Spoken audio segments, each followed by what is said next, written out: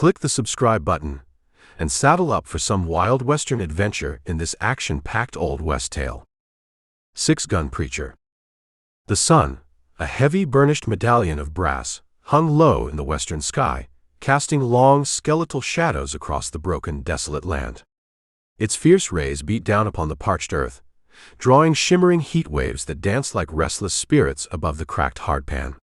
The vast, unforgiving expanse stretched to the very limits of sight, a tableau of crimson mesas and purple shadows that seemed both eternal and untamed.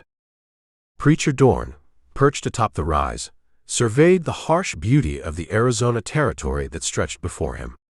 The panorama unfolded like a painting born of violent beauty.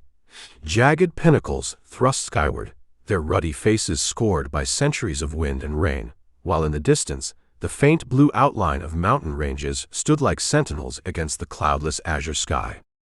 A land of sharp edges and long shadows, where a man's worth was measured not by the silken words spoken from a pulpit, but by the raw, unyielding actions taken when faith and mettle were put to the ultimate test. Dorn sat tall in the saddle, his angular face weathered by years of relentless sun and biting wind, his frame lean and tough as seasoned ironwood. Deep furrows etched his brow and bracketed his mouth, telling silent tales of hardship and resolve. His eyes, the color of autumn leaves, peered out from beneath the wide brim of a black hat stained with the salt of countless journeys. Those eyes had seen much, perhaps too much, and held secrets as vast as the territory itself. The tired sorrel mare beneath him plodded forward with a reluctance born of long, grueling miles, her head bobbing wearily with each step down the rocky, treacherous trail. Her coat, once a gleaming copper, was now dulled with the fine alkaline dust that seemed to coat everything in this forsaken country. Flecks of foam dotted her neck and shoulders where the leather straps of the worn saddle had rubbed against her sweat-soaked hide. Man and beast had covered a grueling 30 miles since the first blush of dawn, crossing the desolate, unforgiving highlands where few souls ventured and fewer still remained. "Easy now, girl," he murmured, patting her lathered neck, his calloused hand gentle against her trembling muscles. The sound echoed in the vast stillness, swallowed by the immensity of the silent landscape. "Junction's still a day's ride, but we'll find water in the valley below." The promise of water seemed to revive the animal's flagging spirit, and she lifted her head slightly, nostrils quivering as if seeking the precious scent of moisture in the bone-dry air. The mare's ears pricked forward at the sound of his voice, resonant and deep, a voice that had delivered countless sermons in the rough-hewn timbers of mining camps and the dusty saloons of cow towns throughout the vast territory, yet carried undertones that hinted at experiences far removed from the sacred verses of Scripture and the familiar melodies of hymnals. As the trail descended through scattered, gnarled junipers and into the rocky foothills, the landscape gradually transformed. Stunted pinon pines clung tenaciously to the hillsides, their twisted trunks testament to their struggle for survival in this unforgiving land. The trail itself was barely perceptible, a faint ribbon winding between boulders the size of freight wagons and across washouts where flash floods had carved deep gullies into the earth. Here and there, skeletal remains of long-dead trees reached skyward like the grasping fingers of the damned, bleached bone white by the merciless sun. Dorn's thoughts wandered back across the vast, sun-drenched years. 10 long springs had come and gone since he'd pinned on the small, unassuming silver cross that now hung from a thin, worn leather cord around his neck. The cross gleamed dully in the fading light, a stark contrast against the faded black of his trail-worn shirt. He could still recall the weight of it in his palm, the solemn words of old Reverend Micah as he'd placed it in Dorn's hands, a symbol of redemption, of purpose found amid the wreckage of a life lived hard and fast. 10 years of tireless circuit riding, bringing the solace of the word to those who would listen, and sometimes a measure of earthly justice to those who would not. 10 years of sleeping beneath the star-strewn canopy of heaven more often than under a proper roof, of meals taken cold and alone beside countless nameless creeks and draws. Before that, Dorn firmly pushed the haunting memories aside, though his right hand unconsciously brushed against the well-worn butt of the heavy Colt .45 that rode snugly on his hip. The weapon's wooden grip was smooth and darkened from years of handling, its blued metal bearing the nicks and scratches of a tool much used. It was an unusual, perhaps even incongruous companion for a man of the cloth, but one he justified as a necessary safeguard against the slithering dangers of rattlesnakes and the harsh realities of the desert. Few questioned his choice. Fewer still knew that those weathered fingers had once been as swift and deadly with a six-gun as they now were at turning the brittle, time-worn pages of the good book. The mare suddenly halted, her nostrils flaring wide, revealing the pink lining within. A tremor ran through her body, communicating her alarm to the rider. Dorn's hand moved instinctively to the pistol, as his keen brown eyes scanned the jagged rocks ahead. He sat motionless, every sense heightened, listening for any sound beyond the faint whisper of the wind through the sparse vegetation and the distant cry of a hunting hawk circling overhead. The silence held a tension that seemed almost palpable, like the stillness before a violent storm. A moment later, a figure staggered into view, a young cowhand, dust-caked and blood-stained, clutching his side with a desperate grip. His clothes were torn and filthy, his hat missing, and his face bore the pallor of a man who had pushed beyond the limits of endurance. Blood had soaked through his shirt and dried in dark patches, while fresher crimson still seeped between his fingers. "Mr. Help!" the man gasped, collapsing to one knee upon the sun-baked ground, sending small puffs of dust rising around him like ghostly breath. Dorn swung down from the saddle with the fluid grace of a much younger man, his movements betraying a lifetime of physical readiness that no amount of preaching had erased. "Easy there, son." He caught the cowhand before he pitched forward onto the sharp, unforgiving stones, supporting the young man's weight with surprising strength. Blood seeped between the man's fingers where he clutched his ribs, staining the dusty fabric a dark crimson hue, the iron scent of it sharp in the dry air. "Gruber's men," the wounded man managed, his voice a ragged whisper that seemed torn from his throat. "Shot me when I wouldn't. Sell out." Dorn eased him down into the meager shade of a massive boulder, its surface still radiating the day's heat like a banked stove. He uncorked his canteen, the leather covering damp with seepage from the precious liquid within, and held it to the man's cracked, parched lips. The water trickled down, some of it spilling onto the young man's dirt-encrusted chin. "Who's Gruber?" The cowhand coughed, spitting blood onto the parched earth where it was quickly absorbed, leaving only a dark stain as evidence of its passage. "Miles Gruber. Talkin' over the whole valley. Damn the Rio Gato, strung barbed wire, hired gunman." His eyes, glazed with pain and the beginning stages of fever, fixed on Dorn's face with desperate intensity. "You a doctor?" "No, son. I'm a preacher." The words hung in the still air, seeming inadequate against the dire circumstances. A bitter laugh turned into another racking, coughing spasm that bent the wounded man double. "Preacher, guess I'm ready for one of those too." The fatalism in his voice spoke volumes about the hard realities of life on the frontier, where death was often an expected companion. "Not yet," Dorn said firmly, his tone brooking no argument as he carefully examined the wound. His fingers, gentle despite their roughness, probed the area around the injury with practiced movements that spoke of knowledge gained far from seminary walls. The bullet had passed through the flesh below the ribs, painful but not immediately fatal if the bleeding could be stopped and infection held at bay. "You've got some living to do. What's your name?" "Tom. Tom Spencer. Had a small spread south of Junction." The words came in gasps, each syllable an effort against the tide of pain that threatened to pull him under.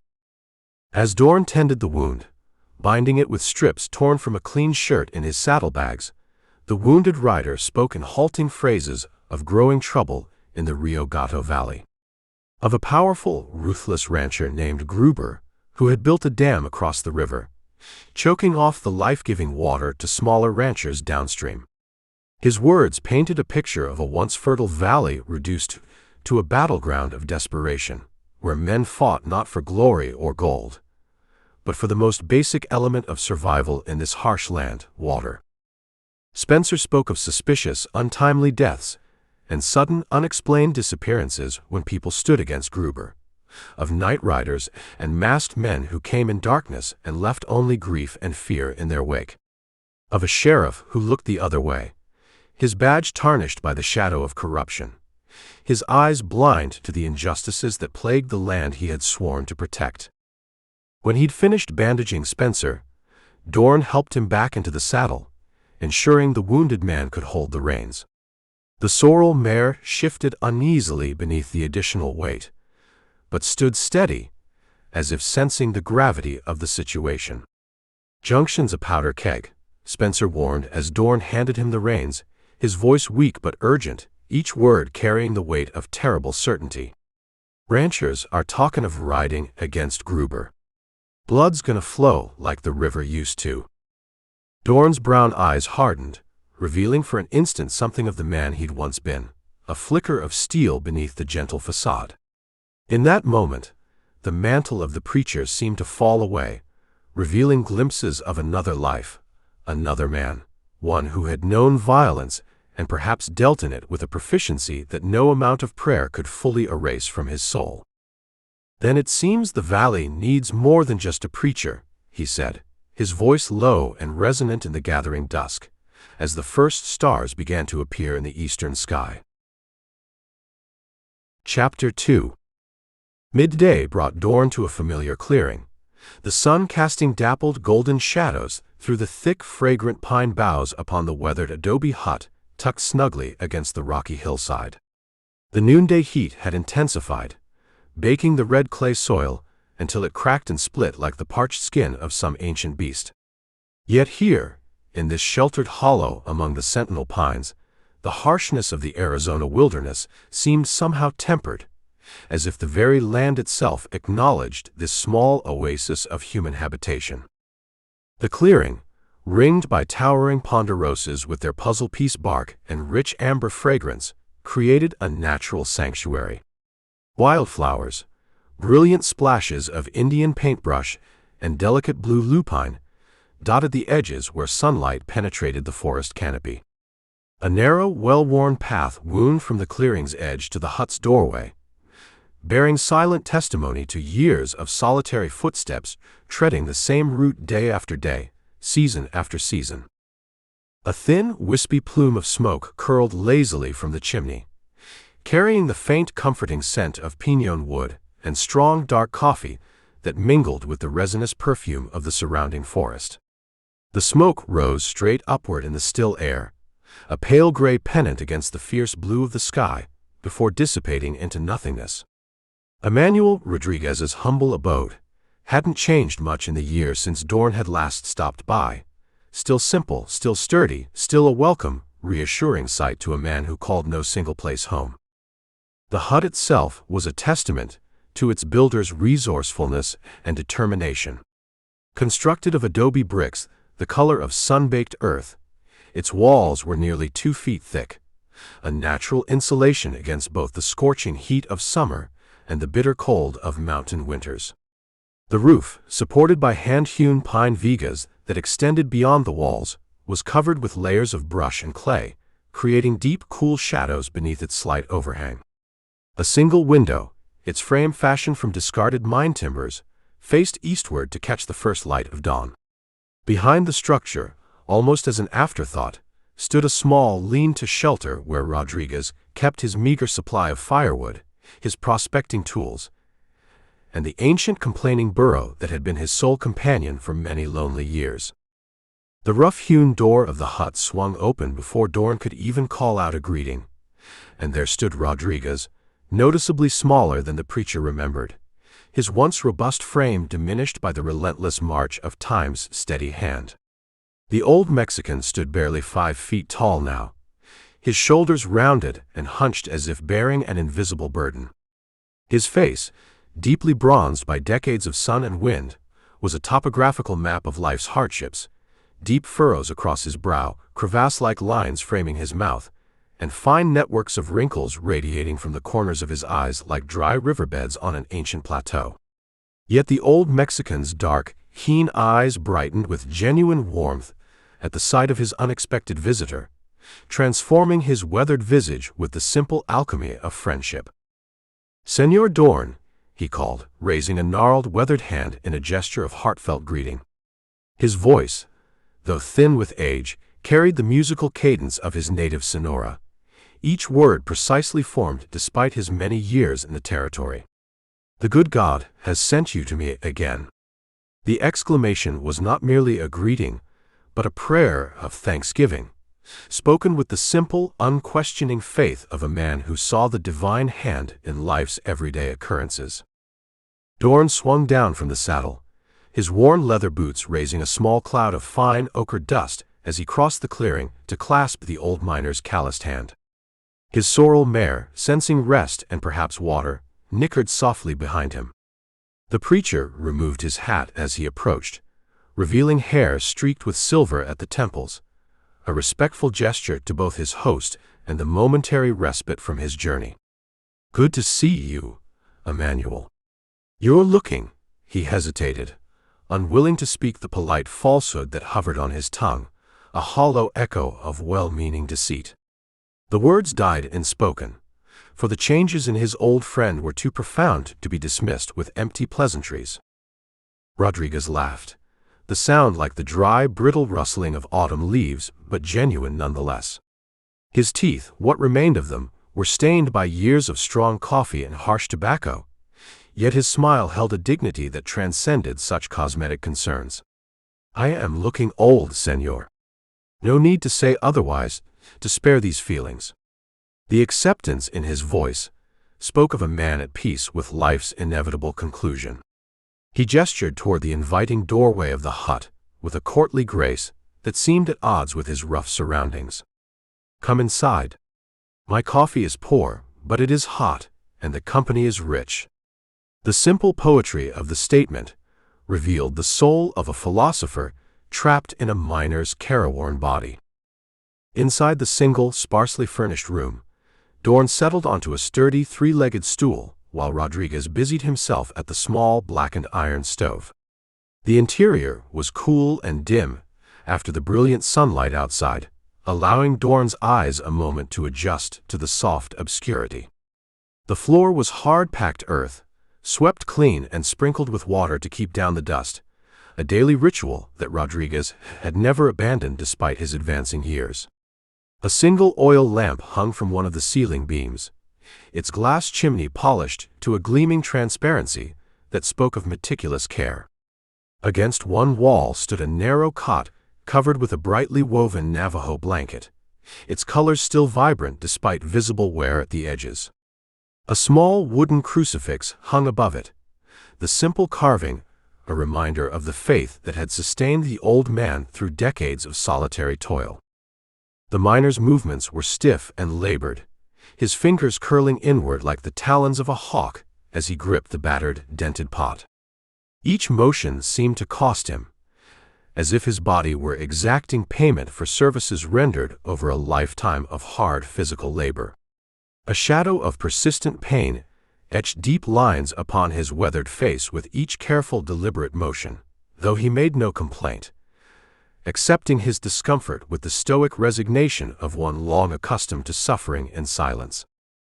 "The rheumatism is bad this year," Dorn observed quietly, his voice filled with gentle concern. He watched as Rodriguez struggled to lift the heavy coffee pot from the stove's surface, noting how the old man's wrists trembled with the effort, how he bit his lower lip against the pain the simple action caused him. Rodriguez nodded, pouring the steaming dark coffee into a chipped enamel cup. The rich, bitter aroma filled the small room, a comforting presence that seemed to momentarily chase away the shadow of age and infirmity that hung over the old miner. "It is the water, amigo. Always the water in the mine, seeping into the bones." The words were spoken matter-of-factly, without self-pity or regret, simply acknowledging the price paid for years spent in the cold, damp tunnels beneath the earth's surface.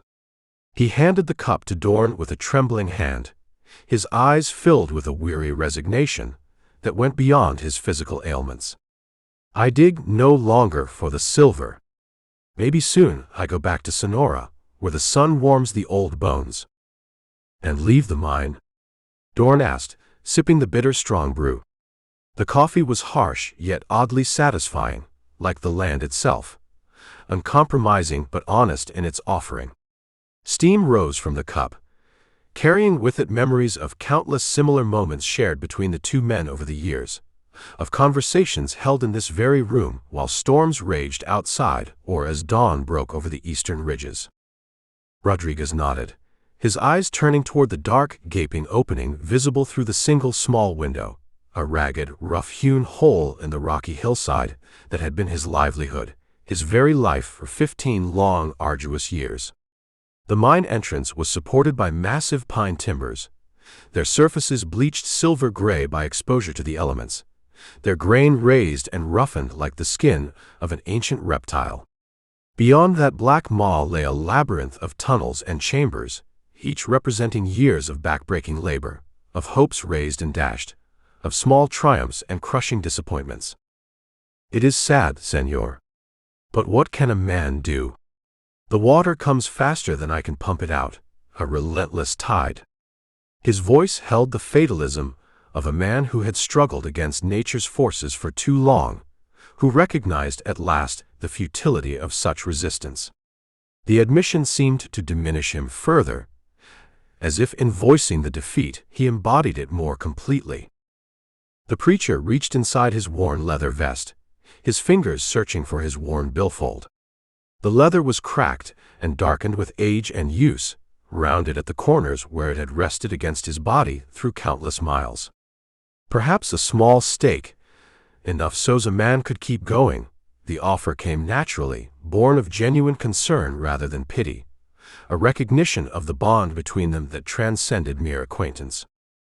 No, no, Rodriguez protested, waving away the gesture with sudden, unexpected dignity. His back straightened slightly, his chin lifting with pride that years of hardship had failed to erode. It is not money I need, senor. He raised his hands, the knuckles swollen and twisted like gnarled roots, the skin cracked and calloused from decades of grasping pick and shovel. They were hands that told a story more eloquent than words, of earth moved by sheer determination, of rock broken by persistence rather than strength, of small precious treasures wrested from the mountain's jealous grasp. A man cannot dig with his hands full of misery. And the water, always the water in the tunnel. I can do nothing about it. The resignation in his voice was complete, a white flag raised after a long, valiant stand against insurmountable odds. Yet beneath it lay a core of acceptance that bordered on wisdom, the recognition that there are battles that cannot be won, enemies that cannot be defeated, and that true courage sometimes lies in knowing when to walk away. They ate a simple, hearty meal of beans and tortillas, the food humble but satisfying, prepared with the care that comes from long practice. Rodriguez had cooked the beans with a small piece of salt pork and wild onions gathered from a nearby spring, infusing the simple fare with surprising flavor. The tortillas, though misshapen by his arthritic hands, were fresh and warm, bearing the smoky char from the flat iron griddle that gave them character and depth. As they ate, they spoke of mutual acquaintances along the vast circuit, of men and women who had passed through their lives, some flourishing, others struggling, a few gone to their eternal reward. They talked of the slow, inevitable changes in the sprawling territory, of railroads pushing ever westward, of towns springing up where once only wilderness had ruled, of the gradual taming of a land that resisted civilization with every fiber of its wild being. But underlying their conversation, like a dark current beneath seemingly placid waters, ran talk of the growing, palpable tension in the valley below. Rodriguez spoke of strange, unsettling men who had come asking pointed questions about his claim, about water rights, about hidden underground springs. His voice dropped to a near whisper as he described their cold eyes, their false smiles, the barely veiled threats beneath their seemingly casual inquiries. "This man, Gruber," the old miner said, his voice low and hushed as if the very utterance of the name might conjure its malevolent owner from the sun-drenched air outside. "He sends men to ask if I will sell. Good price, they say." Rodriguez's eyes, normally warm and gentle, hardened with a flash of the stubborn determination that had sustained him through decades of solitary struggle. "But this place," his gesture encompassed the humble hut, the rugged hillside, the dark mouth of the mine, "this is my home and my life." The simple declaration held a profound truth, that a man's worth is not measured in the grandeur of his dwelling or the extent of his holdings, but in the depth of his connection to the land he calls his own, in the roots he has put down, in soil watered by his own sweat and tears. After the meal, while Rodriguez rested on his narrow, simple cot, his breathing the shallow, labored cadence of exhaustion, Dorn wandered to a small, cluttered table where the old man kept his precious papers. A single shaft of golden afternoon light slanted through the window, illuminating the table's surface like a theatrical spotlight, drawing the preacher's attention to the collection of documents that represented the bureaucratic acknowledgement of Rodriguez's claim to this small corner of the vast territory. Among the yellowed, brittle documents lay a map, hand-drawn on fragile, aged parchment, its edges crumbling with the passage of time like autumn leaves beneath a careless boot. Dust motes danced in the beam of light above it, tiny constellations in a miniature universe, giving the moment an almost mystical quality. Curious, Dorn studied the intricate, meticulous tracings, tunnels and chambers beneath the hillside, carefully marked with depths and directions in Rodriguez's surprisingly elegant script. The old man had recorded each expansion of his subterranean domain with painstaking accuracy, creating a paper reflection of his life's work, a two-dimensional shadow of years spent in darkness pursuing the elusive gleam of silver. But what truly caught his attention were the delicate blue lines, thin and intricate as veins in an aged hand, showing the hidden path of water beneath the parched earth. These aqueous arteries twisted and turned, joining and separating in complex patterns that spoke of the land's secret life, a life invisible to those who saw only the arid surface, the apparent desolation of the sun-baked landscape. "You have mapped the water," Dorn said when Rodriguez awoke, his voice filled with a quiet wonder. The old man stirred on his cot, blinking away the thin veil of sleep, his movements cautious as if testing which pains had intensified during his brief rest. The old man nodded, rising slowly and painfully to join him at the table. Each movement was a careful negotiation with rebellious joints and stiffened muscles, a deliberate placement of feet to avoid the sharp jabs of pain that even the simplest action might trigger. 15 years of watching, listening to the mountain, feeling its heartbeat. The words were spoken with the reverence of a man describing communion with something greater than himself, an intimacy born of long association and careful observation. His finger traced one of the blue lines, the papery skin stretched taut over protruding knuckles. "Here, the water runs deep toward the valley. Beneath the limestone is a river that few know exists." His voice took on a rhythmic quality, as if reciting poetry or scripture, a litany of knowledge hard-won through years of patient study. "And here," he indicated a convergence of lines, a confluence of hidden streams, "is where it rises to feed the Rio Gato." He looked up at Dorn, his dark eyes suddenly sharp and knowing, the years falling away to reveal the keen intelligence that had always existed beneath his humble exterior. "The river that no longer flows, they tell me." The statement hung in the air between them, heavy with implication, a silent accusation against forces that would disrupt the natural order for personal gain. Dorn studied the map with renewed, intense interest, seeing not just lines on parchment, but a potential revelation. His finger followed the course of the underground river, noting how it passed beneath Gruber's land before emerging to feed the now dammed Rio Gato. The implications were clear. If Gruber had indeed blocked the river's flow, he was not merely controlling surface water, but potentially disrupting the entire hydrological system of the valley. Rodriguez, this could be important. May I borrow it? The question came urgently, driven by the sudden intuition that this fragile document might be key to understanding the conflict that seemed to be brewing in the valley below. For what purpose, amigo? Rodriguez asked, his gaze searching Dorn's face for answers. There was no suspicion in the question, merely the natural caution of a man who had learned through hard experience that knowledge, like silver, had its price. I'm not certain yet. But something tells me God didn't lead me here today without reason, that this map is a part of a larger plan. Dorn's voice held the quiet conviction that had led men to listen to his sermons in saloons and mining camps throughout the territory, a certainty born not of arrogance, but of faith in a divine purpose larger than any single man's understanding. Outside, the afternoon light began to soften, the harsh clarity of midday yielding to the golden ambiance of approaching evening. Shadows lengthened across the clearing, reaching like dark fingers toward the hut's doorway. The air grew still, the birds falling silent, as if holding their breath in anticipation of some momentous decision, some turning point in the quiet drama unfolding within the adobe walls. Chapter 3.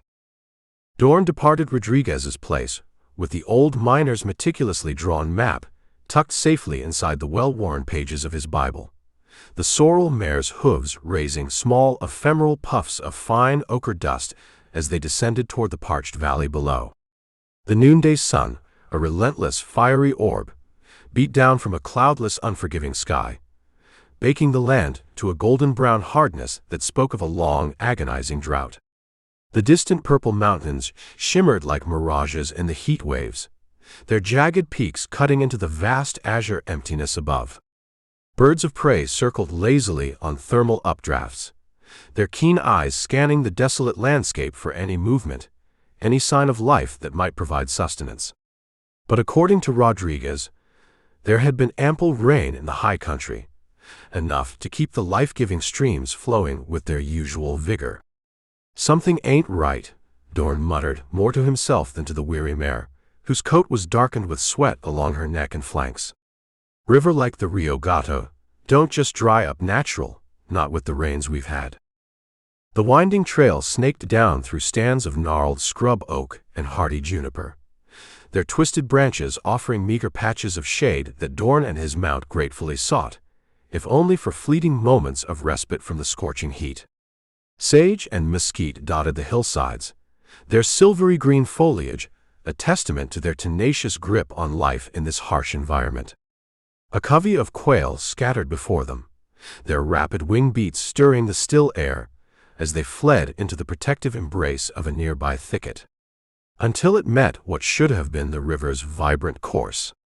Dorn reined in his mount, staring in disbelief at the desolate tableau that lay before him. Where he vividly remembered a vigorous stream, cool and clear, rushing over smooth, water-worn stones, there was now only a broad, desolate ribbon of sun-baked mud, cracked into 1,000 irregular, jagged patterns like shattered ancient pottery. Here and there, stagnant, fetid pools reflected the merciless sky, their edges rimmed with a thick white crust of alkali, a testament to the water's bitter demise. "My God," he whispered, removing his worn, wide-brimmed hat, as if in the solemn presence of death itself. Dismounting, Dorn led his horse down into the desolate, cracked riverbed. The dried, brittle mud crumbled beneath his heavy boots, releasing a sickening stench of decay, the putrid remains of fish trapped when the life-sustaining water failed, now rotting in the scorching, unrelenting sun. Half buried in the mud, the bleached skeleton of a small deer lay exposed, its ribcage arching upward like the hull of some long-forgotten ship, a grim monument to the river's demise. He knelt, running his calloused fingers over the parched, cracked earth, feeling its desperate thirst as if it were his own, a silent plea for salvation. The brittle edge of a cattail, once lush and green along the riverbank, crumbled to dust at his touch, its life force completely sapped by the unnatural drought. A sound, a faint scratching, drew his attention downstream. 3 figures labored in the desolate riverbed, their shovels rising and falling in a rhythmic, desperate motion as they dug into the cracked, unforgiving mud. Their shirts clung to their backs, darkened with sweat, and even from this distance, Dorn could see the slump of their shoulders, the bone-deep weariness that comes not just from physical labor, but from the crushing weight of desperation. Remounting, Dorn nudged the sorrel mare in their direction, his eyes filled with a grim determination. The horse's sides heaved beneath him, nostrils flared and rimmed with white dust as she plodded forward across the riverbed that should have been flowing with life-giving water.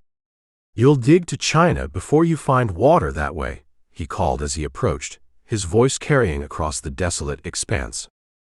The men straightened, their hands moving instinctively toward the holstered guns at their hips, before registering the sight of his simple clerical collar, a symbol of peace in a land of conflict.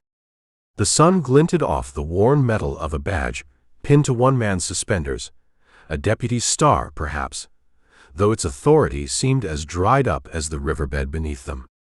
The eldest among them, a grizzled, sun-beaten rancher with skin like tanned weathered leather, leaned on his shovel and spat a stream of dark, viscous tobacco juice onto the dry, cracked ground. The amber liquid vanished almost instantly, greedily absorbed by the thirsty earth. "Reckon you'd be that circuit preacher," he said, his voice rough and gravelly. "Heard tell you was riding this way, bringing the word."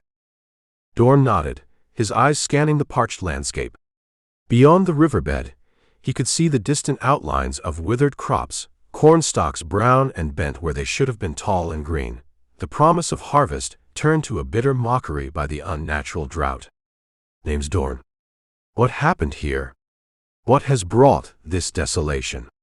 "Gruber happened," the rancher replied bitterly, his voice laced with a raw, simmering anger. "Dammed the river up at the Narrows, 6 miles upstream, keeping all the water for his boxgee outfit and them that sided with him, leaving us to die." "Can he do that legal?" Dorn asked, his brow furrowed with concern. A younger man with red-rimmed, weary eyes laughed harshly, a sound devoid of mirth. His hands were blistered and bleeding from hours of fruitless digging, yet he clenched the shovel handle with the desperate grip of a drowning man. "Legal? Mr. Law don't mean much in this valley no more. Gruber's bought himself a judge in Prescott and a sheriff right here in Junction, both blind to our suffering." He gestured toward the deep, dusty hole they'd been digging. 20 years I've ranched alongside this river, my family has. Now my stock's dying, my crops burning up in the fields, and my children are starving." The third man, thin and hollow-cheeked beneath his sweat-stained, battered hat, stepped forward, his eyes filled with a desperate plea. The collar of his faded shirt was frayed and threadbare, speaking eloquently of hard times long before the river had failed. A jagged scar ran from his jawline down his neck, disappearing beneath his collar, a memento perhaps of some earlier confrontation in this harsh land. "We got a civil suit pending against him for riparian rights. But the hearing ain't for another month, and meantime, our land's turning to dust, our lives are withering away." "So you're digging a well," Dorn observed, his gaze following the line of the excavation. "Trying to," the elder rancher said, his voice heavy with resignation. "But water table's dropped since Gruber built that dam. We'll be lucky to hit moisture before Christmas, if we live that long." Dorn dismounted again, walking to the edge of their desperate excavation. Nearly 7 feet deep already, with not a single sign of dampness in the dry, powdery soil that they'd removed. The walls of the pit were lined with layers of different-colored earth, tan, rust-red, and occasionally streaked with white alkali, a geological record of the valley's history, now laid bare by their desperate search for water. "You know the Johansson place?" the thin man asked suddenly, his voice low and urgent. "Widow up near the Narrows?" Dorn shook his head. "Can't say as I recall it. Gruber wants her land bad. It's right where the backwater from his dam floods." Her husband stood against Gruber. The man paused significantly, his eyes filled with a dark suspicion. Till he got himself shot in the back during a hunting trip last year. You saying Gruber had him killed? The three men exchanged knowing glances, a silent communication born of shared suffering and shared suspicion. The evening breeze, hot and dry, stirred the dust around their feet and carried with it the distant lowing of thirsty cattle. Ain't saying nothing that can't be proved, the elder rancher replied carefully, his voice a low growl.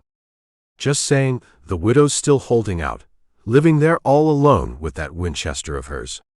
And Gruber's getting mighty impatient. He wants that land. Chapter 4. The sun, a fiery orb sinking low on the western horizon, cast long dramatic shadows as Preacher Dorn guided his sturdy dun gelding up the winding rocky path to the Johansson homestead. The weathered cabin, its rough-hewn timbers darkened by time and sun, stood silhouetted against the rapidly darkening sky, a thin, wispy plume of smoke curling lazily from the stout stone chimney.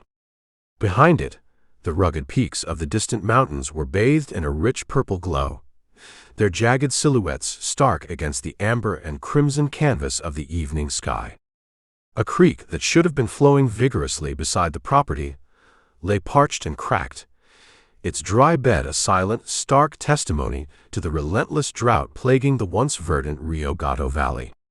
The withered remains of cottonwoods lined the empty streambed, their skeletal branches reaching skyward like supplicants begging for mercy from an indifferent heaven.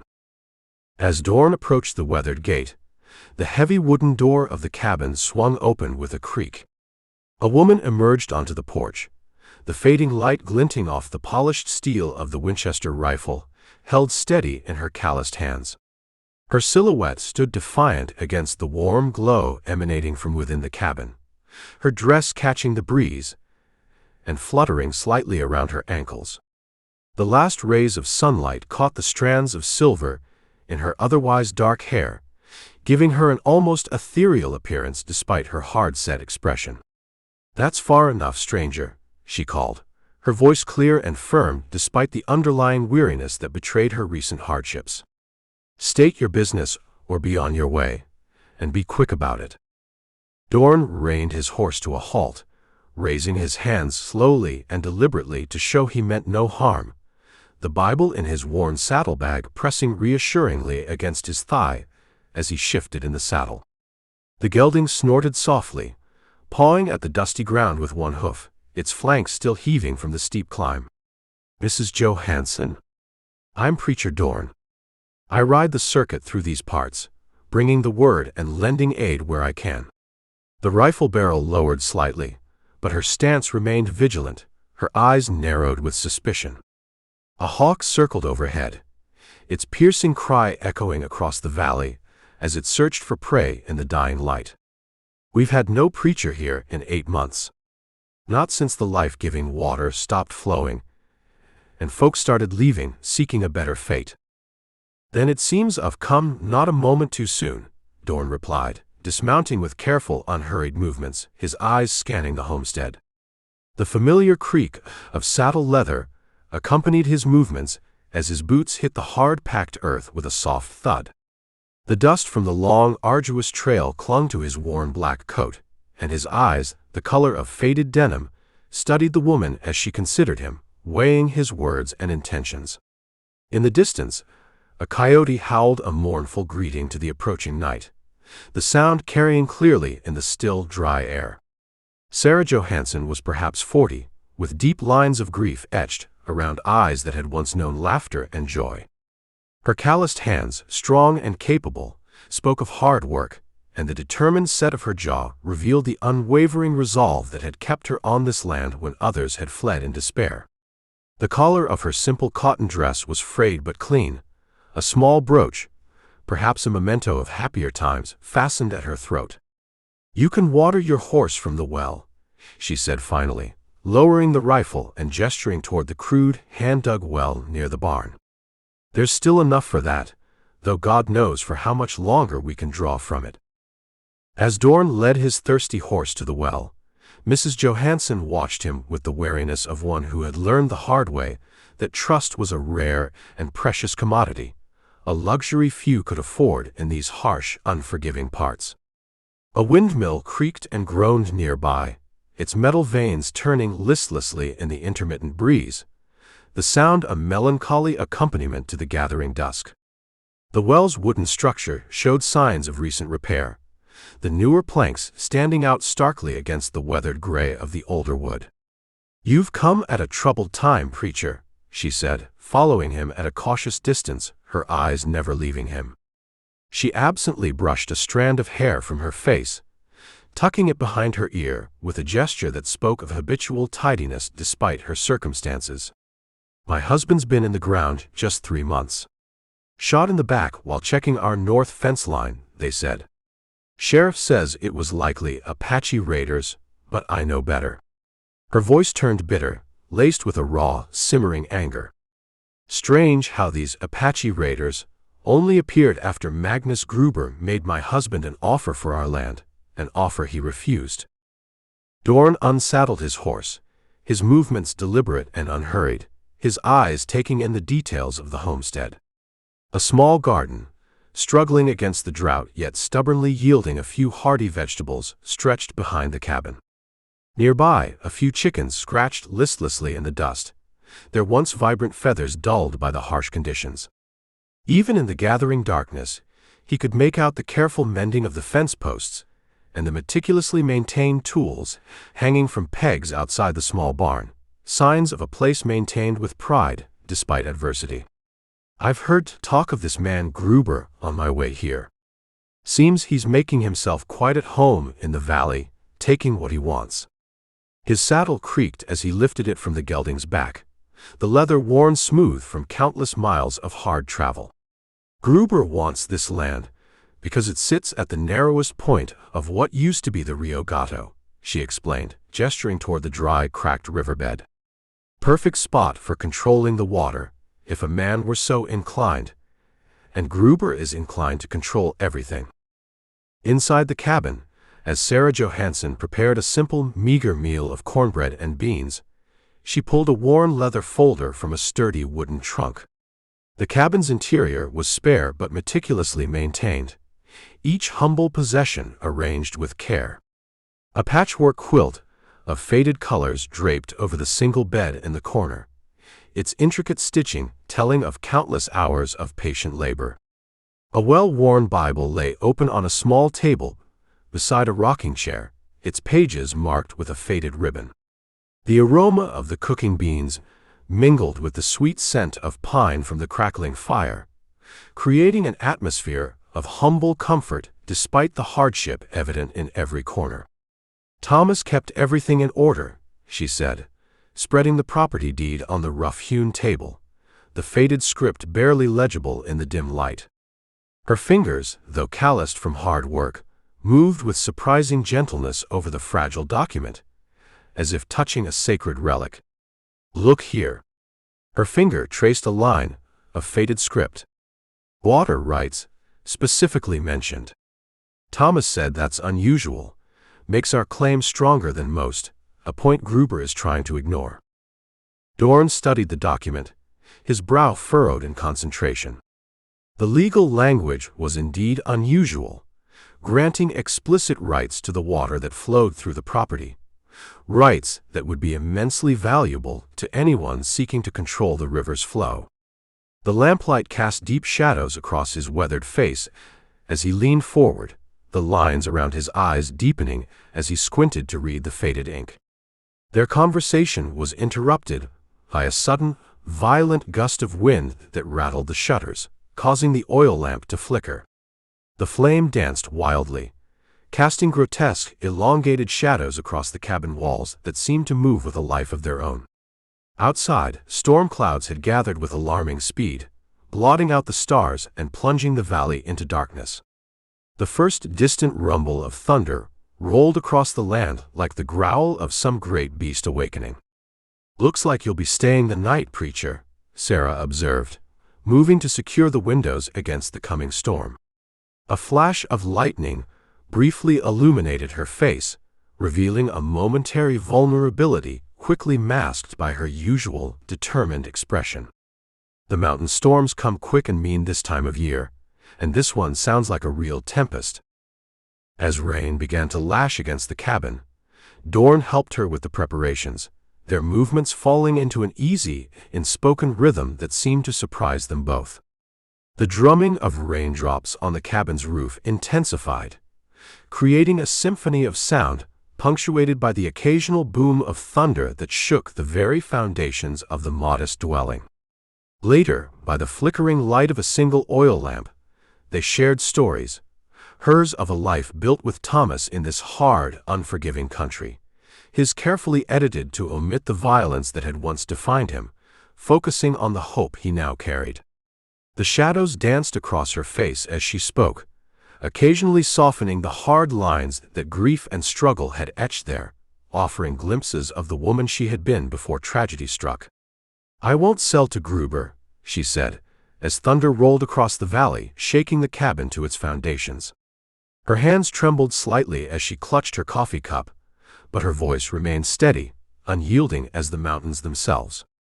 "Not if he brings every hired gun in the territory. This land is all I have left of Thomas, and I aim to keep it, to honor his memory."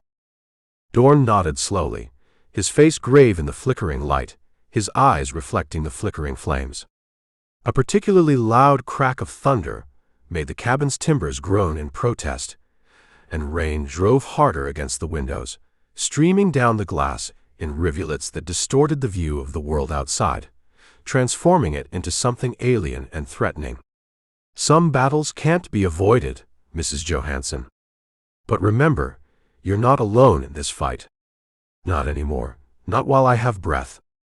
His hand unconsciously moved to his side where, beneath his preacher's coat, the familiar weight of his Colt rested, a remnant of a past he thought he'd left behind, yet never quite could abandon.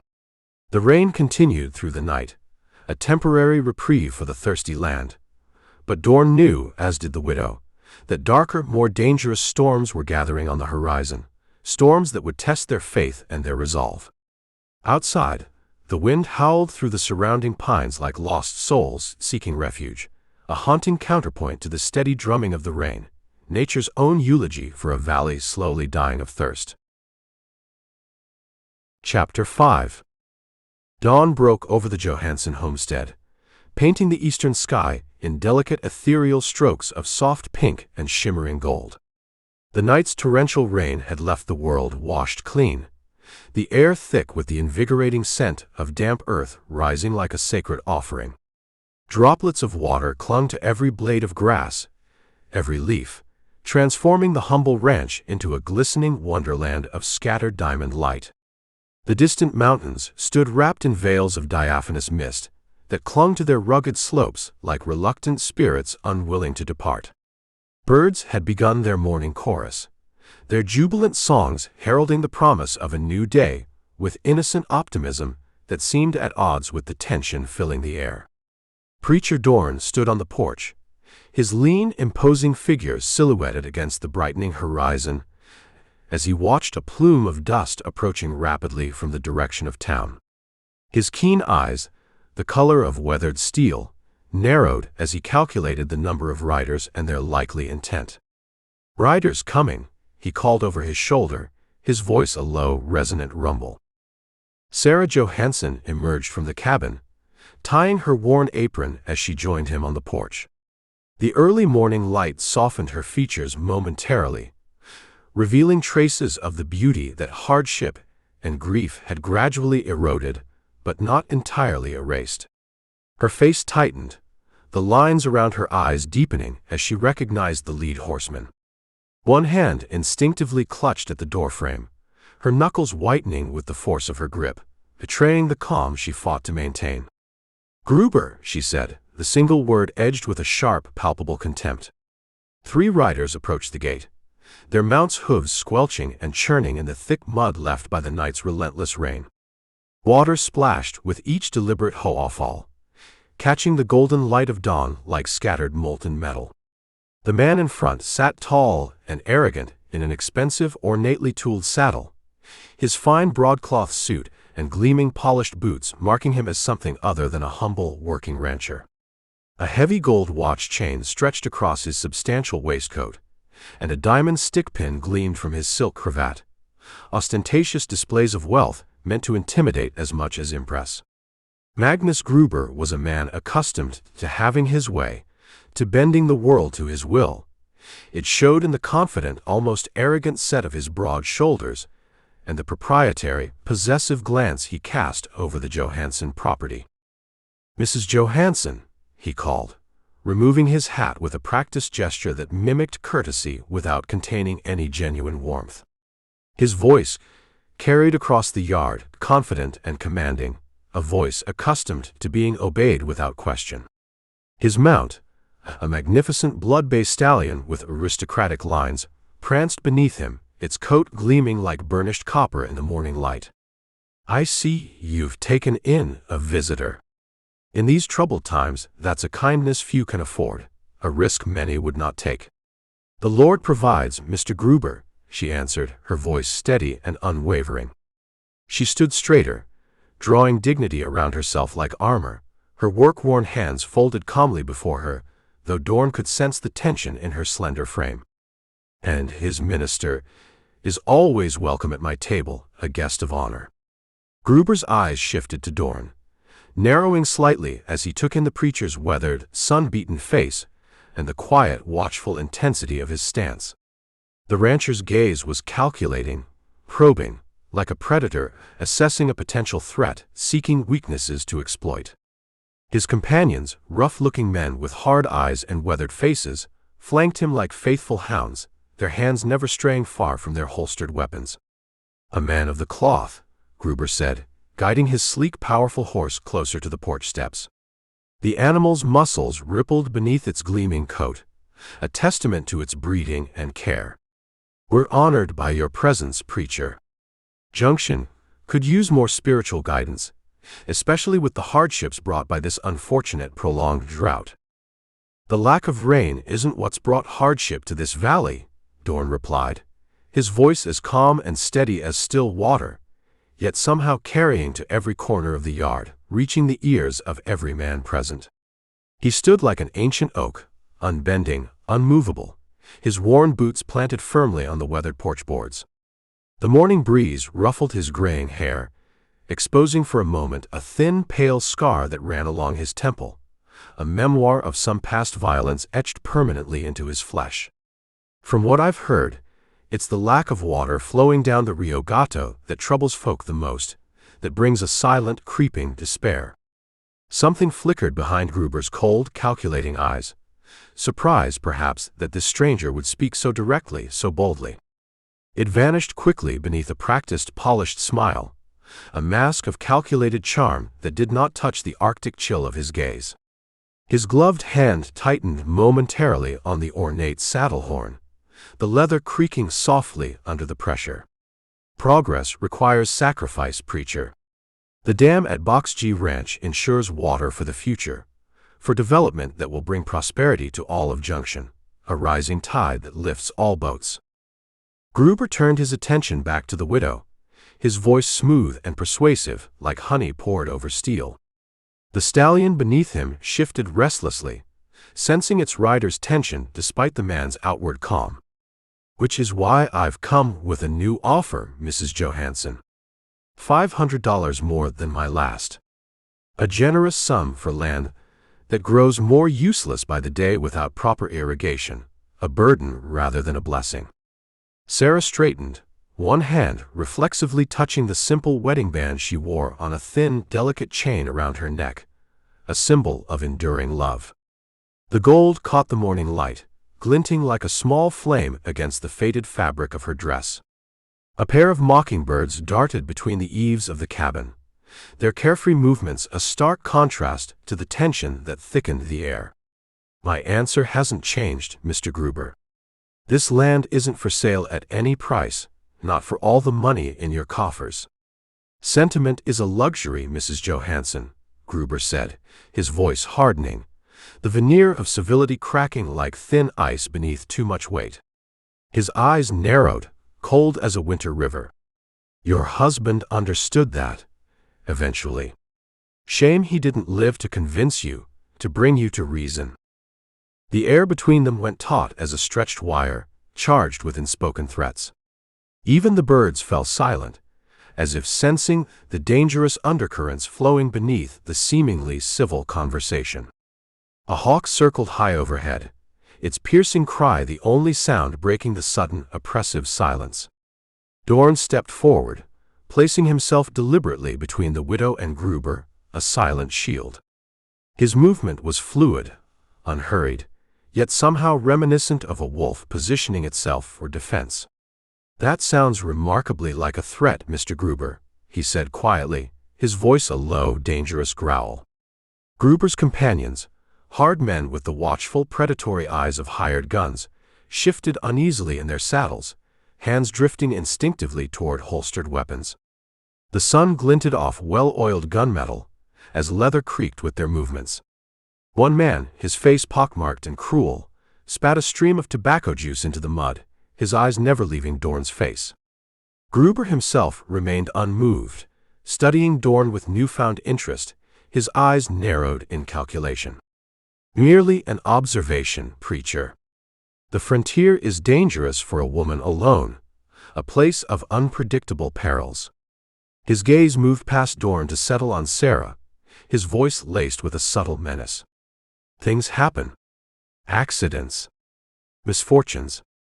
Eventually, you'll understand that selling is your only option, your only path to safety." "The widow isn't alone," Dorn said, his voice firm and unwavering.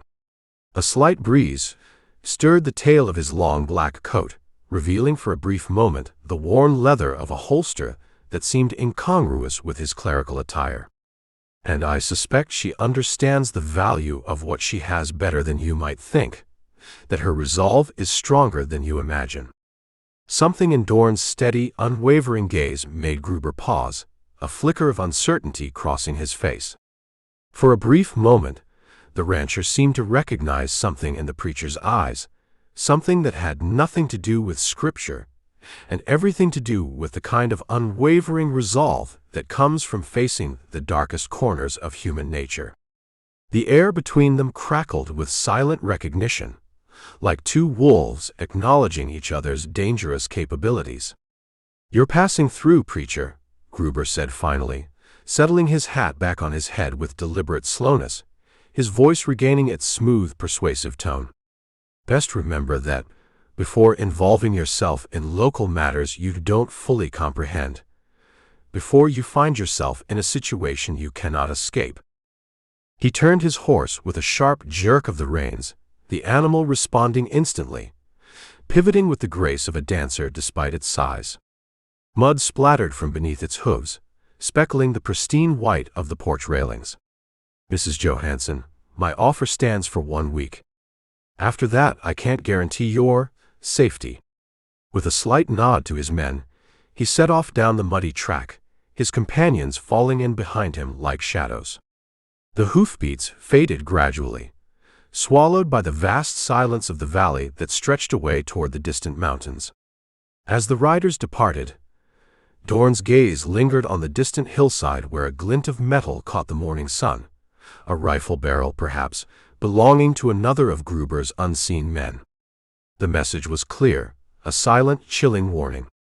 A raven cawed harshly from a nearby pine, its harsh cry seeming to mock the fragile peace of the morning.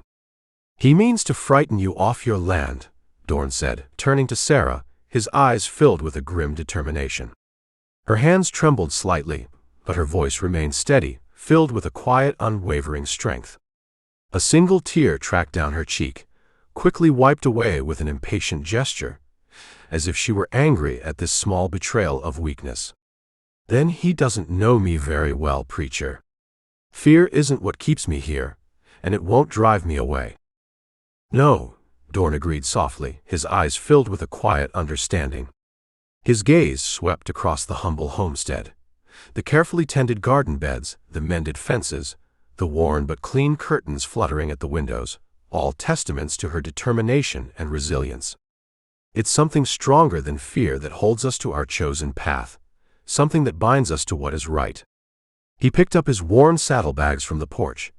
The leather cracked and faded from years of exposure to sun and wind and rain. A Bible peeked from one of the pouches, its edges softened and rounded from constant handling. The dun gelding in the corral nickered softly, sensing imminent departure. "I should move on before bringing more trouble to your door, before Gruber decides to escalate his tactics. Where will you go?" A sparrow landed on the porch railing, tilting its head curiously before darting away, as if startled by the intensity in the air. "Junction," he replied, gazing toward the road Gruber had taken, his jaw set with a grim determination. The morning sun caught the planes of his face, highlighting the deep lines carved by years of hardship and resolve. His eyes held the cold, steady light of a man who had made a difficult decision and would not be swayed from his chosen course. "I believe I have business there now, business that cannot wait." Chapter 6. The settlement of Junction sprawled haphazardly at the confluence of what had once been two vibrant creeks, feeding the life-sustaining Rio Gato. Now, only one trickled weakly past the eastern edge of town, a mere shadow of its former self, while the other was reduced to a dusty, cracked arroyo that spoke of a desperate, gnawing thirst. Preacher Dorn rode slowly down the main street, the afternoon sun casting long, skeletal shadows from the false-fronted buildings, their paint peeling and faded. A year ago, this had been a promising, bustling town. Now, a palpable sense of worry hung heavy in the air, thick and choking like the fine, pervasive dust. The land itself seemed to cry out in silent agony. The once verdant valley now turned sallow and sickly. Scrub brush clung tenaciously to parched soil, their stunted forms testament to nature's desperate struggle. Dorn's dun-colored horse picked its way carefully through the rutted street, its hooves stirring small cloudbursts of alkaline dust that settled on the preacher's worn black coat. From beneath the brim of his wide-brimmed hat, Dorn's steel-gray eyes missed nothing, cataloging the subtle signs of a community in decline. A child's abandoned hoop beside a doorway, a clothesline with far too few garments swaying in the fitful breeze, the hollow-eyed stares of men who should have been in their prime but instead wore the defeated expressions of those who had glimpsed their own bleak futures. Dorn noted the stark, unsettling divisions as clearly as if a bold, unwavering line had been drawn down the center of the dusty street. The Golden Spur Saloon buzzed with a raucous, almost desperate activity, its swinging doors constantly opening and closing, a tinny piano jangling through the humid air. The bank and mercantile, both owned by Gruber sympathizers, appeared freshly painted, their facades gleaming with a deceptive prosperity. Yet across the way, the smaller independent establishments, the saddler, the blacksmith, the farmer's exchange, wore the hollow-eyed, gaunt look of businesses teetering on their last legs, their windows dusty and their signs faded. "Water makes kings in this country," Dorn murmured to himself, dismounting before the weathered, unassuming sheriff's office. His boots hit the ground with a soft thud, sending a small lizard scurrying for shelter beneath the warped boardwalk. The creature's desperate dash for safety seemed emblematic of Junction itself, life clinging to the margins, perpetually poised for flight. The wooden steps creaked beneath Dorn's weight as he ascended to the porch, each groan speaking of neglect, of priorities redirected away from maintaining the trappings of law and order. A weathered bench sat askew against the wall, its splintered slats bearing the carved initials of countless bored deputies or prisoners, a small, defiant record of human presence in a town where memory itself seemed at risk of washing away with the vanishing waters.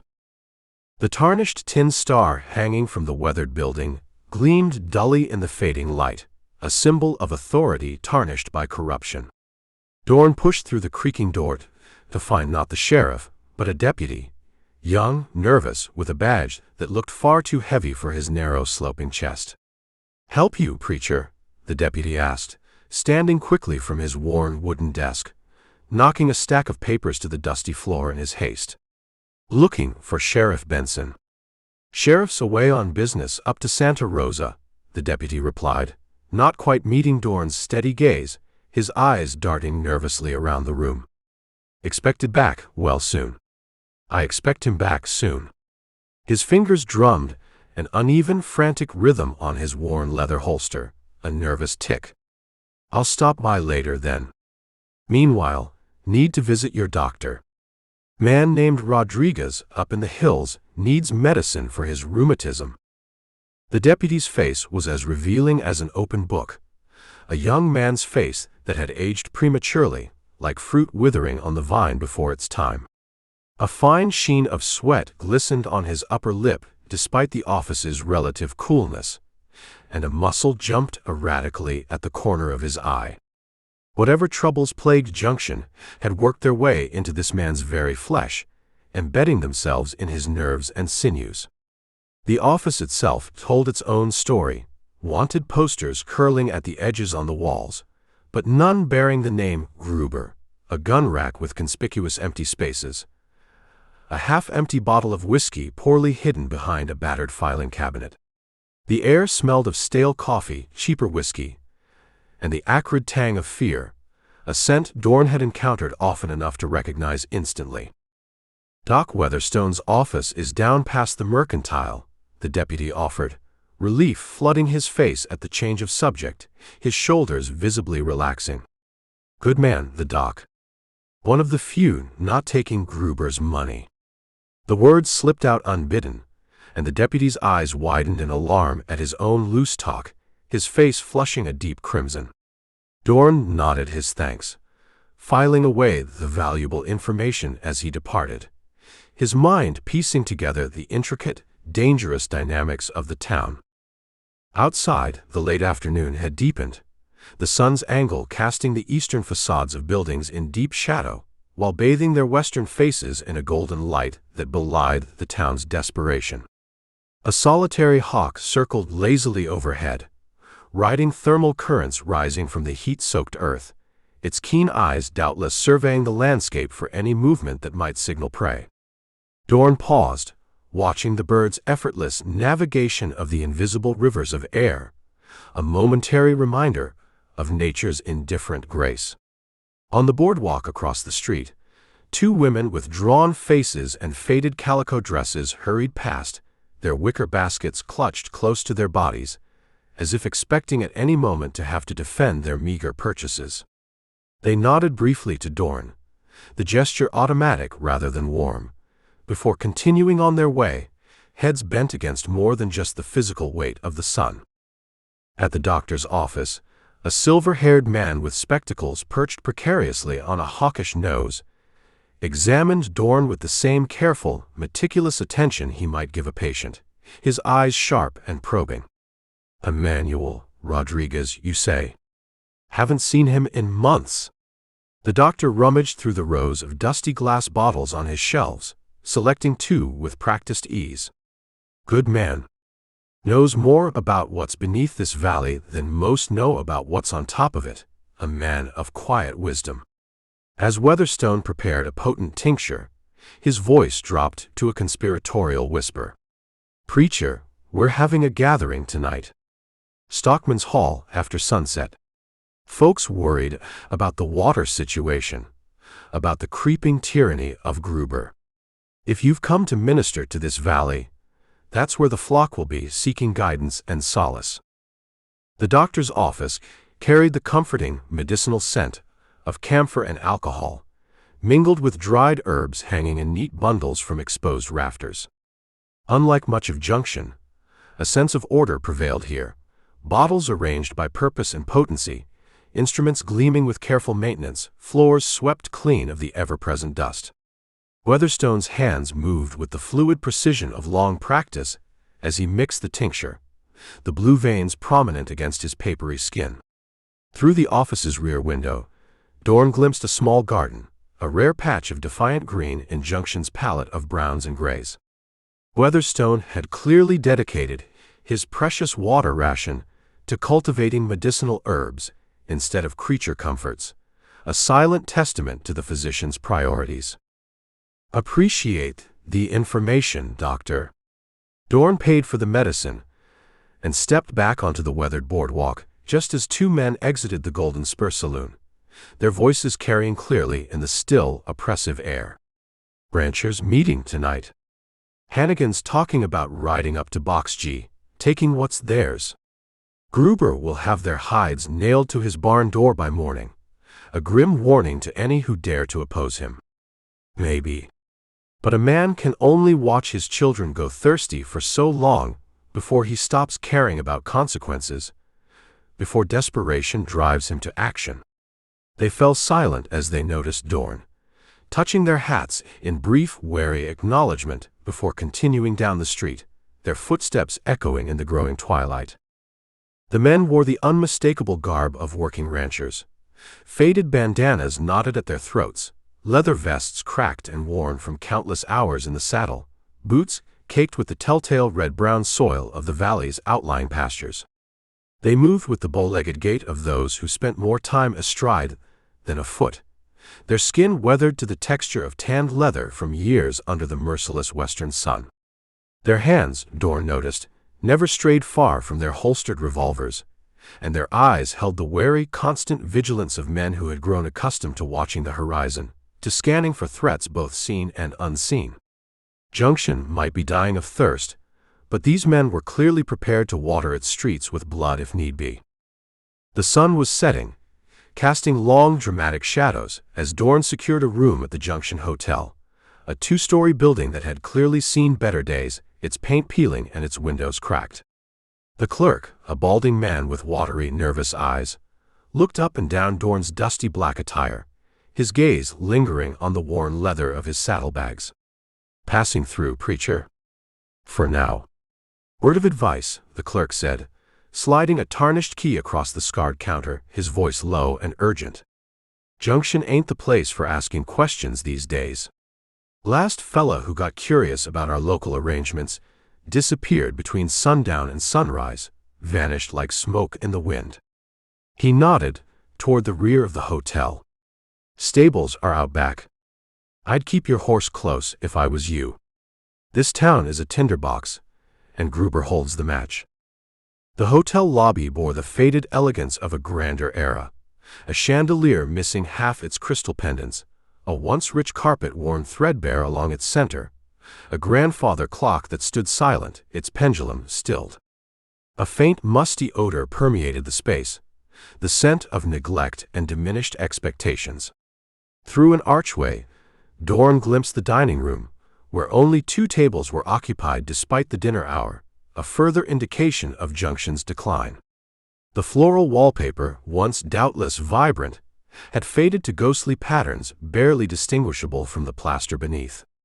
At the base of the stairs, a massive potted palm that had been the lobby's centerpiece stood brown and brittle, another casualty of the water shortage, its dead fronds rustling with ominous dryness in the draft from the periodically opening front door. Dorn took the key, his expression revealing nothing of his thoughts, his eyes calm and steady. Where would a man find an honest meal in this town?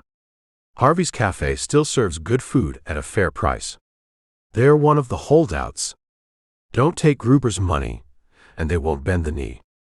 The clerk shook his head, his eyes filled with a weary resignation. Course, that means they're on half rations of water.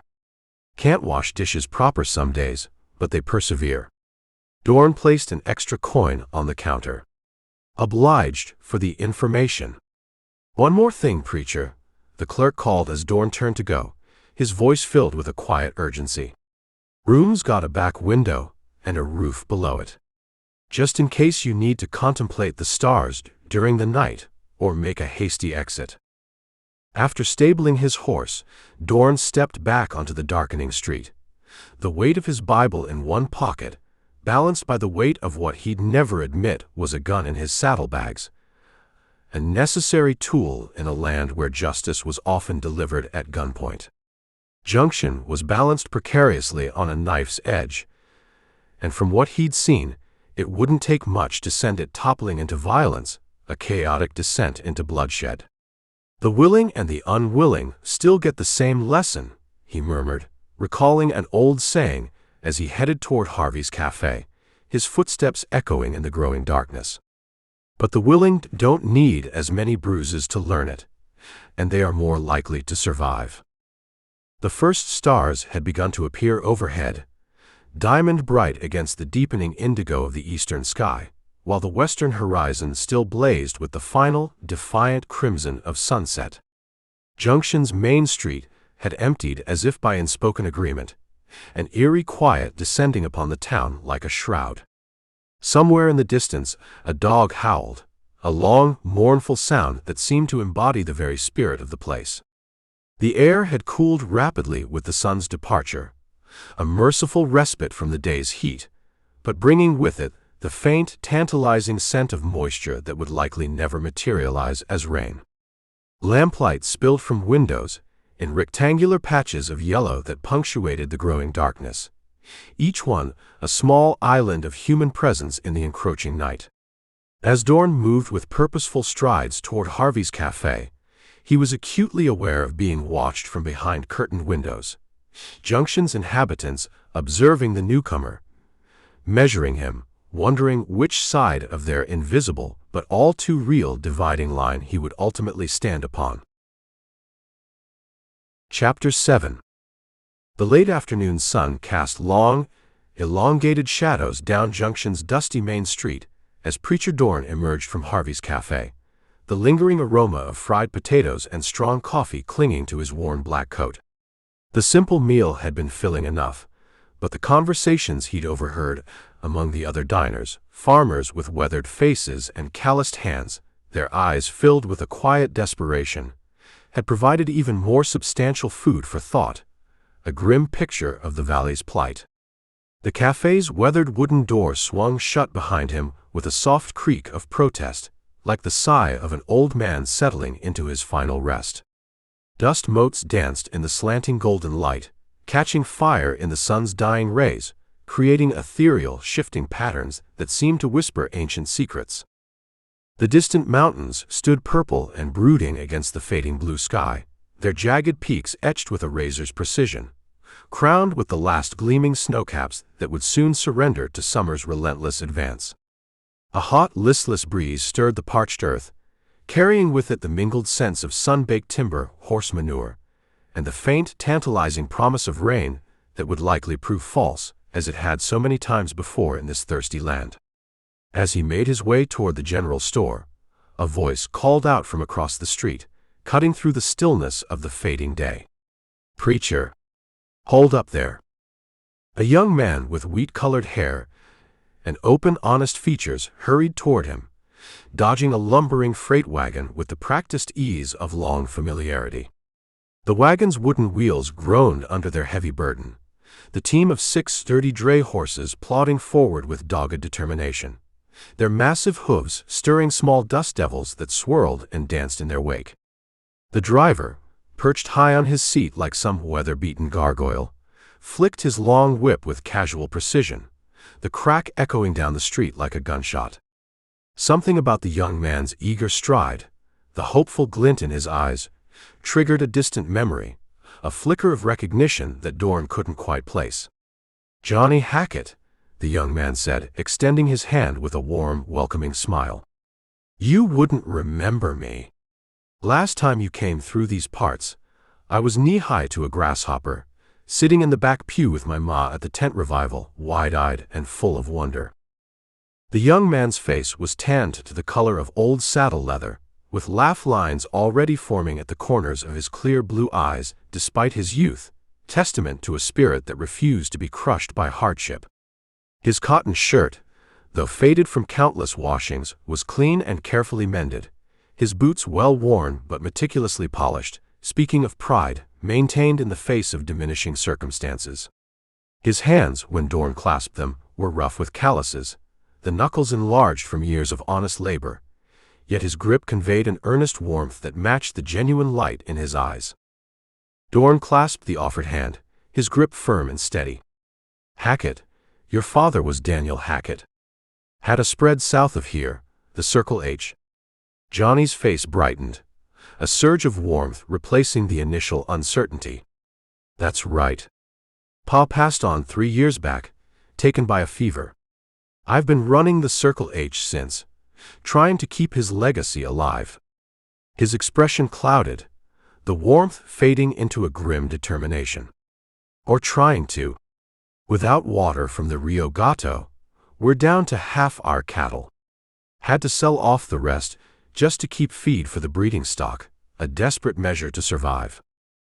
A shadow passed across Johnny's face as he spoke of his losses, the muscled cords in his neck tightening with suppressed emotion. In that moment, he seemed to age before Dorn's eyes, the weight of responsibility etching lines into his youthful countenance that had no business being there.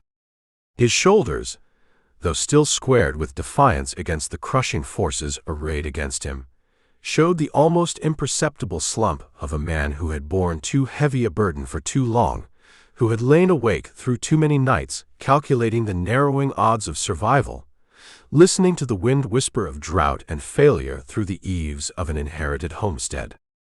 They walked together down the weathered boardwalk, Johnny explaining in a low, earnest voice how Gruber's dam had transformed the once prosperous valley into a parched, desolate wasteland. The boardwalk creaked beneath their boots, each plank weathered to a silvery gray by countless seasons of sun and sparse rain, worn smooth in the middle by the passage of innumerable footsteps. A tumbleweed skittered across the street before them, propelled by a capricious gust, its skeletal form bouncing and spinning like some demented dancer performing for an audience that had long since abandoned the theater. "Worst part is, I was set to marry Beth Wilson next month," Johnny said, his voice dropping to a near whisper, his eyes filled with a deep, aching sadness. "Her daddy owns the feed store. Good man. But with things as they are, we've had to postpone. Can't start a family when you don't know if you'll have a roof next season, if you'll have anything to offer." The young man's Adam's apple bobbed as he swallowed hard against emotions too raw and painful to express fully, his sun-browned fingers unconsciously twisting the thin silver band he wore, perhaps a promise ring, a tangible symbol of dreams deferred. A covey of dust-gray doves erupted suddenly from the sagging eaves of the hardware store, their wings beating a frantic tattoo against the still air as they climbed skyward, their mournful cooing seeming to echo the unspoken lament in Johnny's words. As they passed the milliner's shop, Dorn noticed a pretty young woman watching them through the window, her eyes lingering on Johnny with undisguised affection, a silent testament to their shared hopes and dreams before she turned away, her face etched with a quiet sorrow. The sunlight caught the copper highlights in her chestnut hair, arranged in a modest but becoming style that framed an oval face of delicate beauty. Her calico dress, though simple, had been sewn with care and adorned with small touches, a bit of lace at the collar, pearl buttons down the front, that spoke of a feminine pride persisting amidst hardship. Behind her, in the shop, bolts of fabric and ribbons created a colorful backdrop, a brave attempt at cheerfulness in a town where color seemed to be leaching away with each passing day, fading like hope itself under the merciless western sun. "That's Beth," Johnny confirmed with a nod, his voice filled with a tender pride. "Best thing that ever happened to me. Another reason I can't just up and leave like some have done, abandoning everything. She believes in this valley, in us, in our future." The look that passed between the young couple through the dusty glass was brief but profound, a wordless communication that spoke volumes of shared sacrifice and enduring commitment. Beth's slender fingers touched the window glass briefly, a gesture both achingly tender and tinged with desperation, before she turned back to her work, her shoulders squared with the same quiet determination that Johnny exhibited. A flock of starlings wheeled overhead, their synchronized movements creating shifting patterns against the deepening blue of the sky, a reminder of nature's enduring grace even in the midst of man-made calamity. They parted at the corner, Johnny heading to the livery to check on a sick horse, Dorn continuing toward the hotel, his mind filled with the young man's story. The encounter had reminded him of what truly hung in the balance in disputes like these, not just land and water, but the futures of young people trying to build lives, to create a legacy in this harsh, unforgiving land. The sun had slipped behind the western mountains, casting long purple shadows when Dorn cut through a narrow, dimly lit alley as a shortcut back to the hotel. The fading light painted the adobe walls of the buildings on either side in hues of burnt sienna and umber, their surfaces cracked and pitted like the faces of ancient oracles.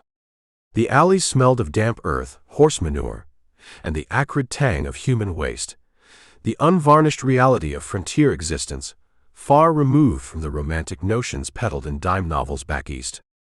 Somewhere nearby, a woman was singing softly in Spanish, her voice rich with melancholy, rising and falling like the tide of some distant unseen ocean.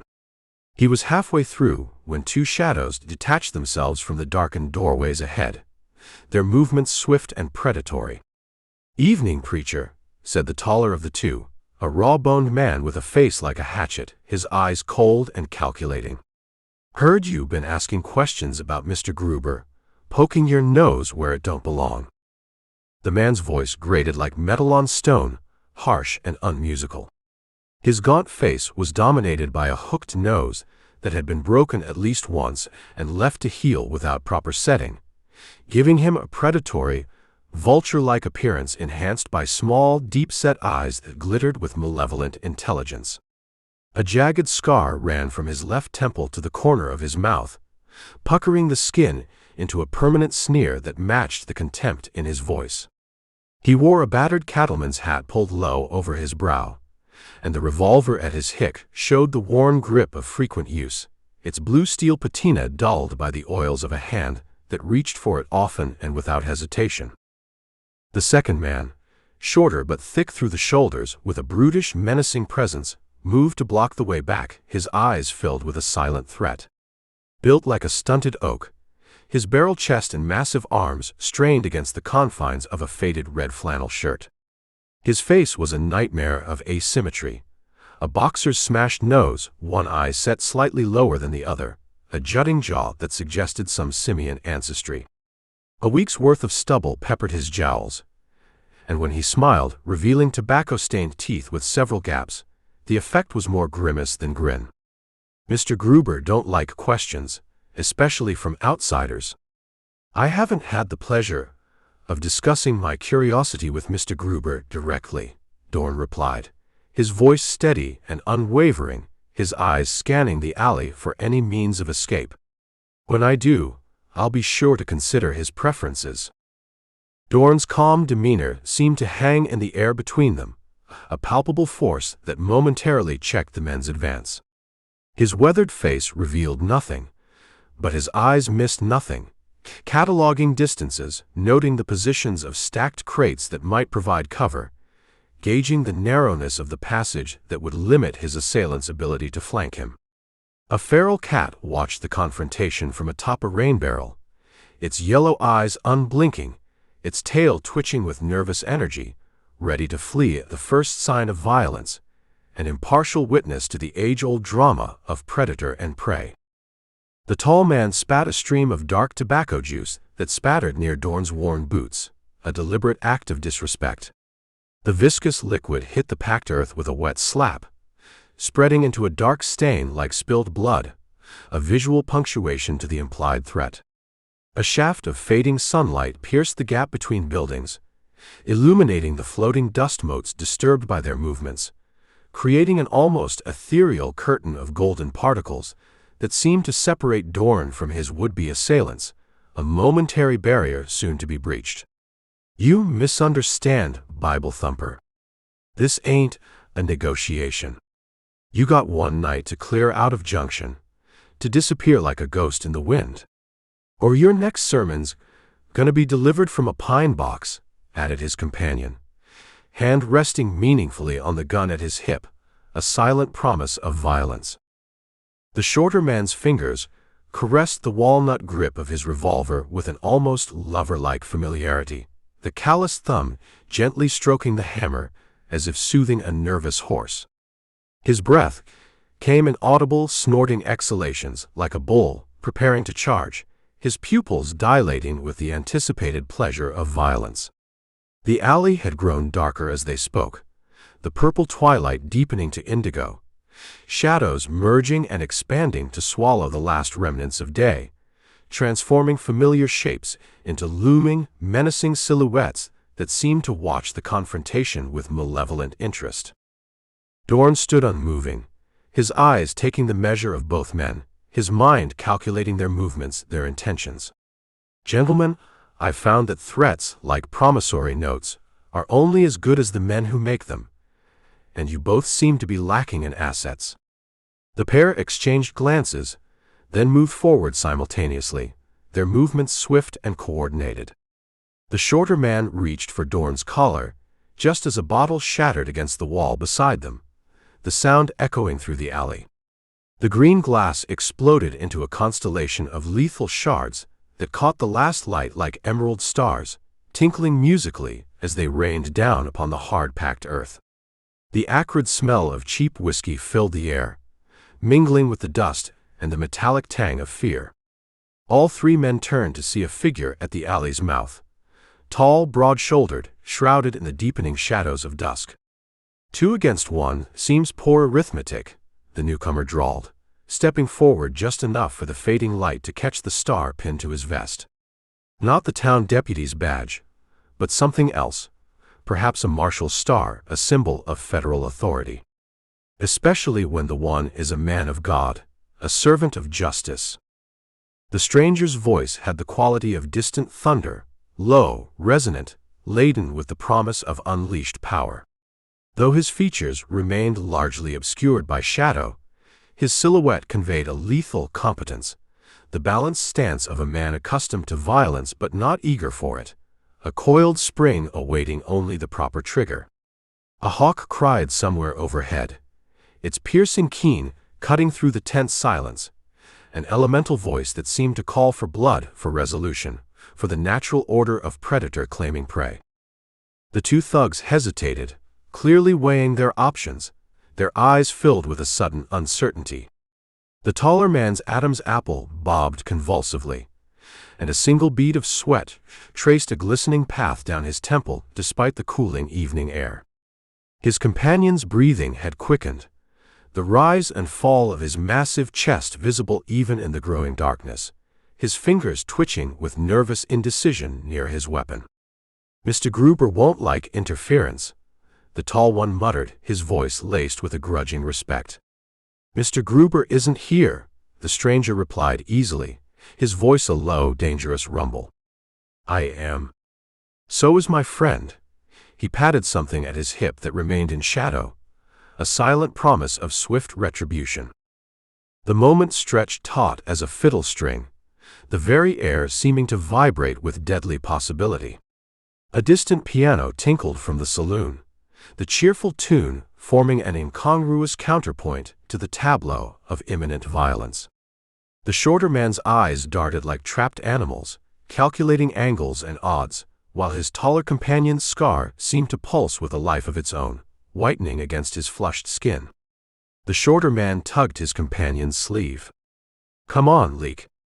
We've said our piece, let's get out of here." They backed away, disappearing around the corner with final threatening glares, their footsteps echoing in the growing darkness. They retreated like coyotes giving ground before a larger predator, maintaining their dignity with backward glances full of promised retribution, yet unable to disguise the relief in their quickening steps, the eagerness with which they surrendered the field.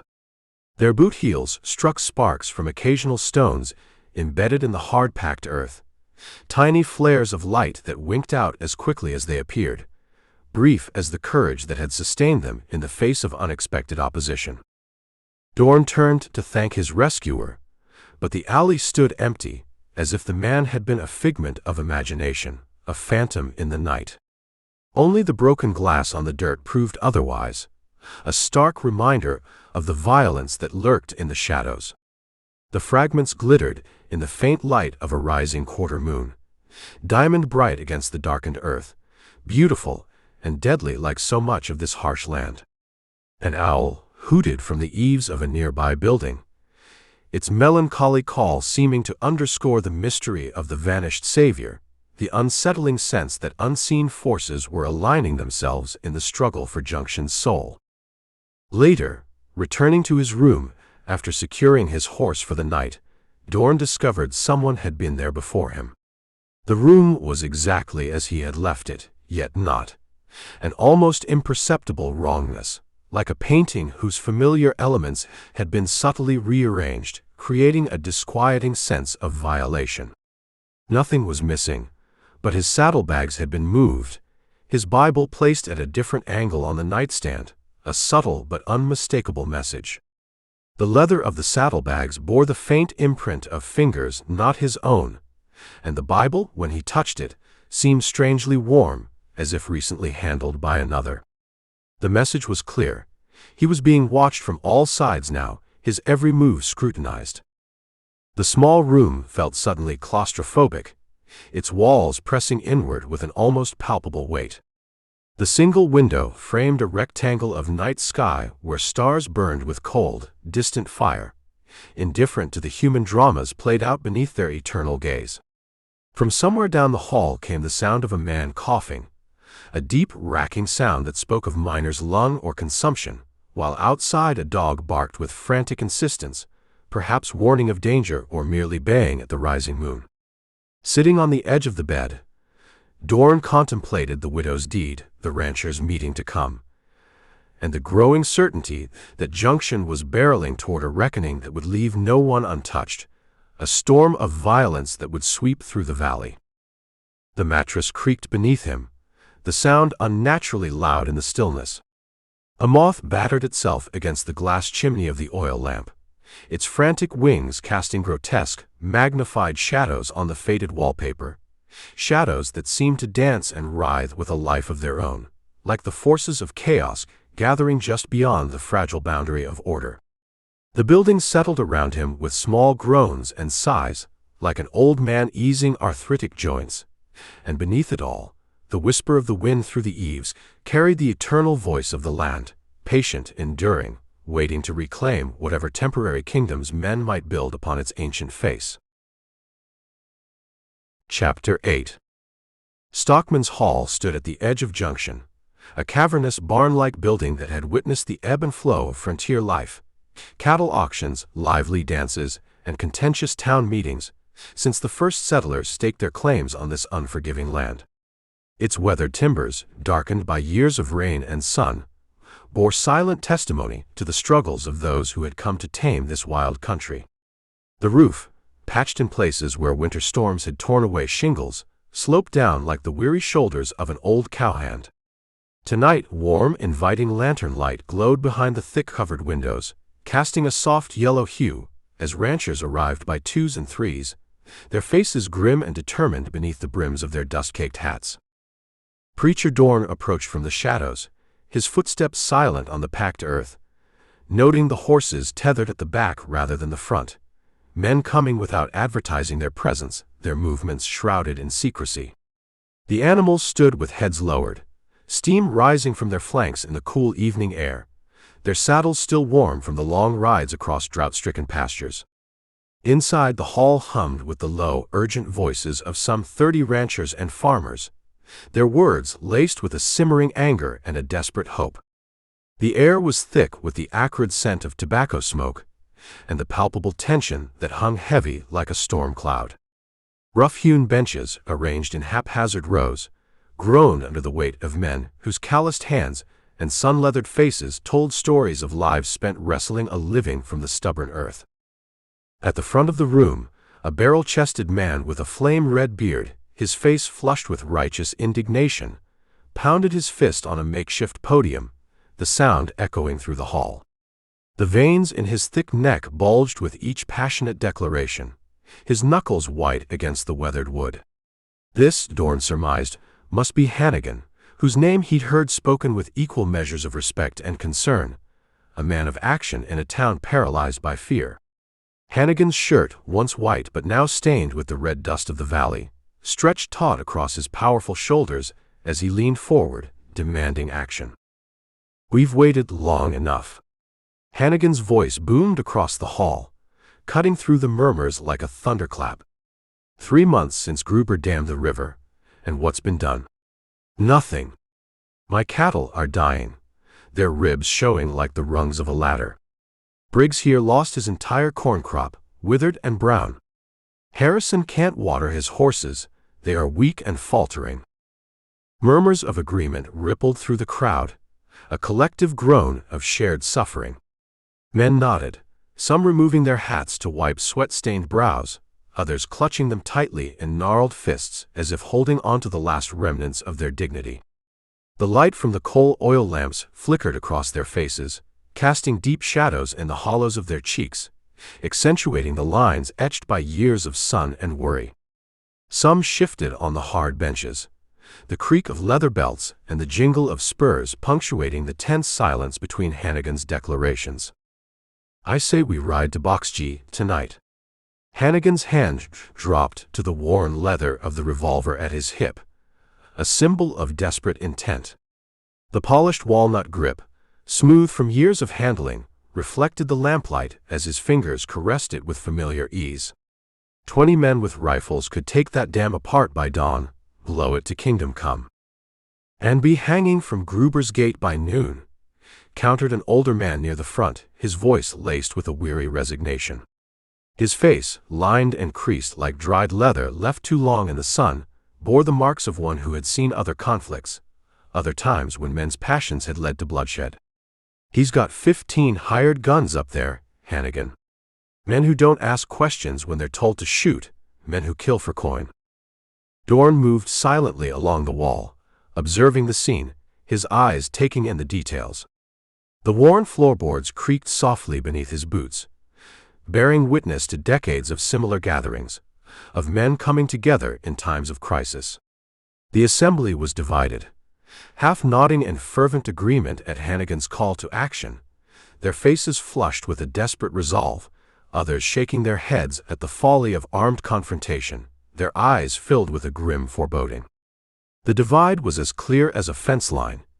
Younger men on one side, filled with fire and righteous anger, older men on the other, tempered by experience, haunted by memories of past conflicts where hot blood had cooled in the dust. He recognized Johnny Hackett among the younger men, his face troubled, his brow furrowed with worry, caught between loyalty and fear. Johnny's hands, strong yet unstained by violence, twisted nervously at the brim of his hat, his eyes darting between Hannigan and the older voices of caution. The hall's rear door swung open with a creak, admitting a round-bellied man wearing a tarnished star, his face pale and drawn. The hinges protested loudly, drawing all eyes to the entrance where the night air followed him in, carrying the distant scent of sage and dust. Sheriff Benson moved with the careful, hesitant steps of someone who'd rather be elsewhere, his eyes darting nervously around the room. His watery eyes scanned the crowd, settling briefly on Dorn before skittering away, a flicker of unease crossing his features. His boots, unlike those of the ranchers, bore a town dweller's polish, barely scuffed by the hardships that had ground down the men he now faced. "Evening, gentlemen," the sheriff said, his voice barely carrying over the murmurs, a weak, hesitant sound. "Heard there was a meeting. Thought I should attend to, maintain the peace, keep the order." "Convenient you're back from Santa Rosa just in time, Sheriff," called a voice from the crowd, laced with a sharp, bitter sarcasm. The speaker, a thin man with shoulders hunched from years of bending over a plow, spat the words like poison. Did Gruber send word his interests needed protecting, that his puppets were restless? The sheriff's face flushed a deep crimson, the color spreading up from his collar to the roots of his thinning hair. His fingers fumbled with the buttons of his vest, as if seeking something to occupy them, besides the obvious tremor. "Now see here, I represent the law injunction." "Gruber's law." Hannigan cut in, his voice filled with a raw, simmering anger. Sweat beaded on his forehead, catching the lamplight like tiny jewels of fury. "Where were you when he cut off Simmons' water, leaving him to watch his land die? Or when Tyler's fence was mysteriously cut, and his cattle scattered to the four winds, easy prey for wolves?" Benson's hand fluttered nervously near his holster, but there was no conviction in the gesture, no fire in his eyes. The revolver, once a symbol of authority, now seemed an ill-fitting accessory on a man who had forgotten its purpose. "I've investigated every complaint brought to my office according to procedure," followed the book, "and found nothing." Hannigan spat on the floor, the sound a sharp, defiant punctuation. A small cloud of dust rose where his saliva hit the floor, dancing in the lamplight before settling again. "Just like you'll find nothing when we're all driven out or buried, when our bones bleach in the sun." From his position near the wall, Dorn caught the eye of Doc Weatherstone, who nodded slightly, an invitation to speak, a silent plea for reason. The doctor's face, kind yet worried beneath his shock of white hair, conveyed volumes in that single gesture. Dorn stepped forward, and the attention of the room shifted to the stranger in their midst, their eyes filled with a mixture of curiosity and hope. His black coat, free of the dust that coated everything else in Junction, marked him as clearly as his calm demeanor, a man apart, yet now irrevocably drawn into their struggle. "Gentlemen," he began, his voice quiet yet carrying to every corner of the hall, a calming presence in the midst of chaos. "I'm Preacher Dorn. I've spent the last 2 days learning about your troubles, witnessing your suffering.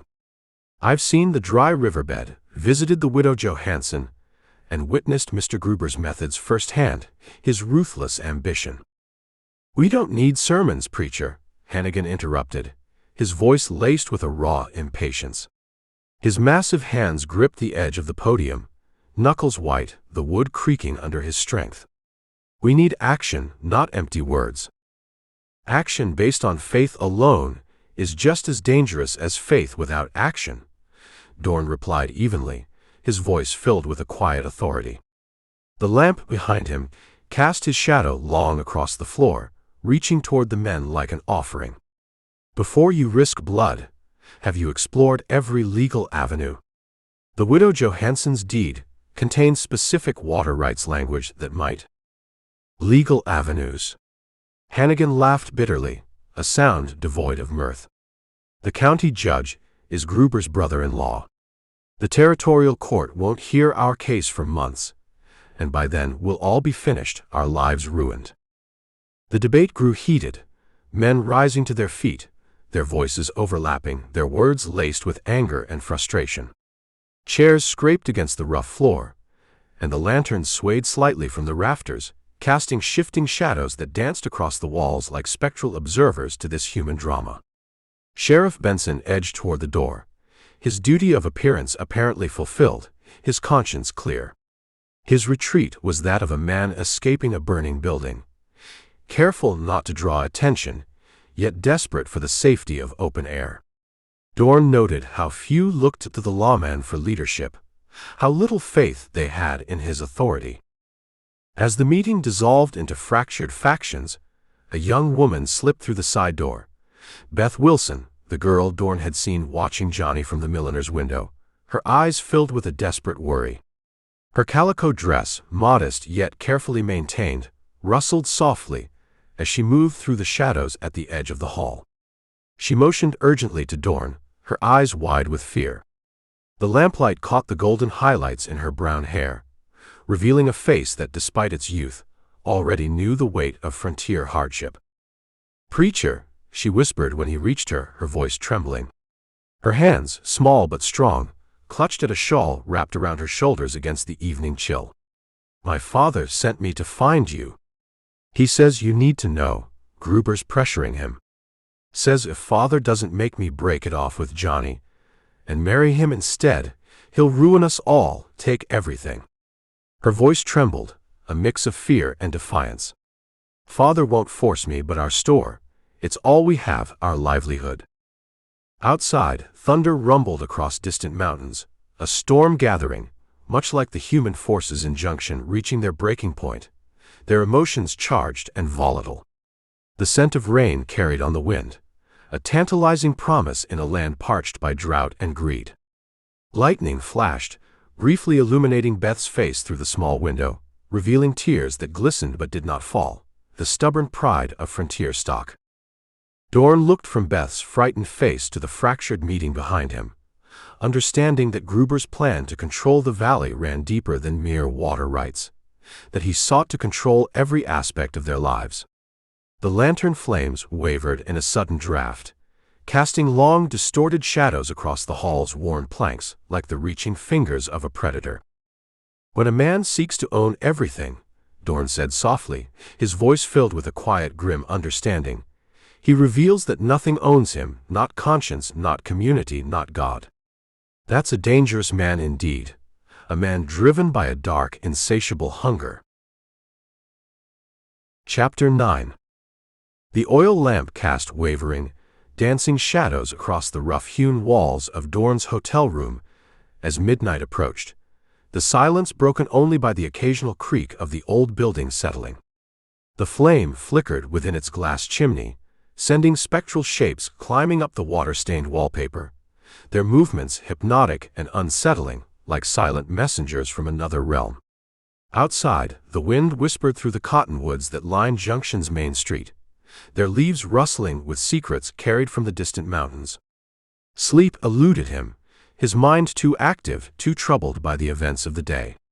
The thin mattress beneath him, stuffed with corn husks that crackled with each movement, offered little comfort to his weary body, though it was his spirit that truly found no rest this night. The ranchers' meeting had broken up with nothing resolved. Hannigan and his followers, driven by desperation, determined to take matters into their own hands, their eyes filled with a reckless resolve. Their faces had been stamped with the unmistakable mark of men pushed beyond endurance, their patience worn thin as autumn ice by Gruber's relentless pressure. The more cautious faction, weighed down by fear, pleaded for patience, their voices laced with a weary resignation. Men who had seen violence beget only more violence, who feared the price of rebellion more than the cost of submission. And Sheriff Benson, the supposed guardian of the peace, had slipped away with empty promises of looking into the matter, words that rang hollow as a dried gourd, a symbol of the town's broken trust. His departing footsteps had seemed to echo with the sound of surrender, the rhythm of a man who had long ago traded his backbone for security. Dorn sat on the edge of his worn bed, the brass frame protesting softly beneath his weight. The worn leather of his Bible open on his knee, though his eyes had long ceased following the familiar, comforting words. The book's pages, thin as onion skin yet strong as a promise, glowed amber in the lamplight, their edges softened by years of faithful turning. His weathered finger rested on a passage from Ecclesiastes, a verse about times and seasons that seemed particularly fitting to Junction's plight. His mind turned instead to the strange, unsettling constellation of problems plaguing the Rio Gato Valley, Rodriguez's flooded mine, high in the desolate mountains where water seeped through cracks like tears from the very stone, the bone-dry riverbed below Junction, a stark testament to the drought, its cracked surface like the skin of some ancient creature parched and forgotten. The widow Johanssons' unusual deed, a rare and valuable document, yellowed with age but still legally binding, and Gruber's iron-fisted stranglehold on the town, his relentless pursuit of power, a hunger that seemed to grow with each acre acquired, each rival crushed. "Something's not fitting," he murmured, rising to pace the narrow confines of his room, his footsteps echoing in the silence. The floorboards creaked beneath his boots, each board worn smooth in the center from countless previous occupants, men who had passed through Junction with their own burdens, their own quests. The air in the room felt close and still, heavy with the weight of decisions yet unmade. He retrieved Rodriguez's meticulously drawn map from his saddlebag, the leather pouch still warm from the day's sun, spreading it beside the open Bible, the two documents lying side by side, a stark contrast between faith and earthly knowledge. The map's corners curled slightly, reluctant to lie flat after being rolled for so long, like a living thing resisting constraint. The old miner's careful markings showed intricate underground water channels threading through the mountains like delicate blue veins, a hidden network of life-giving streams. Each line had been drawn with the patient precision of a man who understood that errors underground could mean death, that knowledge was the difference between prosperity and ruin in this harsh country. Rodriguez had used different shades of blue ink to mark depths and flow, creating a portrait of an invisible world that few men ever considered as they walked the surface above. Dorn traced a finger along one particular line that ran from the vicinity of Rodriguez's mine down toward the Rio Gato's headwaters, precisely where Gruber had built his dam, a symbol of his control. The paper felt rough beneath his fingertip, the texture a reminder of the tangible reality behind these inked abstractions. The realization struck like summer lightning, a sudden, blinding flash of understanding that illuminated all that had been hidden in shadow. "The river's gone underground," Dorn whispered, his voice filled with a quiet awe. "Rodriguez's flooding isn't just a coincidence. It's the same water forced into a new path." He straightened, his eyes widening as the implications unfolded in his mind like a map being unrolled, revealing territories previously unknown. The pieces locked into place with the solid click of a well-made mechanism, a sense of clarity washing over him like cool water after a desert crossing. If the mine was flooding because underground channels had shifted, then perhaps those same channels could be redirected back to the river's natural course. The water wasn't gone. It was simply following a new path, one that bypassed Gruber's dam entirely, rendering his control meaningless, his power built on shifting sand rather than solid rock. His contemplation shattered as gunshots exploded in the street below, the sharp, staccato sounds echoing through the stillness of the night, each report followed by a fading ring that seemed to linger in the air like an unwelcome guest. Dorn moved swiftly to the window, keeping to the shadows as he peered out, his eyes scanning the darkened street.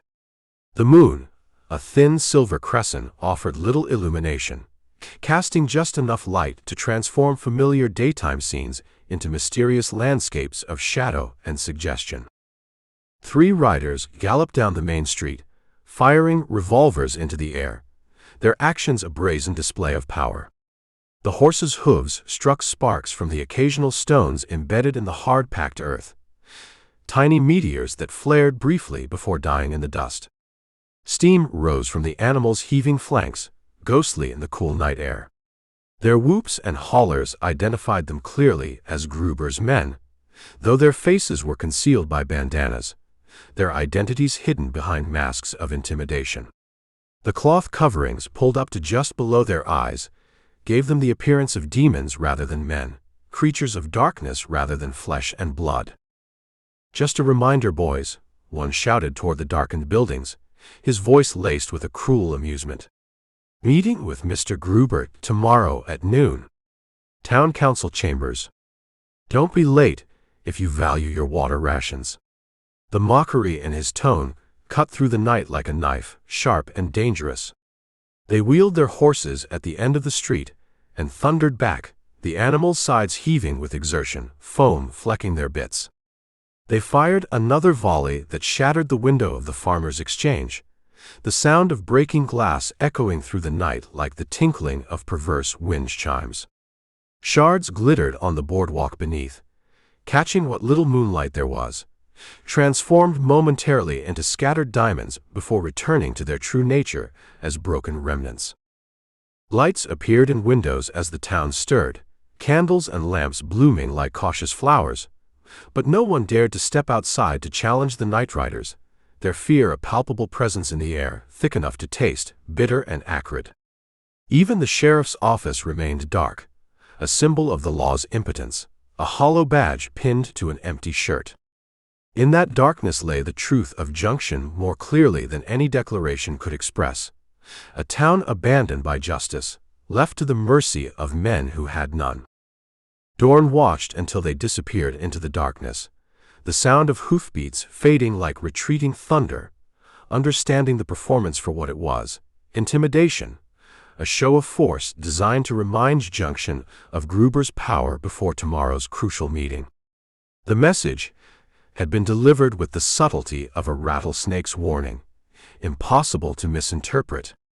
From what Dorn had gathered, Gruber planned to announce his complete takeover of water rights in the valley, cementing his control once and for all, turning the town into his personal fiefdom, a kingdom built on thirst and fear. Unless someone stopped him, unless someone dared to challenge his authority, to stand against the tide of one man's greed. A plan formed in Dorn's mind, dangerous but necessary, a desperate gamble to restore balance. The risks were clear as mountain air, the dangers as real as the gun at his hip. Yet the alternative, allowing Gruber's tyranny to solidify, was unthinkable. He needed dynamite, enough to redirect the underground water flow, to carve a new path for the river.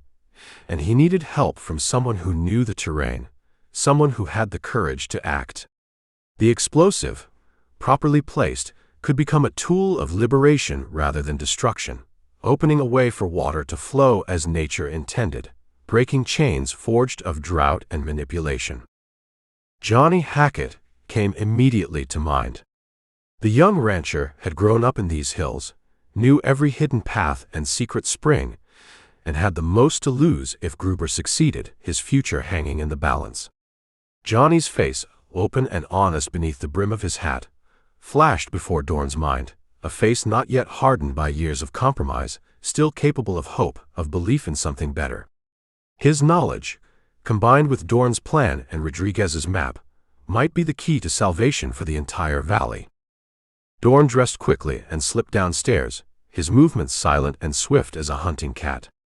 He pulled on his black coat, the fabric smooth and cool against his skin, and settled his hat on his head, the brim low over his eyes. The night clerk dozed behind the desk, his chin resting on his chest, his breathing deep and rhythmic. He roused only slightly as Dorn passed through the lobby, his eyes heavy with sleep, barely opening to register the preacher's passage. "Trouble out there," the clerk mumbled, his voice thick with sleep, words slurring at the edges like watercolors bleeding into paper. "Always is these days, always something." His eyelids drooped, then lifted with effort, struggling against the weight of exhaustion. Where would a man acquire dynamite in Junction? Dorn asked, his voice low and urgent, each word clear and distinct despite the quiet tone. The question hung in the air between them, loaded with implications, heavy with unspoken purpose. The clerk's drowsiness vanished instantly, his eyes snapping open, his gaze sharp and wary as a suddenly alerted fox. Sleep fell away from him like a discarded blanket, leaving him fully alert, suddenly cautious. Mining supplies at the mercantile.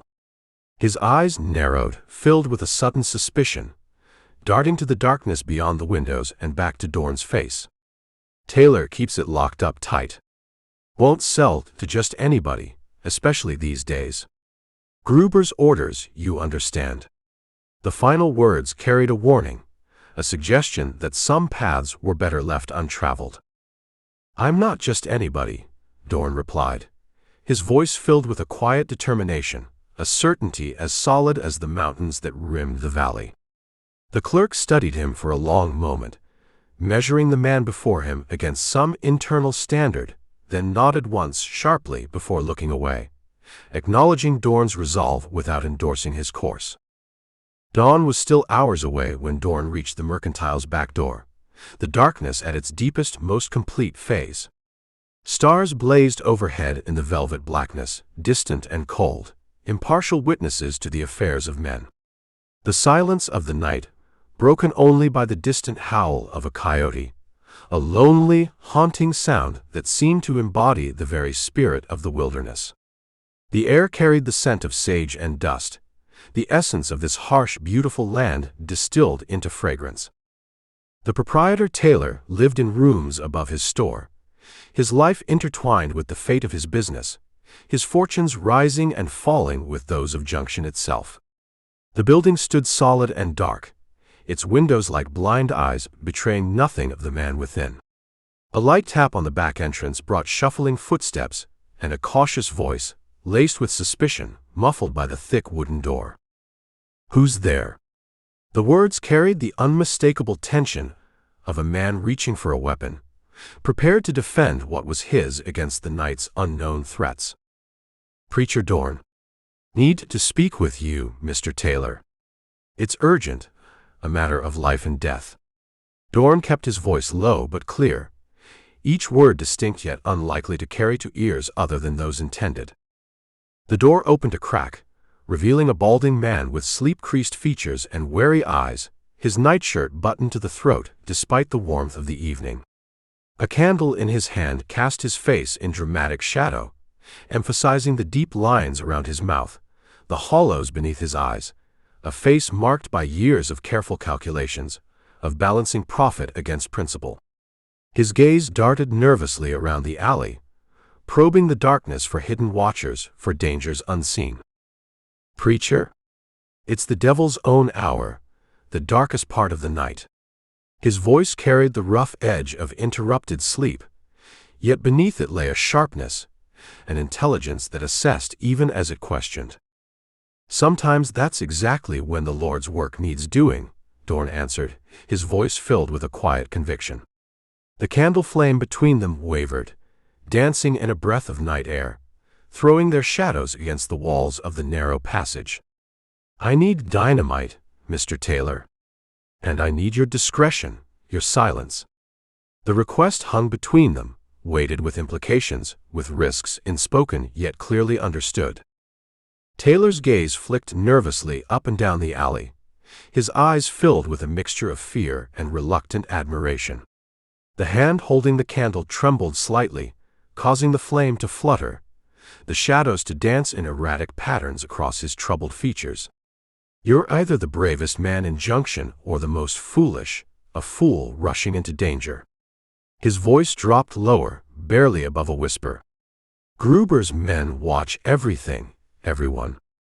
Eyes everywhere, like buzzards circling, waiting for weakness." He hesitated, then opened the door wider, his decision made. "Come in, then. Quick, before someone sees, before we are both ruined." The candlelight spilled out into the alley, a brief golden rectangle that vanished as Dorn stepped inside, and Taylor closed the door behind him, shutting out the night and its many eyes. Behind him, Main Street lay quiet under the stars, the darkened storefronts like sentinels standing guard over empty boardwalks. The only movement was a tumbleweed skittering along the dusty thoroughfare, driven by a fitful breeze that stirred the dust into miniature whirlwinds and then let it settle again, a momentary peace before the storm that Dorn knew was gathering, a storm that would change the fate of Junction forever.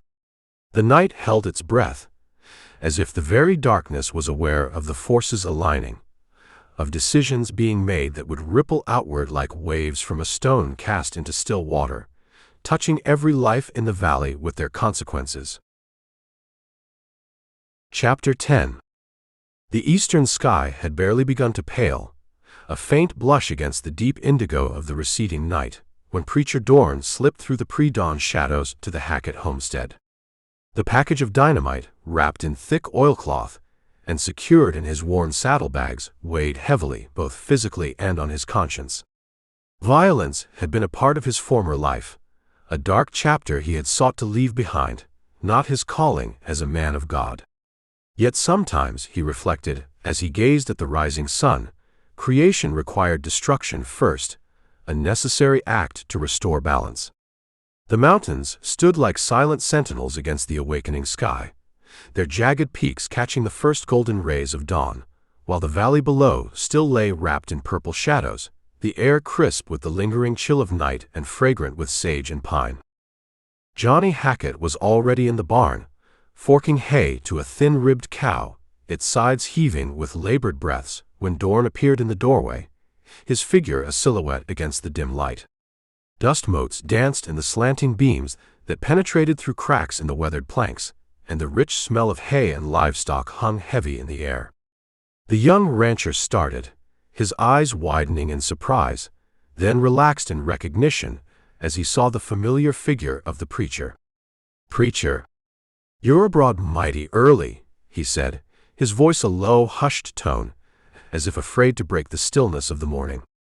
"No earlier than you," Dorn replied, glancing around the barn to ensure they were alone, his gaze sharp and searching, taking in every shadow and corner of the cavernous space. His calloused hand rested near the hidden colt beneath his black coat, a habit from days he'd rather forget. I need your help, Johnny. It's dangerous work, and I won't hold it against you if you refuse. I understand the risks. Johnny set down his pitchfork, brushing wisps of hay from his worn shirt, his eyes filled with a quiet determination. His face, weathered beyond his years by sun and wind, bore the marks of a man who had known hardship. After what Gruber's done to this valley, to my family's land, turning it into a barren wasteland, to my future with Beth, stealing our dreams. His jaw set in a firm line, a testament to his unwavering resolve. The veins in his forearms stood out like cords as he clenched his fists, knuckles white with righteous anger. Just tell me what you need, preacher. I'm ready. Dorn explained his theory about the underground water channels, the hidden rivers beneath the mountains, and his audacious plan to redirect the flow back to the river's natural course, bypassing Gruber's dam entirely, rendering his control meaningless. As he spoke, Johnny's eyes widened in understanding, a spark of hope igniting within him. Old Rodriguez has been saying for years that the mountain has rivers inside it. Johnny exclaimed, his voice filled with a newfound excitement. Everyone thought he was touched by the sun, a harmless eccentric, but I've seen some of those channels myself, hunting up in the high country, following the tracks of elusive game. Then you know the way to his mine? Dorn asked, his voice filled with a quiet urgency. Johnny nodded, his eyes filled with the knowledge of the land. There's a trail most don't know about. Pa showed me when I was just a boy, a secret path that winds through the hidden valleys. We can be there by midday, if we ride hard, if we push our horses to their limits. They prepared quickly, Johnny gathering ropes and tools, his movements swift and efficient, while Dorn transferred the dynamite to more secure packing, ensuring its safety. Outside, a mockingbird trilled its morning song, oblivious to the men's desperate mission and the valley's plight. The sun was just cresting the eastern mountains, casting long golden shadows across the land, when they led their horses from the barn, their journey beginning. A cool breeze stirred the cottonwoods along the creek bed, their leaves whispering secrets as the two men mounted up, leather creaking beneath them. They had barely reached the main trail, their horses' hooves kicking up dust in the morning stillness, when a rider appeared ahead, blocking their path, his figure a dark silhouette against the rising sun. The ruby light painted the landscape in crimson hues, transforming the familiar into something otherworldly and strange. The deputy sheriff sat his horse nervously, one hand resting near his holster, his eyes darting between them and the bulging saddlebags, a flicker of suspicion in his gaze. His mount, a rangy sorrel, pawed at the ground impatiently, sensing its rider's tension. "Hold up there," he called, his voice laced with a nervous tension. Dorn's hand moved fractionally closer to his own hidden weapon, a subtle motion not lost on the deputy, his eyes widening slightly. "Morning, Deputy Prescott," Johnny said, his voice carefully neutral, his eyes filled with a wary caution. "We're just heading up to check my north pasture. Thought I saw mountain lion sign yesterday, a large cat." The deputy's gaze lingered on their packed horses, his eyes narrowed in suspicion. Sweat beaded on his upper lip despite the morning chill, and a muscle twitched in his cheek. "Awful lot of gear for tracking a cat, seems like more than you'd need." "The Lord teaches us to be prepared," Dorn added mildly, his voice calm and steady, his eyes filled with a quiet intensity.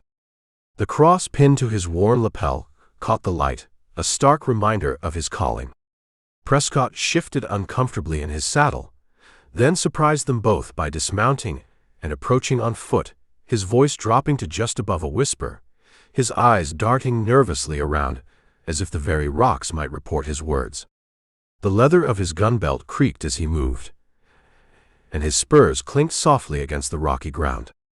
"I know what you're about," he said, glancing over his shoulder, his voice filled with a hushed urgency. "I've been watching you, preacher. Watching everything in this valley for months, seeing the injustice." Dorn tensed, ready for trouble, his body coiled like a spring, but the deputy's next words stopped him cold, his eyes filled with a quiet desperation. "I want to help. I need to help." "You work for Benson," Johnny replied skeptically, his voice laced with suspicion. "And Benson works for Gruber. He's his puppet."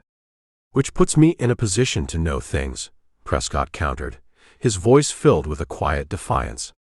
His badge caught the morning light, a flash of silver against the dusty brown of his vest.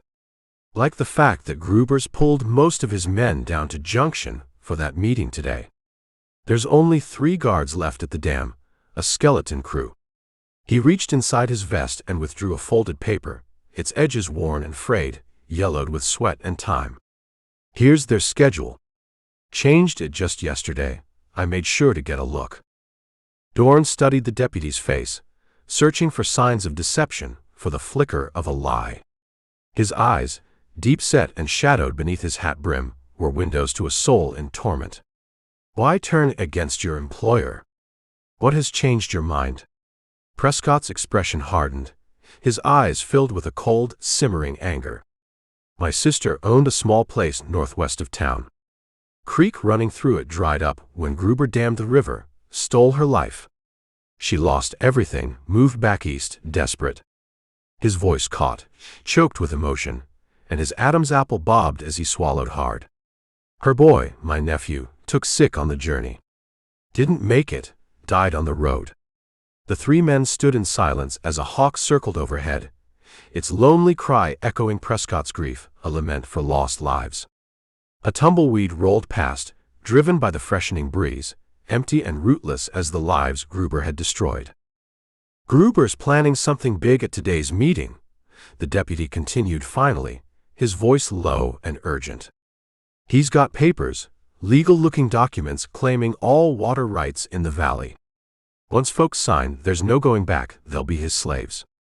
He mounted his horse again, his eyes filled with a grim determination. The sorrel danced beneath him, eager to be moving, sensing the changing weather as clouds began to build above the distant peaks, promising afternoon storms. "I'll make sure Benson is occupied elsewhere until sundown. After that, you're on your own. The fate of the valley rests in your hands." As the deputy prepared to ride away, Dorn asked, "Why not come with us? We could use your help." Prescott shook his head, his eyes filled with a weary resignation. "Someone needs to keep an eye on things in Junction. Hannigan and his boys are liquored up, looking for an excuse to fight, to make a stand." He gathered his reins, his eyes filled with a quiet hope. "Godspeed, gentlemen. The valley's future rides with you today. May you succeed." They watched him disappear down the trail, this unexpected ally who'd appeared like an answer to an unspoken prayer, a beacon of hope in the darkness. The dust from his horse's hooves hung in the still air, a golden cloud that slowly settled back to earth. "Can we trust him?" Johnny wondered aloud, his voice filled with a lingering doubt. His young face was etched with worry lines that belonged on a much older man.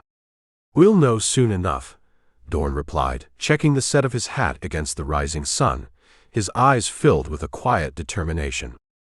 "Either way, we ride. Time's running short, and the Lord helps those who help themselves. We must act."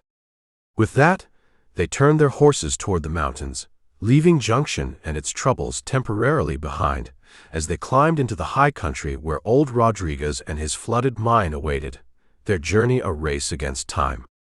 The trail ahead wound like a serpent through stands of aspen and pine, their shadows dappling the path with patterns of light and dark, much like the moral choices that lay before them. Chapter 11. Moonlight, filtered through a veil of swirling clouds, silvered the rugged, unforgiving landscape, as Preacher Dorn and Johnny Hackett guided their weary mounts along the treacherous, winding ridge trail. The air hung heavy with the scent of sage and pine, mingled with the metallic tang of approaching rain. Below them, the vast expanse of the Rio Gato Valley spread out like a dark patchwork quilt, pinpricked with the occasional flickering lantern light from scattered, isolated homesteads. The distant silhouette of Gruber's dam stood as a stark black slash against the inky canvas of the night sky, a symbol of his oppressive control. A coyote's lonely howl echoed through the canyons, a mournful sound that seemed to voice the valley's suffering under Gruber's iron grip. "We need to keep moving," Dorn said, his low, resonant voice barely audible above the growing, mournful wind that whipped through the craggy peaks. His knuckles whitened as he gripped the reins tighter, feeling the nervous twitch of his mount beneath him. "Rodriguez's mine is still 4 hours' hard ride, and those ominous clouds don't bode well for our journey." Johnny nodded, his young face grave and determined in the pale moonlight, etched with the lines of hardship. At 24, he already possessed the weathered, resilient look of a man who'd fought the unforgiving land for every hard-won acre he owned, his eyes reflecting the weight of his responsibilities. The leather of his saddle creaked as he shifted his weight, scanning the distant ridgelines with the practiced eye of a man born to this harsh country. Gruber's men patrol the North Ridge after midnight. If we push through Devil's Pass, we might avoid them entirely, slipping through their grasp. They rode in silence, each man wrapped in his own thoughts, the weight of their mission pressing heavily on their shoulders. The horses picked their way carefully along the narrow, precarious trail, their breath coming in steamy plumes in the cooling night air, their hooves occasionally dislodging loose rocks that clattered down the steep, unforgiving slope, the sound seeming thunderous in the night's unnerving stillness. A nighthawk swooped overhead, its wings cutting through the air with a distinctive whisper, hunting the insects that rose from the warming rocks. "You never did say how you know about explosives, preacher," Johnny ventured, his voice a low, hesitant murmur, as they navigated a particularly narrow, treacherous stretch of the trail where the path seemed to cling to the mountainside by mere inches, the drop-off to their right a yawning void of darkness. Dorn's face tightened almost imperceptibly, his eyes reflecting the cold, distant light of the moon, deep shadows hollowing his cheeks and emphasizing the grim set of his mouth. The scar that ran from his left temple to his jaw, usually hidden in the shadow of his hat brim, gleamed silver in the moonlight, a testament to violent days long past. "That knowledge comes from before I carried the word, from a life I left behind." "Or?" Johnny asked, his curiosity piqued. The wind tugged at his bandana, flapping it against his neck like the wing of a trapped bird. "Sometimes. Sometimes other work," Dorn replied, his voice flat and devoid of emotion. He shifted uncomfortably in his saddle, the leather groaning beneath him, his eyes scanning the rugged ridge above them, alert for any sign of danger. "There was a time when I was known by another name in the Colorado Territory, a name whispered in fear." Johnny waited, his breath held, but Dorn offered nothing more, his silence a heavy, impenetrable wall. The younger man had heard whispers about the preacher's mysterious past, rumors of a gunfighter, a deadly marksman, who'd set aside his weapons for the Bible, seeking redemption. But such tales were common on the frontier, where men often reinvented themselves, seeking a new life in the vast, untamed wilderness. The first fat droplets of rain began to fall, pattering softly on the parched earth, raising that distinctive earthy scent that comes only with rain after long drought. As they approached the highest point of the trail, the wind picking up in intensity, whipping their clothes against their bodies with stinging force. Within minutes, the shower transformed into a torrential deluge, a blinding curtain of water that turned the treacherous path into slick, treacherous mud that sucked at their horses' hooves with each labored step. Lightning split the sky, illuminating the rugged landscape in stark, fleeting relief before plunging it back into impenetrable darkness, the thunder echoing through the mountains with a deafening crash that seemed to shake the very bones of the earth. "We need shelter," Johnny shouted over the wind's mournful howl, his voice strained, his soaked shirt clinging to his body like a second skin, water streaming from the brim of his hat in rivulets. Dorn shook his head, his eyes filled with a grim determination, rain dripping from his beard in steady streams. "No time. The damn meeting's at noon tomorrow. We push on, we cannot falter." They descended into Rattlesnake Gulch, where the trail narrowed to barely the width of a horse, the path clinging precariously to the edge of a sheer cliff.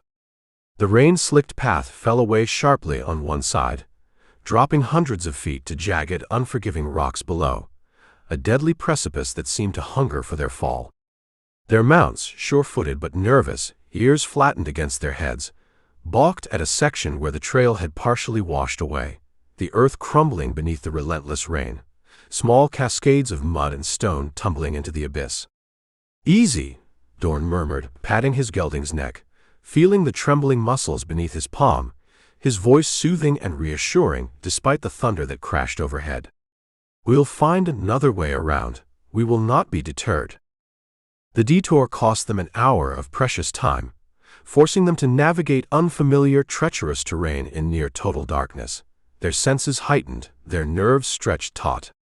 Only occasional blinding flashes of lightning allowed them to get their bearings, to discern the path ahead, the world appearing in stark, blue-white clarity for a heartbeat, before being swallowed again by the impenetrable night.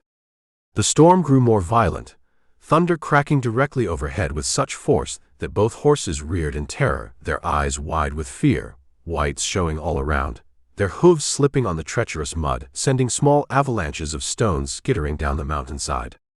During a brief respite when the rain slackened to a chilling drizzle, they paused in the meager shelter of a sandstone overhang, the wind still howling around them like a chorus of lost souls. Water dripped from the rock above in a steady rhythm, forming small glistening pools at their feet that reflected the fitful moonlight. Johnny handed Dorn a canteen, his eyes filled with a quiet curiosity, his fingers trembling slightly from cold and exhaustion. "You were going to tell me," Johnny said, "about your past, about the man you used to be." Dorn took a long drink, the water cold against his parched throat, his eyes distant, lost in the memories of a life he had tried to bury beneath years of atonement and prayer. "Violence was my trade once, my way of life. I was good at it, too good. Didn't question who I hunted or why, just followed orders." His voice grew softer, laced with a deep, haunting regret that seemed to emanate from the very core of his being. "Until I was hired to bring in a man whose only crime was defending his family, a man who stood for what was right." "What happened?" Johnny asked, his voice a hushed whisper, his breath forming small clouds in the chill air. "I found him, heard his story, and for the first time, I saw myself through another's eyes, saw the monster I had become." Dorn handed back the canteen, his eyes reflecting the flickering light of the storm, deep pools of remembered pain. "I left him be. That night, I came upon a traveling preacher, his voice filled with hope. He spoke of redemption like it was within reach, of even the most fallen, even me." Lightning illuminated the stark, weathered lines of Dorn's face, revealing the pain and regret etched in his eyes, the deep furrows in his brow that spoke of sleepless nights and haunted memories, of sins too heavy to be easily shed. "I rode with that preacher for 2 years, seeking forgiveness, before taking up the circuit myself, trying to make amends." Johnny nodded slowly, his eyes filled with a quiet understanding, wisdom beyond his years in their depths. "My father used to say a man's worth isn't in what he was, but in what he chooses to be each dawn, in the choices he makes." "Your father sounds like a wise man," Dorn replied, his voice filled with a quiet respect. "He was." Johnny checked his saddle cinch, pulling it tight with practiced hands that bore the calluses of hard work, his eyes filled with a simmering anger that burned like banked coals. "Died trying to reason with Gruber about water rights last spring, trying to save our land." Understanding passed between them, unspoken but profound, a shared grief and a shared determination that needed no words to convey its depth. The storm renewed its fury as they mounted up, the rain lashing against them with stinging force, driving sideways on the howling wind that tore at their clothing and threatened to snatch their hats from their heads. The path ahead had transformed into a rushing stream, amber-colored with mud, churning with debris torn from the mountainside, the water nearly reaching their horses' knees, the current strong and treacherous tugging at the animals' legs with hungry insistence. "Rodriguez's mine lies beyond that ridge." Dorn pointed to a distant outcropping, barely visible through the driving rain, a darker shadow against the storm-racked sky. "If the trail holds, we'll make it by dawn, but we must hurry." His horse snorted and tossed its head, eyes rolling with nervousness as thunder boomed again, closer this time, rattling loose stones from the cliff face above. As they urged their horses forward into the tempest, both men knew that more than the night's journey lay before them. The lightning revealed their faces, set with identical expressions of iron determination despite the elemental fury surrounding them. Whatever tomorrow would bring, whatever trials they would face, neither would be the same once they descended into the darkness of the old miner's silver claim, into the heart of the mountain where their desperate plan would either save the valley or seal its fate forever. Chapter 12. Dawn broke reluctantly over the eastern ridge, casting a pale, hesitant light across the rugged landscape, as Dorn and Johnny Hackett approached Rodriguez's mine. The storm had passed, leaving behind a world washed clean, the air crisp and invigorating, the scent of wet sage rising from the hillsides, a fragrant offering to the new day. Drops of moisture clung to every blade of grass, every leaf, sparkling like scattered diamonds in the strengthening light. Their horses, weary from the night's arduous journey, plodded forward with heads lowered, their hooves heavy on the damp earth, steam rising from their wet flanks in the cool morning air. The animals' labored breathing punctuated the stillness, their tired steps a steady rhythm against the soft ground. The mine entrance appeared suddenly around a bend, a dark, gaping mouth in the mountainside, reinforced with sturdy timber supports weathered to a silver-gray hue, a testament to time and the elements. A rusted ore cart stood abandoned nearby, half buried in weeds and wildflowers that had claimed it as their own, a silent reminder of more prosperous days. Outside stood a crude cabin of stone and log, its rough-hewn walls blending seamlessly with the surrounding rock, as if it had grown organically from the very mountain itself. The roof, patched in places with flattened tin cans, gleamed dully in the morning light. Smoke curled lazily from its chimney, carrying the comforting scent of strong coffee and wood smoke, a promise of warmth and sustenance. A slant of sunlight broke through the dissipating clouds, illuminating the cabin in a golden glow that seemed almost ethereal against the backdrop of the somber, imposing mountain. The door swung open before they had even dismounted, revealing Emmanuel Rodriguez standing framed in the doorway, his small, wiry frame belying the strength in his calloused hands and the sharpness in his obsidian eyes. His face was a roadmap of wrinkles, each line etched by sun and wind and hardship, telling the story of a life lived according to the harsh dictates of this unforgiving land. A shock of white hair, thick as a horse's mane, crowned his head, contrasting sharply with his burnished copper skin. Despite his advanced age, somewhere past 70, the old Mexican held himself straight as a ramrod, his gaze keen and alert. The faded red bandana around his neck was the only splash of color in his otherwise earth-toned attire, worn buckskins that had molded to his form through years of use. "You look like something the coyotes would not eat," he called out, his accent thick but his words precise, a mixture of playful banter and genuine concern. A smile split his weathered face, revealing surprisingly strong white teeth. "Tie those poor animals under the shelter and come inside. The coffee is hot and the stories are long." Inside the cabin, maps covered every available surface, hand-drawn charts marked with strange symbols and cryptic notations, a testament to Rodriguez's lifelong obsession with the secrets of the mountain. Yellowed newspaper clippings, brittle with age, were pinned to the walls alongside faded photographs of men long dead, their solemn faces peering out from another time. The cabin smelled of leather and tobacco, of dried herbs hanging from the rafters, and the peculiar mineral scent that clung to a man who spent his life underground. A small pot-bellied stove radiated welcome heat, its iron surface glowing red in spots. He cleared a space at the rough-hewn table, its surface scarred by years of use, knife marks and burn circles telling their own tales, placing tin cups before them, the metal cold to the touch. The coffee was black as sin, and strong enough to float a horseshoe, a potent brew that warmed their chilled bodies and sharpened their senses. Steam rose from the cups, curling in the air between them like spectral fingers. "Now," Rodriguez said, once they had warmed themselves, his eyes twinkling with mischief, "you come to blow up my mind, eh?" A strange way to help an old friend, a rather destructive form of assistance. Dorn explained their plan, laying out the details of their audacious scheme, while Johnny spread out the supplies they'd brought: dynamite, fuses, and blasting caps, the tools of their dangerous trade. The sticks of dynamite looked almost innocuous on the rough table, belying their destructive potential. Rodriguez listened without interruption, his gaze intense, occasionally nodding and understanding, his gnarled fingers drumming a thoughtful rhythm against the tabletop, his mind piecing together the puzzle. Outside, a jay called harshly, the sound piercing through the thin walls of the cabin like a warning.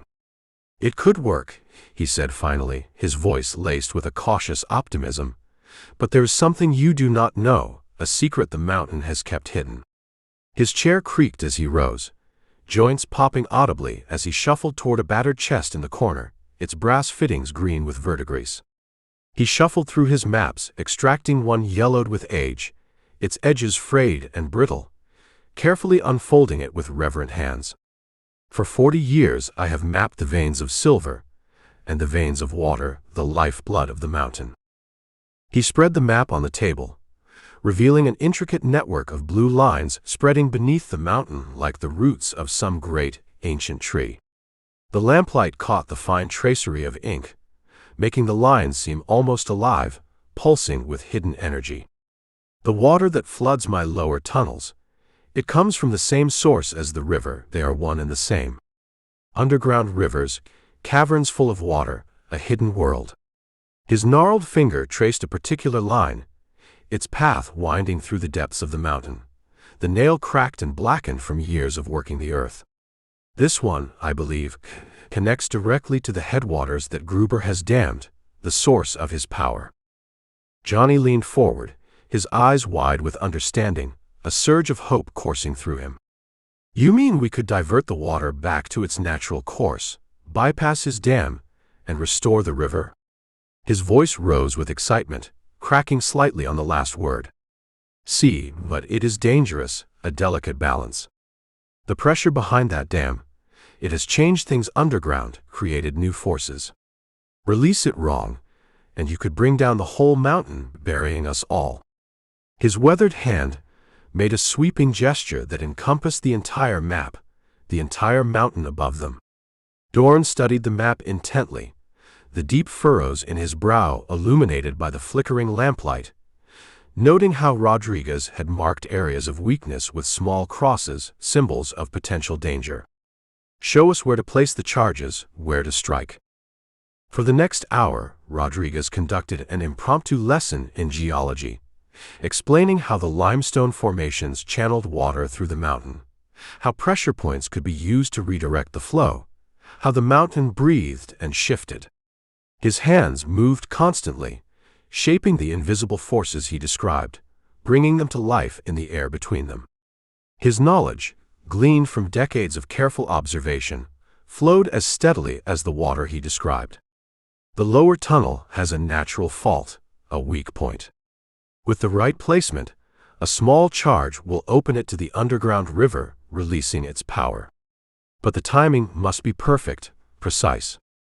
Too much water too fast. He made an explosive gesture with his hands, a silent warning, his eyes momentarily shadowed with the memory of past cave-ins, of comrades lost to the mountain's unforgiving nature.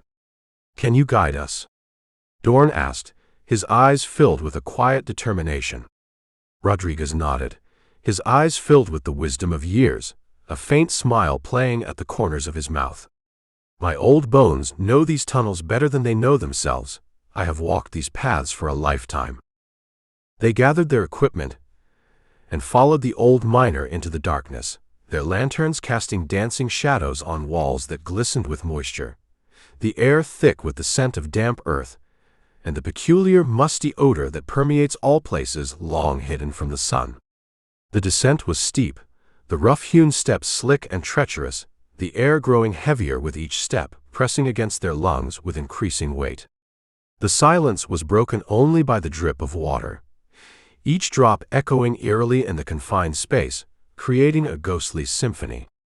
The flickering lantern light revealed glittering veins of quartz and occasional flashes of silver ore embedded in the surrounding rock, treasures left untouched, awaiting a day that might never come. After 15 minutes, they reached a junction where water pooled ankle-deep, the cold seeping into their boots with numbing insistence. The clear, cold water reflected their lantern light, creating distorted, wavering images of themselves that seemed to reach up from below. "The main silver vein continues there," Rodriguez pointed left, his voice hushed in the confines of the tunnel. "But we go this way, into the heart of the mountain." He turned right, into a narrower passage where water flowed steadily around their boots, the current strong enough to tug gently at their ankles, a persistent pressure. "Feel that?" Rodriguez stopped abruptly, pressing his palm against the wall, his eyes filled with a quiet intensity, his head cocked as if listening to a voice only he could hear. The rock vibrates, a living pulse. Behind this, perhaps 20 feet, is a cavern filled with water, a hidden reservoir. The pressure has increased since Gruber built his dam, a force waiting to be unleashed. Johnny placed his hand beside Rodriguez's, his eyes widening in awe, as he felt the subtle tremor in the seemingly solid rock. "I feel it. Like something alive inside the mountain, a sleeping giant." A shiver ran through him, not entirely from the cold that permeated the tunnel. Under Rodriguez's guidance, they began placing charges at strategic points, their movements careful and deliberate, each stick of dynamite positioned with exacting precision. The lantern light cast their shadows in grotesque, elongated forms against the tunnel walls, 3 men engaged in a task that could either save a valley or doom it. The old miner's knowledge proved uncanny.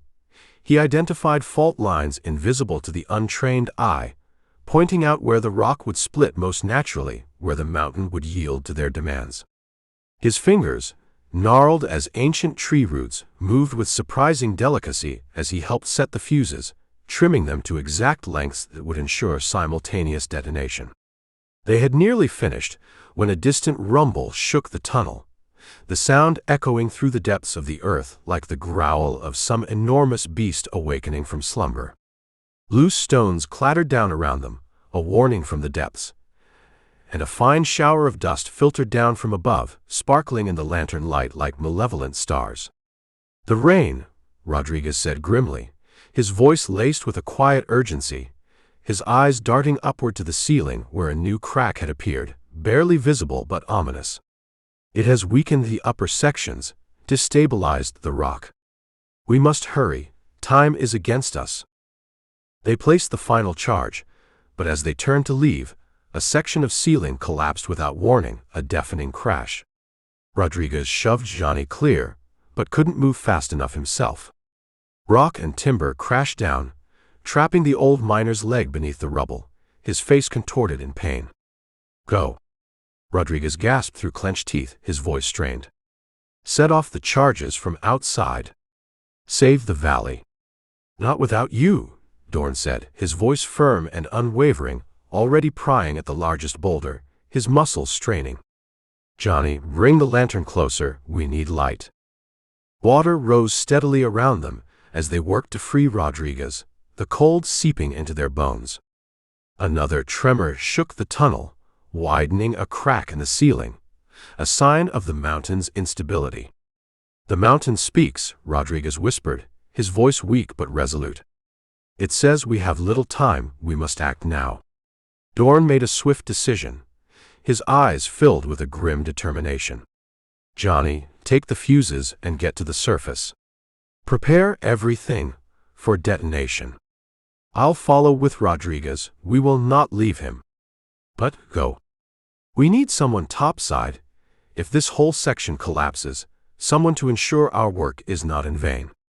When Johnny had disappeared up the passage, his footsteps echoing in the darkness, Dorn turned back to the trapped miner, his eyes filled with a quiet resolve. Now, old friend, let's see about getting you home. We will face this together. Chapter 13. Water seeped steadily into the tunnel, reaching Dorn's knees as he worked to free Rodriguez. The old miner's face had gone ashen, his lips pressed tight against the pain that radiated through his trapped leg. The flickering lantern cast ghostly shadows across his weathered features, highlighting each crevice carved by years of sun and hardship.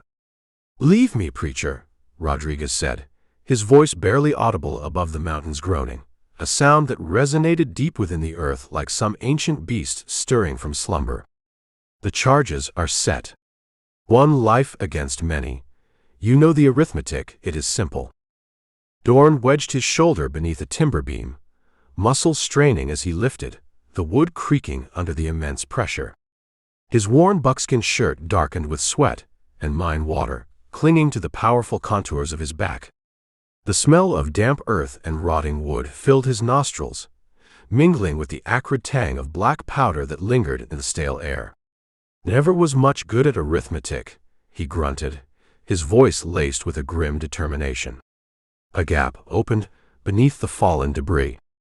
Rodriguez cried out as his leg shifted, but Dorn worked swiftly, dragging the old miner free before the timber could splinter under the weight, his movements driven by a desperate urgency.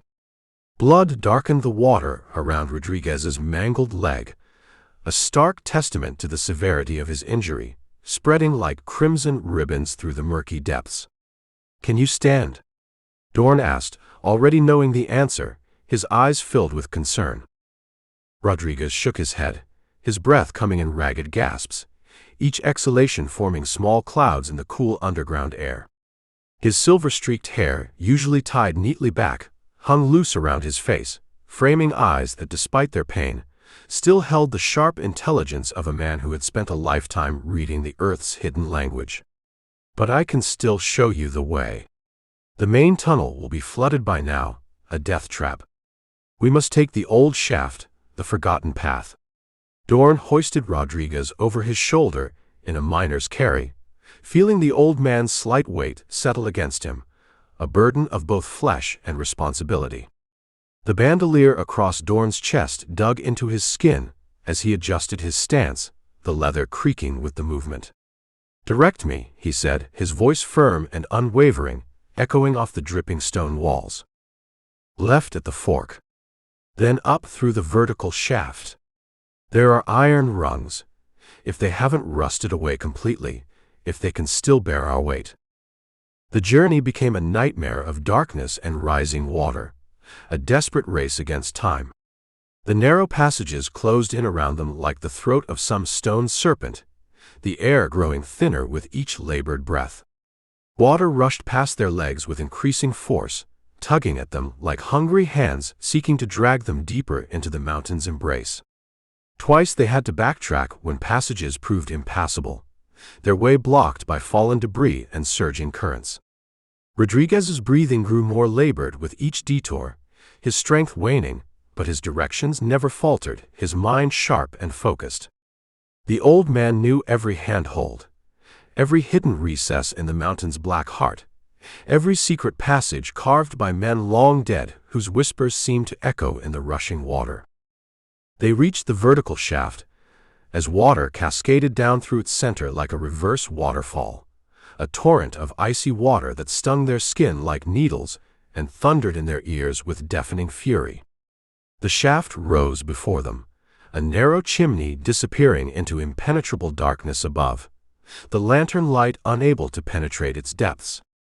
Ancient iron rungs, corroded by decades of mineral-rich moisture, lined one wall, their surfaces slick and treacherous, some bent at precarious angles by the weight of time and pressure. "They won't hold both of us together," Rodriguez observed, his voice laced with a weary resignation. Dorn fashioned a crude harness from his belt and bandana, securing Rodriguez to his back, his movements swift and efficient, fingers working with the precision of a man accustomed to finding solutions where none seemed possible. The rough leather of his belt creaked as he tightened it around Rodriguez, ensuring the old miner was secured tightly against his broad back. "They'll hold," he said, his voice filled with a quiet confidence that belied the doubt lurking in his heart. He tested the first rung, feeling it flex beneath his weight, the metal groaning in protest like a tired old man forced from his rest. Gripping the iron with one hand and bracing against the slick rock wall with the other, he began the arduous ascent, his muscles straining with each pull, tendons standing out like cords on his forearms. 3 rungs from the bottom, metal shrieked and gave way, the sound echoing through the shaft like the death cry of some mechanical beast. Dorn lunged upward, barely catching the next handhold as his boots scraped desperately for purchase on the slippery wall, his heart pounding in his chest with such force it seemed to shake his entire frame. Pebbles and fragments of rust showered down from above, stinging his face and clouding the water below. "If we die," Rodriguez murmured into his ear, his voice a low, haunting whisper that somehow carried over the water's roar. "At least we die trying to save something worth saving, to restore what was stolen. Save your breath, old man." "We're not dying today," Dorn replied, his voice firm and unwavering, though doubt gnawed at his resolve like a wolf at wounded prey. The climb seemed eternal, each rung threatening to be the last before failure, each movement a battle against exhaustion and gravity. Water pounded down on them, its roar drowning out all other sound, a relentless assault that sought to tear them from their precarious perch. The cold penetrated to their bones, numbing fingers that desperately needed feeling. Halfway up, Dorn's arms began to tremble with fatigue, his grip weakening, muscles burning with the fire of exhaustion. Sweat mingled with the cascading water on his brow, stinging his eyes despite the cold.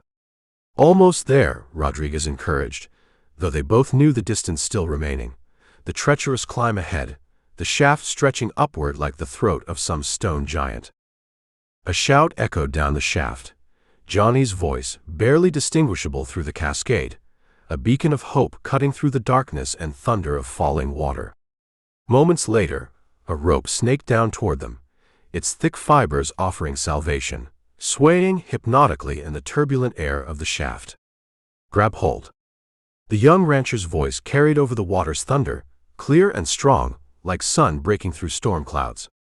Dorn seized the lifeline with his remaining strength, looping it around Rodriguez and himself as best he could, his movements clumsy with exhaustion, fingers stiff and unresponsive from cold and strain. "Pull us up." The ascent quickened with Johnny's assistance, though each foot gained was still a battle against exhaustion and the water's constant assault, a desperate struggle. The rope cut into Dorn's palms, adding fresh pain to his burden, but he welcomed it, using it to focus his fading strength. When they finally reached the surface, Dorn collapsed onto solid ground, his body aching, Rodriguez still strapped to his back. The sweet taste of fresh air filled his lungs, a stark contrast to the dank, mineral-laden atmosphere below. "The mountain's coming apart," Johnny said urgently, helping to free Rodriguez from the makeshift harness, his eyes filled with a desperate urgency. His young face was streaked with dirt and worry, his usual carefree demeanor replaced by the gravity of their situation. "We need to trigger the charges now or never, before it's too late." Dorn looked to Rodriguez, who nodded weakly, his face pale but his eyes filled with a quiet determination that shone like stars in the gathering twilight.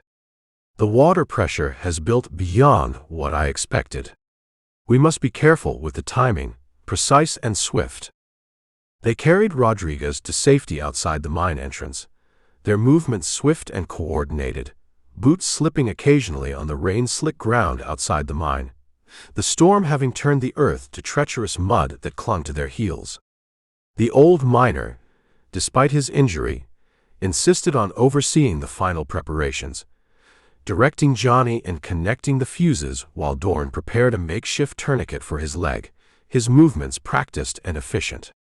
The crimson stain on Rodriguez's trousers had spread, the fabric torn and revealing glimpses of mangled flesh beneath that Dorn carefully covered with strips torn from his own shirt.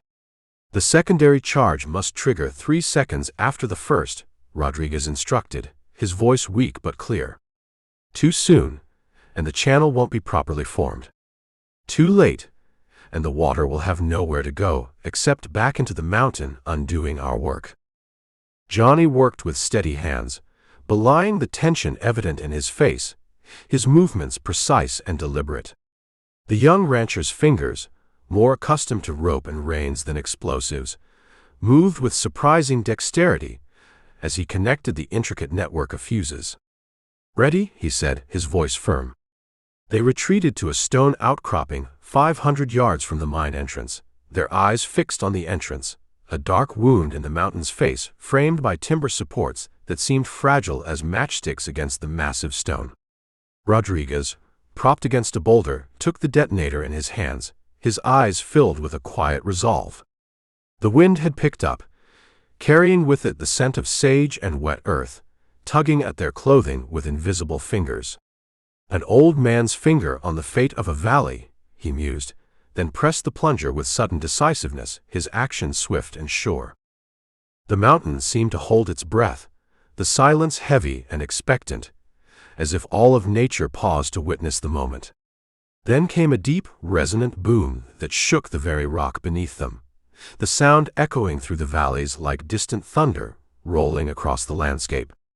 3 seconds later, a second explosion followed, more distant but no less powerful, a thunderous echo. For several heartbeats, nothing happened. Rodriguez's face fell, his eyes filled with a fleeting disappointment, the lines of his weathered face deepening with the weight of apparent failure. "We failed," he said, his voice a low, mournful whisper that seemed to blend with the sighing of the wind through the sage. Then the mountain gave a mighty shudder, a deep, earth-shaking tremor that sent small stones dancing across the ground at their feet. From the mine entrance erupted not flame or smoke, but a geyser of water that shot skyward, a magnificent display of raw power, before arcing down to form a new stream along the mountainside, a torrent of life that carved its path through soil and stone alike. "It worked," Johnny whispered, awe in his voice, his eyes wide with wonder, reflecting the tumbling waters now racing down the mountainside like a living thing freed from captivity. "Look there," Dorn pointed downstream, where the newborn waterway merged with a natural gully, already carving its path back toward the river's original channel, reclaiming its birthright. The water caught the late afternoon sunlight, transforming it into a ribbon of liquid gold that wound its way through the rugged landscape. "The river reclaims its own," Rodriguez said softly, his voice filled with a quiet satisfaction. "As all things must eventually return to their true nature, to their rightful place." They watched in silence as the diverted waters gathered strength, flowing inexorably toward Junction, and toward Gruber's dam, a force of nature unleashed. The sound of rushing water filled the air with a constant roar, drowning out even the cry of an eagle that circled overhead, as if nature itself celebrated this restoration of ancient patterns. "He'll know what we've done before noon," Johnny observed, his voice laced with a grim anticipation. Dorn nodded grimly, his eyes filled with a quiet resolve, the set of his jaw hard as the stone beneath them. "Then we best not be late for that meeting," he said. He turned to Rodriguez. "Can you ride?" The old miner's eyes gleamed with newfound vigor, his spirit renewed by their success, a spark rekindled in depths that moments before had seemed dim with pain and exhaustion. "For this, my friend, I could fly," he said, his voice filled with a triumphant joy that seemed to lift years from his weathered frame. Chapter 14. The morning sun climbed reluctantly into a sky washed clean by the night's storm, casting long, dramatic shadows across the rugged terrain. Dorn, Johnny, and Rodriguez made their way down the mountainside, following the newly liberated waters that now sought their ancient path, a life-giving torrent surging through the parched landscape. Rodriguez, despite his injured leg bound in a makeshift splint, sat his horse with the straight-backed dignity of a man half his age, his eyes filled with a quiet triumph. "The ranchers will gather at noon," Johnny said, studying the distant valley where Junction lay obscured by morning haze, a town teetering on the brink of chaos. "If they move against Gruber without knowing what we've done, blood will flow instead of water," Dorn finished grimly, his voice a low, resonant rumble. and Gruber's men outnumber them 2-1, a slaughter waiting to happen. They pushed on, guiding their mounts across terrain made treacherous by mud and newly formed streams, the earth still soft from the recent deluge. The horses, exhausted from the night's journey, moved with reluctant steps, sensing their riders' urgency but hampered by fatigue, their hooves heavy on the damp earth. "Look there!" Rodriguez pointed to where the new waterway had swelled, cutting through a stand of cottonwoods and carving a deeper channel with each passing hour, its power growing with every passing moment. The underground river was stronger than I expected. By nightfall, it will reach the old riverbed, restoring its rightful course. "If Gruber hasn't discovered it already," Johnny said, his voice laced with a grim anticipation. As if summoned by his words, the distant crack of a rifle echoed across the valley, a sharp, ominous sound that shattered the morning stillness. The three men reined their horses into the shelter of a rocky outcropping, their eyes scanning the horizon. "Boxg riders," Dorn murmured, studying the distant figures through narrowed eyes, his gaze sharp and focused. "5, maybe 6 of them, following the new stream, tracing our path." They watched as Gruber's men traced the watercourse upward toward the mountain, their movements betraying growing agitation as they realized its significance, their faces etched with a dawning understanding. "They'll report back to Gruber," Johnny said, his voice filled with a quiet urgency. "He'll know what we've done before we can reach Junction, before we can warn the town." Dorn nodded, his jaw set with a grim determination. "Rodriguez, you should return to your mine. Monitor the water flow. If anything changes, I will not hide in my hole while you face danger," the old miner interrupted fiercely, his eyes flashing with defiance. "This leg has seen worse, and I ride with you to the end." "The trail ahead crosses open country," Dorn argued, his voice laced with concern. "Gruber's men will be watching every approach to Junction, every path." Rodriguez's weathered face creased in a smile, his eyes twinkling with mischief. 40 years in these mountains, and you think I know only one path? There is an old Apache trail through Thunder Canyon. It will bring us to the east side of town, behind Widow Johanssons' property, a hidden path." Johnny's expression brightened, a surge of hope coursing through him.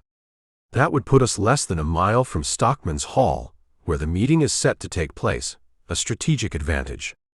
"It's settled then," Rodriguez said, allowing no further argument, his voice firm and resolute. "But first, we must deal with those riders before they can report back, before they alert Gruber." The three men conferred briefly, their voices low and urgent, then separated, their movements swift and coordinated. Johnny circled wide to approach the Boxg men from the south, while Rodriguez positioned himself on a ridge overlooking their path, his eyes sharp and focused. Dorn rode directly toward them, his black coat flapping like crow's wings against the morning sky, a figure of stark defiance. Gruber's men spotted him quickly, 5 riders spreading out in a practiced formation that spoke of military experience, their movements fluid and efficient. Their leader, a square-jawed man with a star-shaped scar on his cheek, urged his horse forward, his eyes filled with a cold calculation. "Well, if it ain't the preacher man," he called out, his hand resting casually near his holstered revolver, a silent threat. "Long way from your pulpit, ain't you?"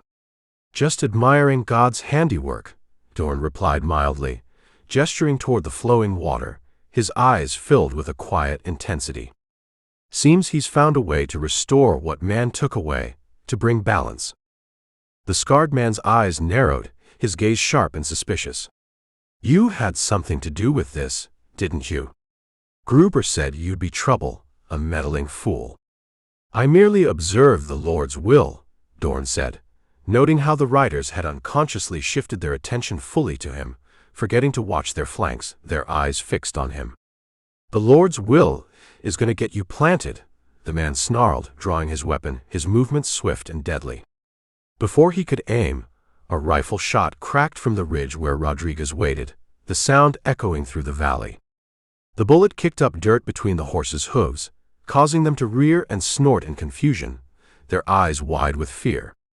In the same moment, Johnny charged from the south, firing his rifle into the air, the sound a sharp, defiant cry. The combination of attacks from multiple directions created the impression of a much larger force, a phantom army. Gruber's men, skilled but cautious, retreated toward a defensive position among nearby boulders, their movements swift and coordinated. Dorn seized the moment, spurring his mount directly through their scattered formation, his movements swift and decisive. Two riders tried to intercept him, but Rodriguez's precisely placed shots kept them ducking for cover, their eyes filled with fear. Within moments, Dorn had broken through, with Johnny close behind, their horses thundering across the valley floor. "Rodriguez, come on!" Dorn shouted, wheeling his horse toward the promised canyon trail, his voice urgent. The old miner fired one final shot, then guided his horse down from the ridge with remarkable agility, his movements fluid and efficient. The three fugitives pounded across the valley floor, the sound of pursuit growing fainter as they reached the narrow entrance to Thunder Canyon, their escape secured. "They won't follow us in here," Rodriguez gasped, his face pale with pain but his eyes bright with triumph, his spirit unbroken. "They know these walls have ears, every sound echoes." The canyon closed around them like ancient arms, its twisting path hidden from those unfamiliar with its secrets, its shadows concealing their movements. But even as they gained this temporary sanctuary, they knew the alarm had been raised. Gruber would soon discover their interference and react with all the fury of a man seeing his empire threatened, his power challenged. "We've bought ourselves perhaps an hour," Dorn said, checking the position of the sun, his eyes filled with a quiet anticipation. "If we push hard, we can still reach Junction before the ranchers take matters into their own hands, before chaos descends." Rodriguez nodded grimly, his eyes filled with a quiet resolve. "I know a place where the horses can rest briefly, a hidden oasis. After that, it's a hard ride all the way to town, a race against time." As they urged their mounts deeper into the canyon's shadow, each man carried the weight of what lay ahead, the fate of the valley resting on their shoulders. The diverted water was flowing freely now, but whether it would bring life back to the valley or death to those who fought for it remained to be seen, their journey a gamble against fate. Chapter 15.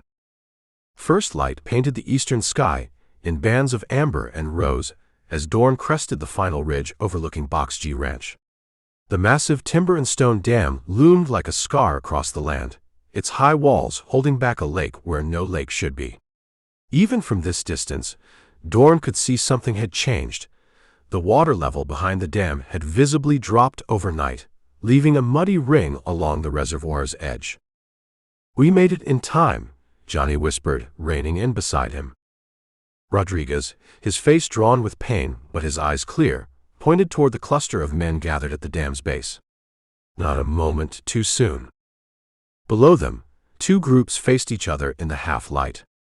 On one side stood perhaps 30 ranchers, their horses ground-hitched nearby, rifles cradled in their arms. Opposing them were Gruber's men, fewer in number but positioned strategically along the dam's reinforced wall. The ranchers' voices carried faintly on the morning air, angry and growing louder by the minute. "There's Hannigan at the front," Johnny observed, recognizing the hot-headed rancher's distinctive red shirt. "If he speaks for them, there'll be shooting before words are finished." Dorn studied the scene a moment longer, then swung down from his saddle. "Leave the horses here. We'll approach on foot." The three men descended the slope, moving swiftly despite Rodriguez's limp. As they drew nearer, they could make out individual figures more clearly. Gruber himself stood atop the dam, flanked by his foreman and the ineffectual Sheriff Benson, whose star glinted dully in the strengthening light. "I'm telling you for the last time," Hannigan was shouting, his voice tight with barely controlled fury. "Either you open the floodgates or we'll open them for you." "This is private property," Gruber replied, his German accent more pronounced in anger. "Sheriff, I want these men arrested for trespassing and threatening destruction of private property. The sheriff shifted uncomfortably. Now, see here, gentlemen. We're done with words. Hannigan cut him off, raising his rifle. Behind him, other ranchers followed suit. We've watched our land dry up, and our cattle die while you grow rich on stolen water. Gruber's men raised their weapons in response. The air grew taut as a fiddle string about to snap. Hold! Dorn's voice rang out across the suddenly still morning. All heads turned as Dorn strode forward into the space between the opposing forces, his black coat flaring behind him like crow's wings. Johnny and Rodriguez flanked him, keeping a few paces back. Well, if it ain't the preacher come to say last rites, sneered Gruber's foreman. There'll be no need for rites today, Dorn replied evenly, his gaze fixed on Gruber. Not if reason prevails. Gruber's face darkened as he recognized Rodriguez. You. I should have known. His eyes narrowed as he addressed Dorn. What have you done to my water, preacher? Nothing that nature wasn't already trying to do, Dorn replied. The water flows where it was meant to flow. My men reported strange happenings upstream. Explosions. A new channel, flowing from the mountain. Gruber's voice hardened. You've trespassed on my property and destroyed my dam. Not destroyed, Rodriguez spoke up, his accented voice clear in the morning stillness. Merely corrected. Hannigan stepped forward, confusion evident on his weathered face. What's he talking about, preacher? The river is returning to its natural course, Dorn explained, addressing all the assembled men. The underground sources that feed it have been diverted back to the original riverbed. The dam is already becoming useless. A murmur ran through the crowd of ranchers as they noted the lowered water level behind the dam. Gruber's face contorted with rage. You'll hang for this. Sheriff, arrest these men. When Benson hesitated, Gruber strode down from his position, closing the distance between himself and Dorn with heavy steps. He towered over the preacher by half a head, his bulk imposing in the dawn light. You've destroyed everything I've built, he growled. You built on shifting sand, Dorn replied quietly. No man can own what God intended for all. Gruber's control snapped. With a roar, he swung a massive fist at Dorn's head. The preacher sidestepped with unexpected quickness, allowing the blow to pass harmlessly by his ear. Violence won't solve this, Gruber. Then what will, preacher man? Gruber taunted, circling slowly. Prayer. With deliberate movements, Dorn removed his coat and handed it to Johnny. Then, with equal care, he unbuckled his gun belt and set it aside. Man to man, Dorn said simply. Just us. If I win, you release your claim on the water rights. If you win, he shrugged, then the matter is in other hands. Gruber laughed, a harsh sound devoid of humor. He removed his own pistol and tossed it to his foreman. This won't take long. The two men circled each other in the growing light of dawn. Gruber launched himself forward with surprising speed for his size, his fists like sledgehammers as they sought Dorn's smaller frame. The first blow caught Dorn on the shoulder, staggering him backward. First blood to the devil, Rodriguez murmured, his knuckles white where he gripped his makeshift cane. Gruber pressed his advantage, driving Dorn toward the edge of the gathering. The ranchers and Box G men alike formed an impromptu ring, their earlier conflict temporarily forgotten in the drama unfolding before them. Gruber landed another, punishing blow to Dorn's ribs. The sound of it caused Johnny to wince. He can't match him for strength, he whispered to Rodriguez. He doesn't need to, the old miner replied cryptically. As if hearing them, Dorn changed tactics. Instead of trying to match Gruber's power, he began to move more fluidly, using the bigger man's momentum against him. When Gruber charged again, Dorn pivoted aside, landing 3 quick jabs to Gruber's midsection. Surprise registered on Gruber's face, followed by renewed fury. The fight continued, the advantage shifting gradually. Gruber's superior strength began to falter against Dorn's endurance and unexpected skill. Blood flowed from a cut above Gruber's eye, while Dorn moved with the fluid precision of a man well acquainted with physical conflict. Not just a preacher, after all, Sheriff Benson muttered to no one in particular. The dawn light strengthened around them, illuminating a battle that seemed to embody the larger struggle for the valley itself.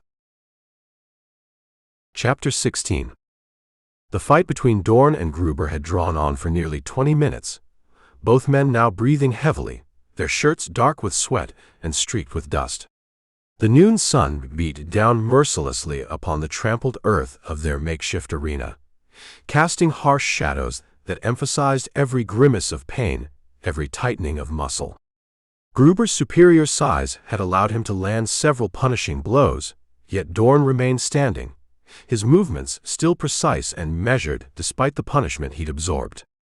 A purple bruise bloomed across his left cheekbone, and his knuckles were raw and bleeding, yet there remained in his stance a quiet dignity, a resolute strength that seemed to flow from some deep inner wellspring.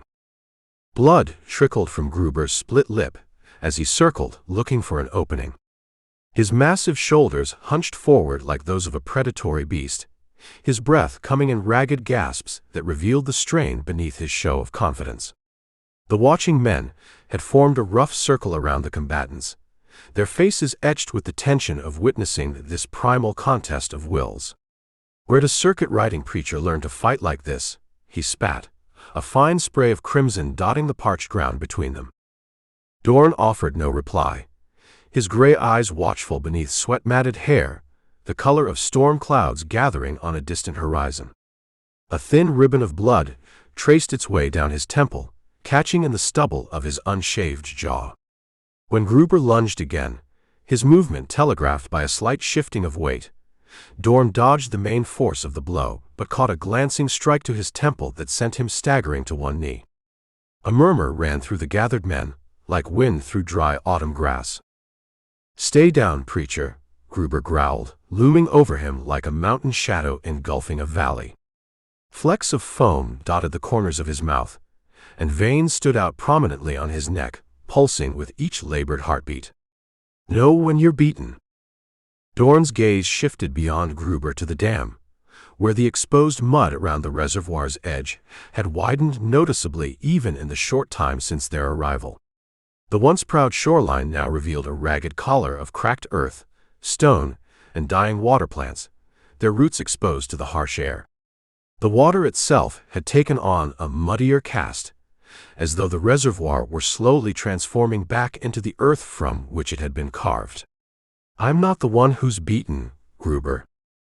Before Gruber could respond, hoofbeats pounded across the hard-packed earth, the rhythm as urgent as a racing heartbeat.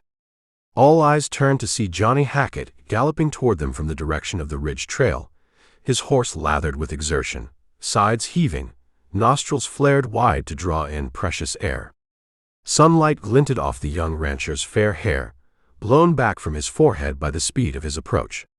In his right hand, he gripped what appeared to be a notched wooden stick, holding it aloft like a victory banner. "The water!" Johnny shouted as he reined in, his voice carrying clearly in the still afternoon air. A cloud of dust rose around his mount's hooves as the animal slid to a stop, eyes wild with the effort of its journey. The river's flowing strong through the old channel. "I rode to check our work." He dismounted in a fluid motion, hurrying forward with the stick in his outstretched hand, boots kicking up small puffs of dust with each determined stride. Rodriguez limped forward to meet him, understanding dawning on his weathered face like sunrise over the mesa. The old miner moved with difficulty but dignity, his crippled leg dragging slightly, the hand on his cane white-knuckled with the effort. "A measuring rod," he explained to the confused onlookers, his voice carrying the weight of ancient wisdom. "From the old mine. We used it to mark water levels." Johnny held the stick up for all to see. Precise notches had been carved at regular intervals, the craftsmanship speaking of Rodriguez's meticulous nature. The lower markings had darkened with age and repeated wetting, while the most recent markings still glistened with moisture, droplets clinging to the fresh-cut wood.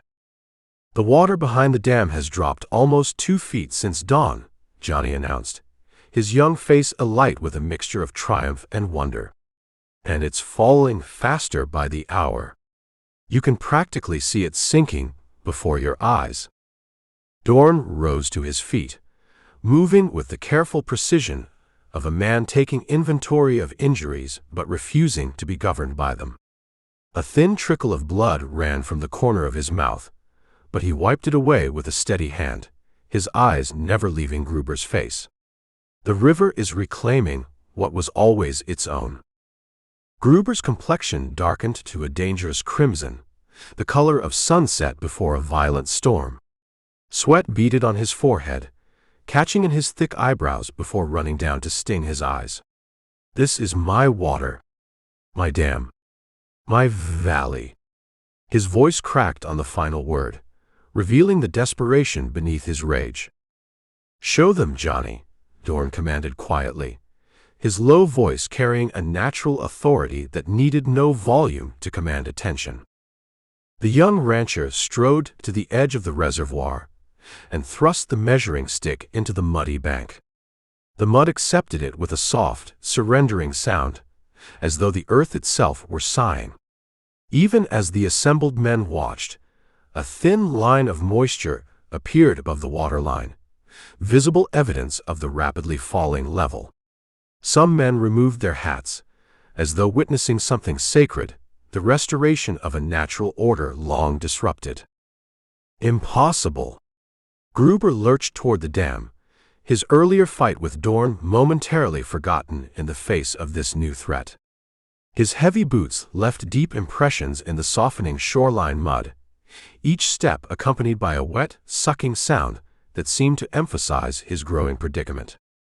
"The springs that feed this reservoir cannot simply disappear overnight." "Not disappeared," Rodriguez corrected, tapping his cane against the hard ground with the authority of a judge's gavel.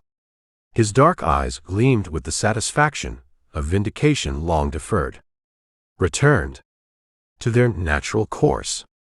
Underground rivers follow paths carved by centuries of flow. We merely reminded the water of its true path." Sheriff Benson stepped forward, his earlier reticence giving way to curiosity. The tin star on his chest caught the sunlight as he moved, a small flash of authority now finding its courage. The lines around his eyes had deepened, revealing the strain of a man caught between duty and expedience for too long. "Is that true, Gruber? Could they actually divert your water source?" "Of course not," Gruber shouted, but his eyes betrayed uncertainty as he studied the receding water line. The contradiction between his words and the evidence before them hung in the air like the scent of approaching rain. "This is some trick. Some illusion." "No trick," Dorn said, moving to stand beside Johnny. The contrast between the two men was striking. Dorn's weathered solidity beside Johnny's youthful vigor, yet united in purpose as surely as the timber frame of a well-built house. Just nature asserting itself against man's attempts to control what cannot be controlled. Gruber whirled to face Dorn, his composure cracking like drought-parched earth beneath a heavy boot. Flecks of spittle gathered at the corners of his mouth, and a vein pulsed visibly at his temple. "It doesn't matter. I still own this land. I own the water rights to this entire valley." "Do you now?" Dorn's voice remained calm, like still water that masks unfathomable depths. The wind shifted, bringing with it the scent of sage and distant pines, nature's subtle reminder of its presence. "Show us your deed to the water, Gruber. Not just the land, but the water itself." A tense silence descended, broken only by the soft lapping of the receding water against the shoreline and the occasional nervous shuffle of boots on hard-packed earth. The ranchers exchanged glances, suddenly attentive to the legal turn in the confrontation. Sheriff Benson moved closer, his hand unconsciously settling on the butt of his revolver, the leather of his holster creaking softly. "I purchased those rights fair and square," Gruber insisted, but a note of desperation had crept into his voice, like a stream finding cracks in a dam's foundation. His eyes darted between the men's faces, searching for any sign of support, and finding none. "From whom?" Dorn pressed. A hawk circled overhead, its sharp cry punctuating his question, as though even the wild creatures awaited the answer. "Who sold you rights to water that belongs to every living thing in this valley?" "Titles, deeds, these are just formalities," Gruber blustered, his large hands gesturing dismissively, though they trembled slightly with suppressed emotion. "I improved this land, built this dam, created prosperity where there was nothing." "Answer the question," Sheriff Benson demanded, his earlier subservience to Gruber evaporating in the face of the ranchers' united front. The sheriff's voice had found a new firmness, the tentative awakening of dormant justice. "Who sold you the water rights?" Gruber's eyes darted from face to face, searching for allies and finding none. His men remained impassive, awaiting orders but offering no support, their loyalty as impermanent as the water now slipping from his grasp. In that moment, something in Gruber seemed to snap. His careful facade of legal propriety crumbled like the mudbanks of his shrinking reservoir. "No one," he shouted, his accent thickening with rage, the sound of his homeland breaking through years of careful cultivation. Spittle flew from his lips as he shouted, his massive frame seeming to swell with unchecked fury. "No one sold them because no one owned them. I took what I wanted because I could. Because I was strong enough." A collective intake of breath rippled through the assembly. Sheriff Benson's eyes widened at this public confession, his hand tightening on his gun belt. "So you admit," Dorn said quietly, his voice carrying across the stunned silence like a pebble across still water, "that you never legally owned the water rights you claimed? That your purchase agreements were based on a fraud?" "Fraud?" Gruber laughed, a harsh sound that echoed off the dam's stone face and returned like the mockery of fate itself. His teeth gleamed wetly, tinted pink with blood from his split lip. "Call it what you want, preacher. I built an empire while the rest of you scratched in the dirt. I made something of this worthless valley." "This valley was never worthless," Johnny said, stepping forward. Sunlight caught the gold flecks in his hazel eyes, lending them a fierce intensity that belied his youth. "Not to those of us who call it home." Gruber's eyes narrowed to dangerous slits, cold as a winter midnight. His massive frame seemed to gather itself, coiling like a predator before the final, desperate lunge. "Home. This valley will be your grave before I let you take what's mine." He turned suddenly to his foreman, a burly man with a permanent scowl etched into his leathery features. "Trigger the charges. Blow the dam." A shocked murmur ran through both groups of men. Some reached instinctively for weapons, while others stepped back, eyes wide with alarm. The foreman hesitated, his hand halfway to his vest pocket, caught between obedience and conscience. "You'd flood the entire valley?" Sheriff Benson exclaimed, his face pale beneath its weathered tan. "There are women and children in junction." "Better destruction than defeat," Gruber snarled, a phrase that revealed more about the man than any document could. His eyes had taken on a feverish gleam, the dangerous light of a man with nothing left to lose. To his foreman he barked, "Do it now or I'll find someone who will." The foreman's hand moved toward his pocket again, but before he could reach it, a rifle shot cracked across the morning air, sharp as breaking ice on a winter lake. The man cried out, clutching his shoulder as he fell to his knees, dust rising around him in a small cloud. All eyes turned to Rodriguez, who stood with a smoking rifle braced against his good leg, his weathered hands steady on the weapon. The old miner's face showed neither triumph nor regret, only the grim resolve of necessity. "You are not the only one who plans ahead," the old miner said grimly. Dorn moved with sudden purpose, crossing to Gruber in 3 swift strides, his boots raising small puffs of dust from the sun-baked earth. "Where are the explosives? How many charges and where?" His voice carried the sharp edge of command, brooking no refusal. When Gruber remained silent, Dorn seized him by the shirt front, bunching the expensive fabric in his fist. The physical contrast between the two men, Dorn's wiry strength against Gruber's imposing bulk, made the moment all the more dramatic. "There are innocents downstream, Gruber. Even you must have some shred of humanity left." For a moment, it seemed Gruber would maintain his defiance, his massive frame rigid with resistance. Then, glancing toward the measuring stick where the water continued its visible retreat, leaving a darkened trail on the wood that marked its surrender, his shoulders slumped in defeat. The transformation was startling, like watching a mountain crumble.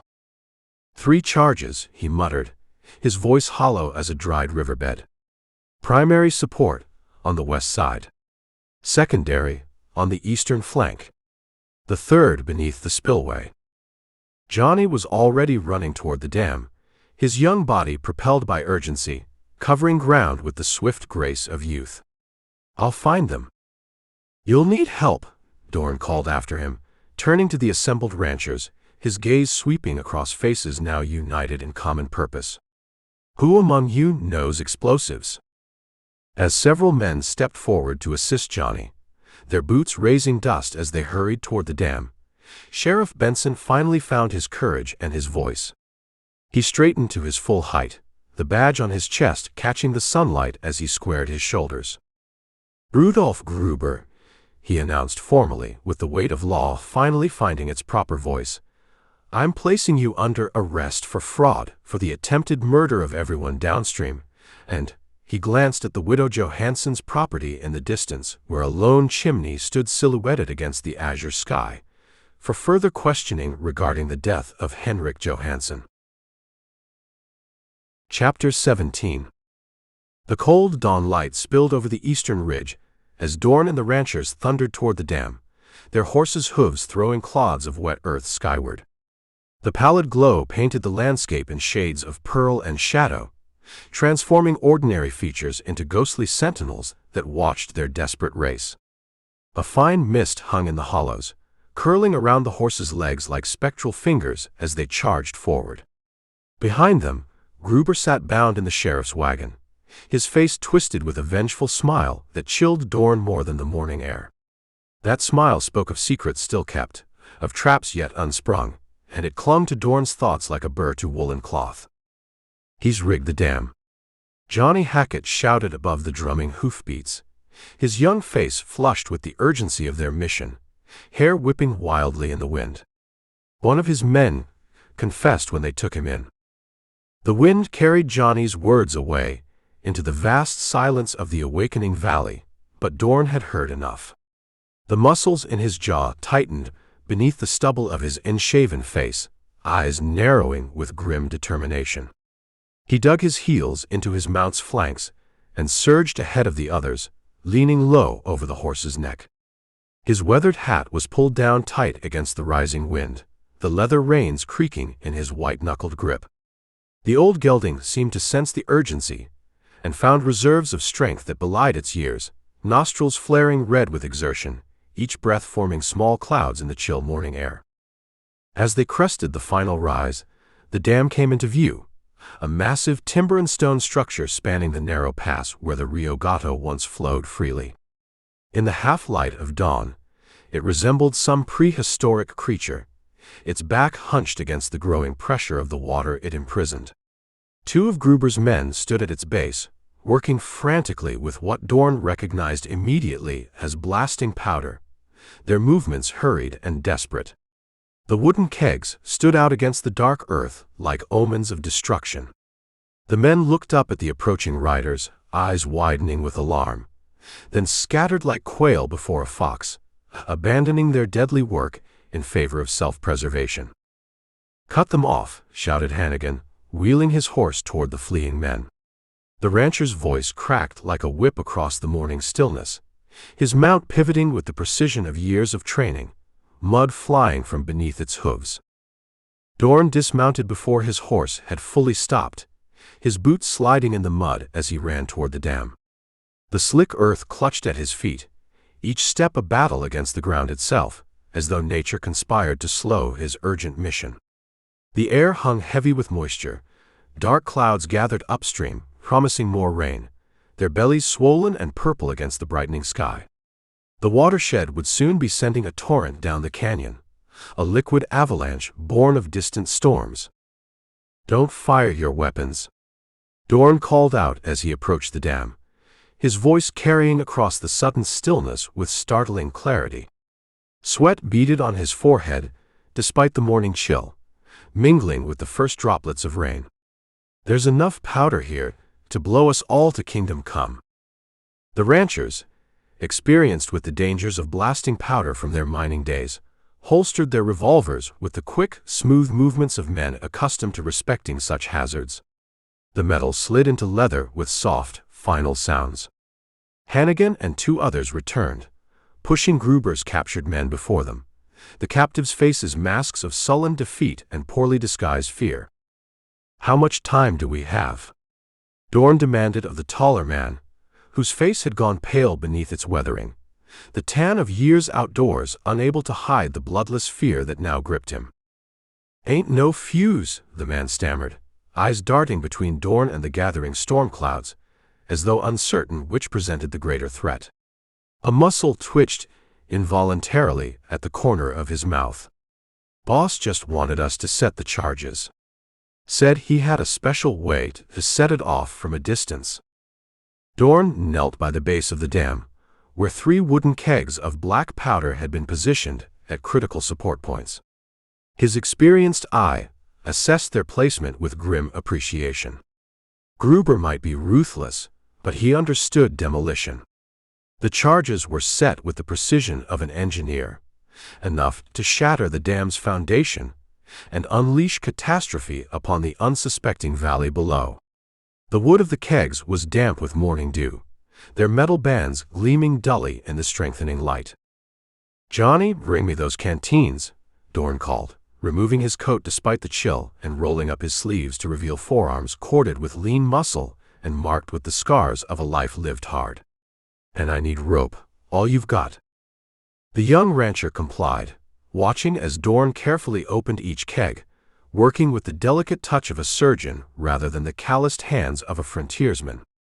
The faint scent of the black powder rose from the open containers, acrid and dangerous, carrying the promise of violent transformation. "You know about explosives, preacher?" Johnny asked, his voice hushed with both respect and fear, eyes wide with a youth's fascination for dangerous knowledge. Dorn nodded, not looking up from his work, his focus absolute. A lock of graying hair fell across his forehead as he bent to his task. "There was a time before I carried the word when I carried other tools." His fingers worked methodically, removing the powder and replacing it with earth and stones from the riverbank, each movement deliberate and precise, betraying years of practice at a craft he had long ago set aside but never forgotten. The widow Johansson arrived with several other townsfolk, her rifle across her saddle, her straight back and proud carriage unmistakable even at a distance. The morning light caught in her silver-streaked hair, lending it a momentary halo before the gathering clouds dimmed the effect. She watched Dorn work without comment, but her eyes never left his methodical movements, her gaze a mixture of trust and wariness, as though reconciling the man of peace with this capable handler of instruments of destruction. Thunder rolled across the valley as the storm moved closer, a deep, reverberating warning that seemed to shake the very foundations of the earth. The first heavy drops of rain began to fall, splattering dark spots on the dusty ground. Each impact raised tiny clouds of dust before the moisture transformed the earth to mud, nature's alchemy at work. "Water's rising upstream," Rodriguez called from his vantage point higher on the ridge, his voice carrying the weight of prophecy. The old miner stood leaning on his cane, his crippled legs stiff, but his eyes sharp as ever beneath the brim of his battered hat. "There's a flash flood coming down the canyon. I can see the surge approaching, a wall of water and debris." Dorn worked faster, sweat mingling with rain on his forehead. His fingers moved with increasing urgency, but never sacrificed precision for speed. "We need to create a controlled breach," he said to Johnny, who hovered nearby, eager to help but uncertain how. "This dam won't hold against a serious flood, and if it gives way all at once, Junction will be underwater by nightfall." With the dangerous powder replaced by harmless earth, Dorn turned his attention to weakening a section of the dam where the water could flow through without destroying the entire structure. The ranchers followed his instructions, removing timber supports from a 10-foot section while reinforcing the remaining structure. Men who had spent their lives competing now worked in perfect harmony, their shared purpose erasing old grievances with the efficiency of rain washing away tracks in dust. The rain fell harder now, drumming on the surface of the rising water behind the dam. Small rivulets began to seep through the earthen barrier, tiny harbingers of the greater force gathering behind. Each drop that fell seemed to add urgency to their task, the storm's intensity building like the rising action of a Greek tragedy approaching its inevitable climax. "It's coming," someone shouted, voice nearly lost in a sudden crack of thunder that split the sky like divine judgment. A distant roar grew louder, the sound of water surging down the canyon toward them, a living avalanche of liquid power. The sound raised primal fears in the hearts of all who heard it, the ancient terror of flood embedded deep in human memory. Dorn drove the final wedge into place, creating a channel that would direct the flow, his face set in lines of concentration that bordered on prayer. His hands, steadied by years of both creation and destruction, completed their work with a craftsman's finality. "Everyone back to high ground," he commanded, his voice carrying the authority of one used to being obeyed in times of crisis. The raw power in his tone brooked no argument, transforming men accustomed to independence into willing followers. As they reached safety, scrambling up the rain-slick slope to higher ground, the floodwaters hit the dam with a force that made the earth tremble.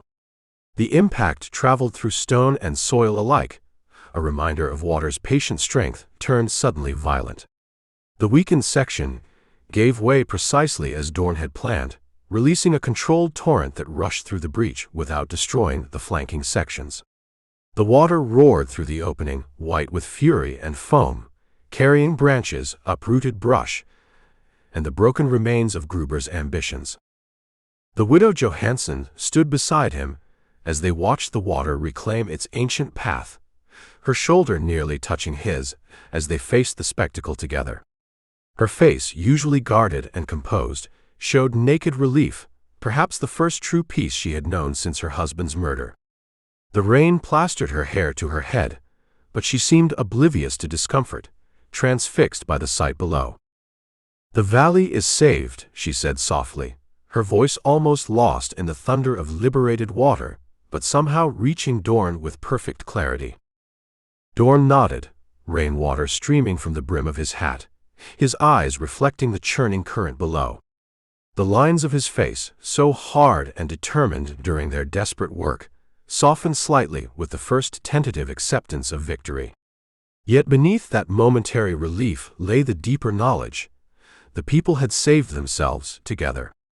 The raging water below was matched by the invisible but no less powerful current that now bound these ranchers, miners, and townspeople, once divided by Gruber's manipulations, now united by crisis faced and overcome as one.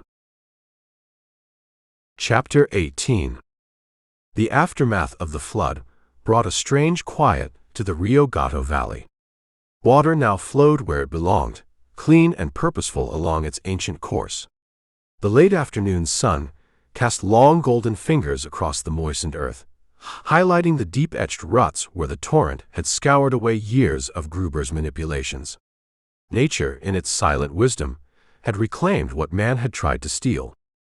Sheriff Benson stood on the boardwalk outside his office, watching as his deputies marched Gruber toward the jailhouse.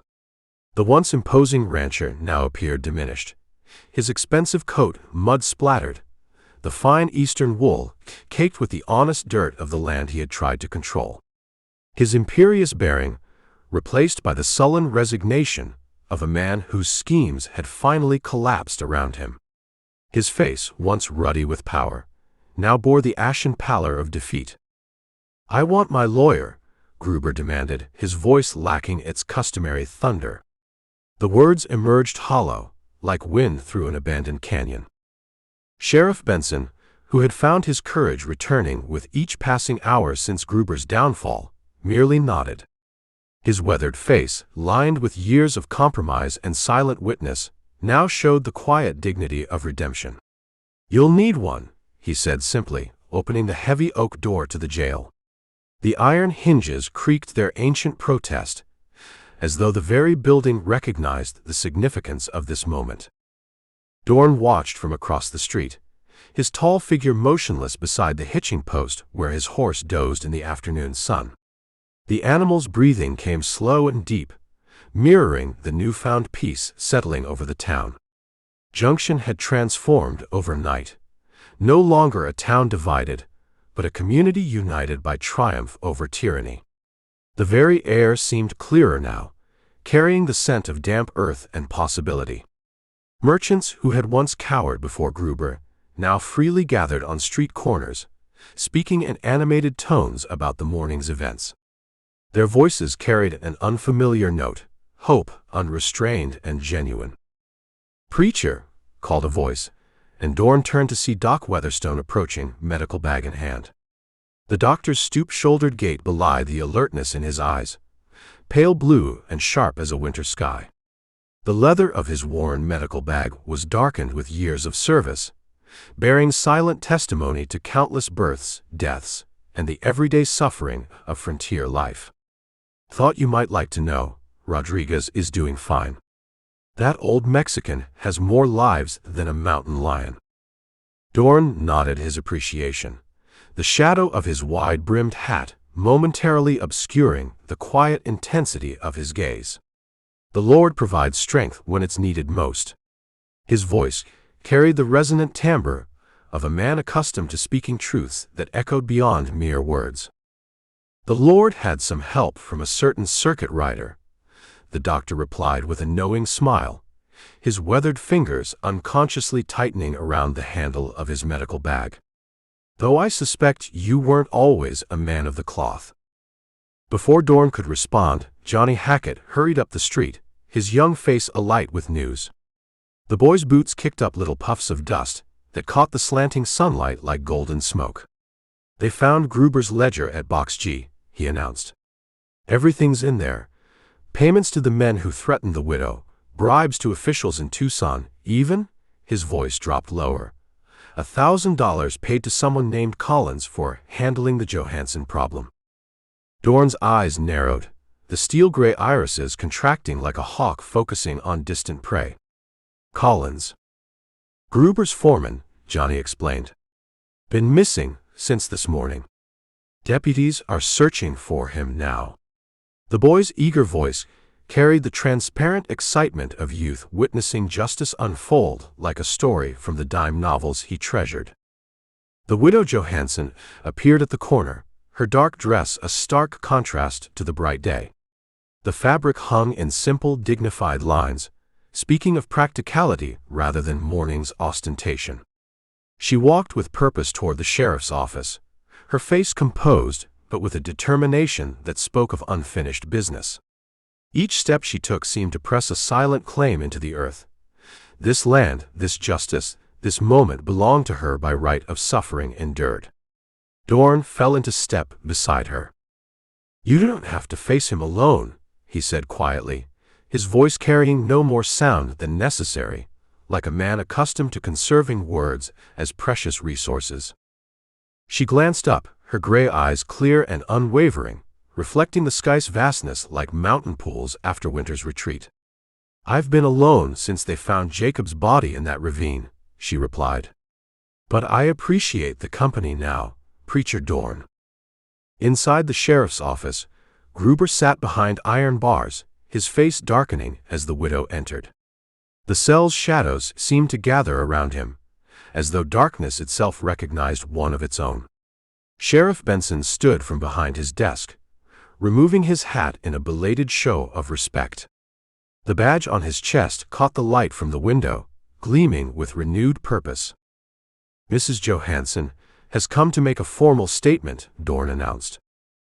For the next hour, the widow spoke in a clear, steady voice, recounting the events leading to her husband's death, how Jacob had discovered Gruber's men diverting water upstream, how he had confronted Gruber at Box G, and how he had never returned from that meeting. She described finding his body 2 days later, positioned to suggest a riding accident. "He never rode that trail," she said softly. "Never would have, not with the drop-off so close. Jacob knew every inch of our land." Her hands, work-worn and strong, remained perfectly still in her lap as she spoke, betraying none of the storm that must have raged within. As she spoke, townspeople gathered outside the office, their murmurs growing as the widow's testimony continued. By late afternoon, the crowd had swelled, and more revelations came forth. The blacksmith described how Gruber had threatened to burn his livery when he sided with the smaller ranchers. The owner of the mercantile produced records of inflated prices Gruber had forced him to charge the ranchers who opposed him. "Mr. Gruber," Sheriff Benson said formally when the testimonies concluded, "I'm charging you with the murder of Jacob Johansson and fraud against the citizens of this county." Gruber's hired guns, seeing the tide turn completely, began to dissolve like morning mist. 2 rode out before sunset, spurring their horses hard down the eastern trail, dust rising behind them like the ghosts of abandoned loyalty. Others hurriedly offered information in exchange for leniency. By nightfall, the territorial judge had been summoned from Tucson. As darkness settled over Junction, Dorn found himself once again on the boardwalk, watching as lamps were lit in windows across town. The yellow glow pushed back against the purple shadows, each light a small victory against encroaching night. The widow Johansson approached, a shawl drawn tight around her shoulders against the evening chill. The woolen fabric, worn thin at the edges, spoke of years of careful use and limited means. "Thank you," she said simply. Dorn nodded, his eyes reflecting the distant stars. "Justice comes in its own time." "Justice," she repeated thoughtfully. "Yes, but there's more than one kind, isn't there? There's the justice of the law, what happened today with Gruber. But there's also the justice of life continuing, of land healing, of waters running where they should." Dorn smiled faintly. "You have a preacher's way with words, Mrs. Johansson." "Sarah," she corrected gently. "After today, I think we've earned the right to speak plainly." From inside the saloon came sounds of celebration, not the raucous noise of drunken revelry, but the more measured tones of a community beginning to rebuild. Johnny Hackett's voice rose above the others, announcing that his wedding to Beth would take place the following Sunday. "Life does go on," Dorn observed. "Yes," Sarah replied, her hand briefly touching his arm. "But it's good to pause and acknowledge when a chapter ends well." As night deepened over Junction, Gruber sat alone in his cell, abandoned by his men, his empire crumbling like the partially dismantled dam upstream. The moonlight filtering through the barred window cast prison-like shadows across his once proud face, now etched with the bitter lines of a man confronting his own undoing. Outside, the Rio Gato flowed freely for the first time in months, its waters nourishing fields that had thirsted too long. Justice, like the river, had found its natural course at last. Chapter 19. Summer had burned itself into fall by the time the Rio Gato Valley had truly begun to heal. The river, freed from Gruber's dam, now coursed through the land with renewed vigor, its waters catching the amber light of October as it flowed past fields green with late harvest. The gentle murmur of the current against stone spoke of ancient rhythms restored, while fallen leaves spiraled down to ride the water's surface like tiny boats bearing messages from one season to the next. Where once dust had choked the valley, life now flourished with an abundance that seemed to validate the struggles of those who had fought to restore nature's rightful order. Dorn rode slowly along the riverbank, his horse picking a careful path among the cottonwoods whose leaves shimmered gold against the azure sky. Shafts of sunlight penetrated the canopy, dappling the trail before him with patterns that shifted and changed with each breath of wind. His buckskin mare moved with the easy gait of an animal that has traveled far with its rider, their partnership forged through countless miles of open country. In the 3 months since Gruber's sentencing, 15 years in the territorial prison, the preacher had continued his circuit, ministering to distant settlements, but always his thoughts returned to the valley and its people. The weight of his Bible in his saddlebag seemed lighter now, as though the vindication of justice had eased the burden of his calling. His sermons in distant communities had drawn from the Rio Gato struggle, speaking of perseverance and righteous resistance in ways that stirred even the most hardened frontiersmen. Yet beneath his measured words had lurked a restlessness, a yearning to witness the fruits of victory in the place where the battle had been waged. As he rounded a bend in the trail, Rodriguez's mine came into view. Where once a ramshackle hut had stood beside a flooded entrance, a proper cabin now sat squarely on a graded clearing. The structure rose from the earth like a declaration of permanence, its hand-hewn logs fitted with the precision of a craftsman who believes in his future. Several Mexican workers moved about the property, their voices carrying melodiously across the distance as they hauled ore carts and tended to equipment that gleamed with newness in the autumn sun. The rhythmic clang of metal against stone punctuated their labor, no longer the desperate sound of poverty fighting against nature, but the productive music of men whose work had purpose and reward. Rodriguez himself sat on the porch, his once stooped figure now upright in a handcrafted rocking chair. His weathered face, etched with the hieroglyphics of a lifetime's hardship, breaking into a smile as he spotted the rider. "Preacher," he called, rising with more ease than he had shown in years, his voice carrying the resonant strength that comes from vindication. "The Lord has blessed us all." Dismounting, Dorn clasped the old miner's hand, noting the strength that had returned to his once rheumatic grip. Calluses met calluses in that handshake, speaking a silent language of respect between men who understood the value of honest labor. The silvers flowing like water, Rodriguez replied with a laugh that echoed off the nearby hillside. But more importantly, the water flows where it should. Come, I have something to show you. His eyes sparkled with the pride of creation, no longer dimmed by doubt and desperation. He led Dorn behind the cabin, to where a stone-lined channel directed excess water from the mine into a series of irrigation ditches that spread like veins across the valley floor. The water caught the afternoon light, transforming each rivulet into a ribbon of liquid gold that seemed to stitch the landscape together. Wildflowers had taken root along the banks, their late blooms nodding in the gentle breeze as though in approval of this human intervention. "We use what once plagued us to nurture the land," Rodriguez explained, gesturing broadly with hands that bore the permanent stains of earth and ore. "The underground springs that flooded my tunnels now feed 5 ranches." "You've turned trouble into blessing," Dorn observed, feeling a deep satisfaction as he surveyed the ingenious system. His eyes traced the network of channels that demonstrated how man and nature could work in harmony when greed didn't corrupt the partnership. "As have we all," Rodriguez replied, resting a companionable hand on Dorn's shoulder. "Have you visited Junction yet? Ah, you must see what has become of our little town."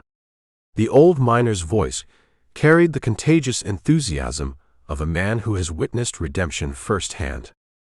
Junction had indeed transformed.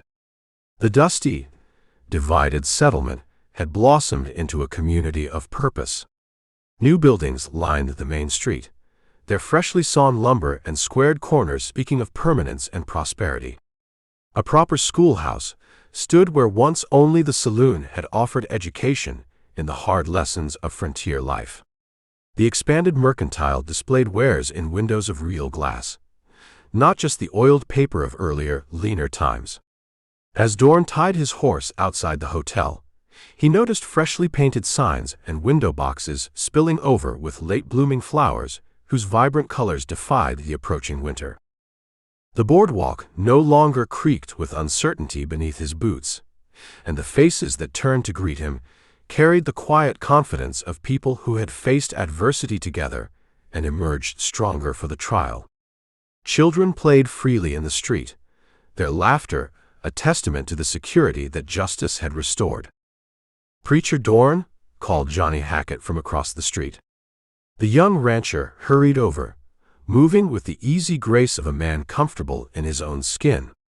His face bronzed by honest labor, but glowing with contentment, he extended a hand that was roughened by work but steady with purpose. "You've returned just in time. Beth's expecting in the spring, our first child." Dorn's congratulations were heartfelt, as Johnny described how his ranch had recovered once water returned to their land. The young man's words tumbled over each other in their eagerness to convey the miracle of renewal, his eyes alight with the wonder of one who has seen despair transformed into abundance. "And the wedding?"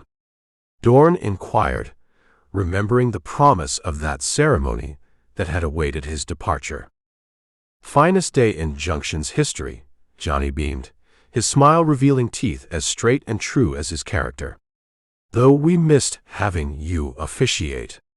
The circuit preacher from Tucson did well enough, but he doesn't have your way with words." The compliment came without artifice, genuine as the handshake they had shared. Later, as afternoon shadows lengthened across the valley, painting the landscape in deepening hues of amber and purple, Dorn found himself on the road to the Johansson homestead. He had saved this visit for last, though it had occupied his thoughts throughout his absence. Each mile seemed to quicken his pulse, and he found himself unconsciously straightening in the saddle, brushing trail dust from his coat with a hand that betrayed unusual concern for appearance. As he crested the final rise, he reined in his horse, momentarily startled by the transformation before him. The once struggling homestead now stood as a testament to resilience. Fields of wheat rippled in the gentle breeze like a golden sea, each wave catching the slanting light of late afternoon. A small orchard of young fruit trees stretched in orderly rows along the southern slope, their slender trunks staked against winter winds, their bare branches reaching skyward with the promise of future harvests. The cabin itself had been expanded, its weathered logs supplemented by a new wing built of sawn lumber that spoke of prosperity earned rather than inherited. A fresh coat of whitewash brightened the original structure, transforming what had been merely shelter into a home that declared its right to exist. Smoke curled invitingly from the stone chimney, carrying the scent of pine and promise. Sarah Johansson stood in the dooryard, hanging linens on a line strung between two posts. The white sheets billowed in the breeze like sails, catching the golden light of the westering sun. She turned at the sound of hoofbeats, shading her eyes against the glare. Her simple dress, the color of summer wheat, defined a figure that had lost the rigid tension of grief, replaced by the quiet strength of one who has endured and prevailed. For a moment she stood motionless, then slowly lowered her hand, her face softening into a smile that spoke more eloquently than words. "I received your letters," she said simply, as Dorn dismounted, her voice carrying across the yard with the clarity of truth unadorned. "And I yours," he replied, suddenly aware of the dust of the trail on his clothes, the stubble on his jaw that spoke of days in the saddle. The letters had bridged the physical distance between them, each page revealing more of the woman than had been possible in the crucible of conflict. Her handwriting, neat but unpretentious, had come to seem as familiar to him as scripture. She seemed not to notice his travel-worn appearance, her eyes never leaving his face as though reading there the answer to an unasked question. "You've come back to continue your circuit?" The question hung in the air between them, weighted with possibility. A flock of geese passed overhead, their formation pointing south against the endless blue. The ancient rhythm of migration, of leaving and returning, of finding home through instinct rather than map, spoke to something deep within both observers. Dorn watched them briefly before meeting her gaze again. "Perhaps," he said, each word chosen with the care of a man who understands their weight, "it's time the circuit found its center." In those few words lay the confession of a wanderer who had at last discovered what had been missing in his journey. Sarah nodded, understanding the unspoken message in his words. A woman accustomed to reading weather and seasons could easily decipher the heart's changing climate. Without hurry, she turned toward the cabin door. "Supper will be ready soon," she said. "And there's much to talk about." The simple invitation carried the profound welcome of a soul opening to possibility. As evening settled over the Rio Gato Valley, the first stars appearing like silver pinpricks in the deepening blue, the river continued its ancient journey, carrying life to a land reborn through struggle and faith, much like the man who now stood at the threshold of a home that promised not just shelter, but healing for a wanderer's soul. Behind him, his horse nickered softly, as if agreeing that this journey, unlike so many others, might truly have reached its destined end. Chapter 20. Spring came early to the Rio Gato Valley that year, as if nature itself were eager to demonstrate the rebirth that follows tribulation. The once contested river ran full and clear, catching the morning sunlight in flashes of silver that mirrored the wealth now flowing from Rodriguez's mine. The water moved with quiet confidence along its ancient path, nurturing banks that had begun to bloom with new growth, tender shoots of willow and cottonwood stretching toward the boundless sky. Meadowlarks called from fence posts along the road, their yellow breasts brilliant against weathered wood, their melodic songs carrying messages of renewal across the awakening landscape. Wildflowers painted the hillsides in hues of purple and gold, like an artist's brushstrokes against the canvas of earth, each blossom a testament to the resilience that dwells within seemingly fragile things. Dorn guided his horse along the familiar trail, the animal moving with the relaxed gait of one who senses its rider's contentment.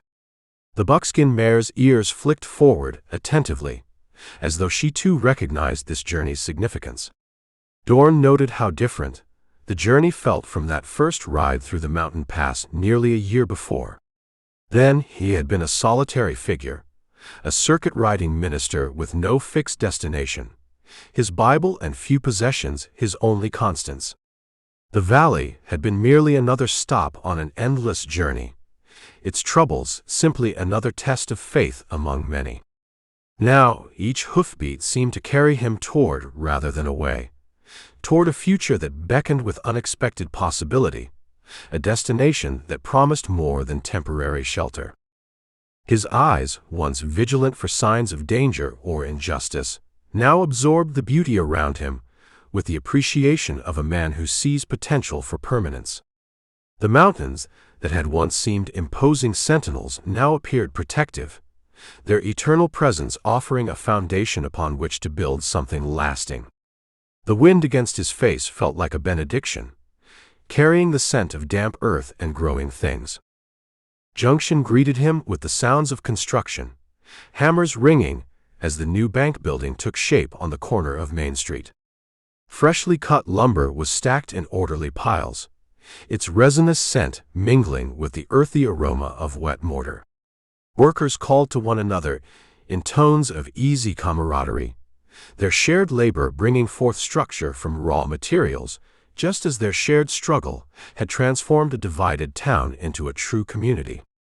Children played in the schoolyard, their laughter carrying on the spring breeze like wind chimes, their innocence a promise that the peace won through adversity would extend into future generations. Several townsfolk called out greetings as he passed, their faces lighting with recognition and welcome, no longer regarding him as a curious stranger but as a man whose return was both expected and welcomed, whose presence was woven into the fabric of their collective story. The main street itself had taken on an air of prosperity and permanence that belied its frontier status. The general store displayed new goods in clean windows, and the saloon had acquired a fresh coat of paint that softened its once rough edges. Even the jail, that necessary symbol of order, seemed less forbidding with flowerpots flanking its entrance. Sheriff Benson's wife's touch, no doubt, a feminine grace note in a masculine domain. Outside the newly painted church, its white clapboard gleaming in the morning light like a beacon of hope, Reverend Thompson, a young minister who had arrived 2 months prior, stood talking with Doc Weatherstone. The older man's posture had straightened somewhat, as though the resolution of the valley's troubles had eased a burden from his shoulders as well. They waved Dorn over eagerly, their gestures speaking of genuine pleasure rather than mere politeness. "Your timing is impeccable as always, Preacher Dorn," Weatherstone said, extending his hand, his grip firm and warm with fellowship. The doctor's eyes, once shadowed with the weariness of one who sees too much suffering, now sparkled with renewed purpose. "You've just missed the christening, but arrived in time for the celebration." "Christening?" Dorn asked, though something in his heart already knew the answer, a quiet satisfaction spreading through him at this evidence of life continuing, of promises fulfilled. "Johnny and Beth Hackett's son," Reverend Thompson explained, his youthful enthusiasm for his ministry evident in his animated gestures. "Born 2 weeks ago, strong and healthy. They've named him Joseph, though I hear they call him Joe." The young preacher's collar seemed almost too large for his slender neck, but his words carried the confident authority of one who has found his true calling. Dorn smiled, remembering Johnny's hope for their child when last they spoke, the young rancher's face alight with dreams of family and future. "The Lord blesses in His own time." The words came easily, not as platitude, but as acknowledgement of how faith and patience intertwine. "Indeed He does," Thompson agreed, his eager face showing respect for the older minister's experience. "And your counsel has been sorely missed here, Brother Dorn. The congregation speaks highly of your guidance during last year's troubles." His voice carried the slight humility of one who follows a respected predecessor. "I merely reminded them of truths they already knew in their hearts," Dorn replied, his voice resonant with the understanding that a preacher's greatest service often lies not in bringing new wisdom, but in helping people recognize the wisdom they already possess. His next stop was Rodriguez's mine, the trail rising among pines whose needles released their sharp scent in the warming day. The transformation continued to impress him, evidence of how justice, once established, bears fruit beyond its immediate victory. What had once been a solitary operation, the desperate work of one man fighting against both nature and human greed, now employed a dozen men. Their voices echoed among the hillsides as they moved with purpose between shafts and sorting tables. The irrigation system had expanded beyond its original design, a network of channels feeding water to farms throughout the valley, turning what had once been a source of conflict into shared prosperity. Rodriguez himself, his weathered face creased with lines of satisfaction rather than worry, moved with the vigor of a man 20 years younger. He proudly displayed the silver ingots stacked in the new assay office, their surfaces catching the light like solidified hope. "We've built something that will last," the old miner declared, gesturing toward the valley below, where fields spread like a patchwork quilt across the land. His voice, once bitter with frustration, now carried the deep contentment of a man who has seen his life's work bear fruit. Not just the mine, but a community. Water and silver both flow more freely when shared. The wisdom in his words went beyond mere mining, speaking to truths that Dorn had preached but had come to understand more deeply through the valley's struggle. As afternoon shadows lengthened across the land, painting the landscape in deeper hues that spoke of day's completion rather than its death, Dorn finally turned his horse toward the Johansson homestead. The approach seemed shorter than he remembered, as if the land itself had conspired to hasten his arrival, miles passing beneath his horse's hooves with the ease of a journey meant to be taken. The property had continued to thrive in ways that confirmed Sarah Johanssons' strength and vision. New fencing enclosed expanded fields where tender wheat shoots formed lines of green promise, and fruit trees displayed their first tentative blossoms, white and pink against branches that reached toward an infinite sky. Sarah Johansson stood at the garden gate as he rode up, as if she had been awaiting his arrival, her slender figure as straight and true as the fence posts she had set with her own hands.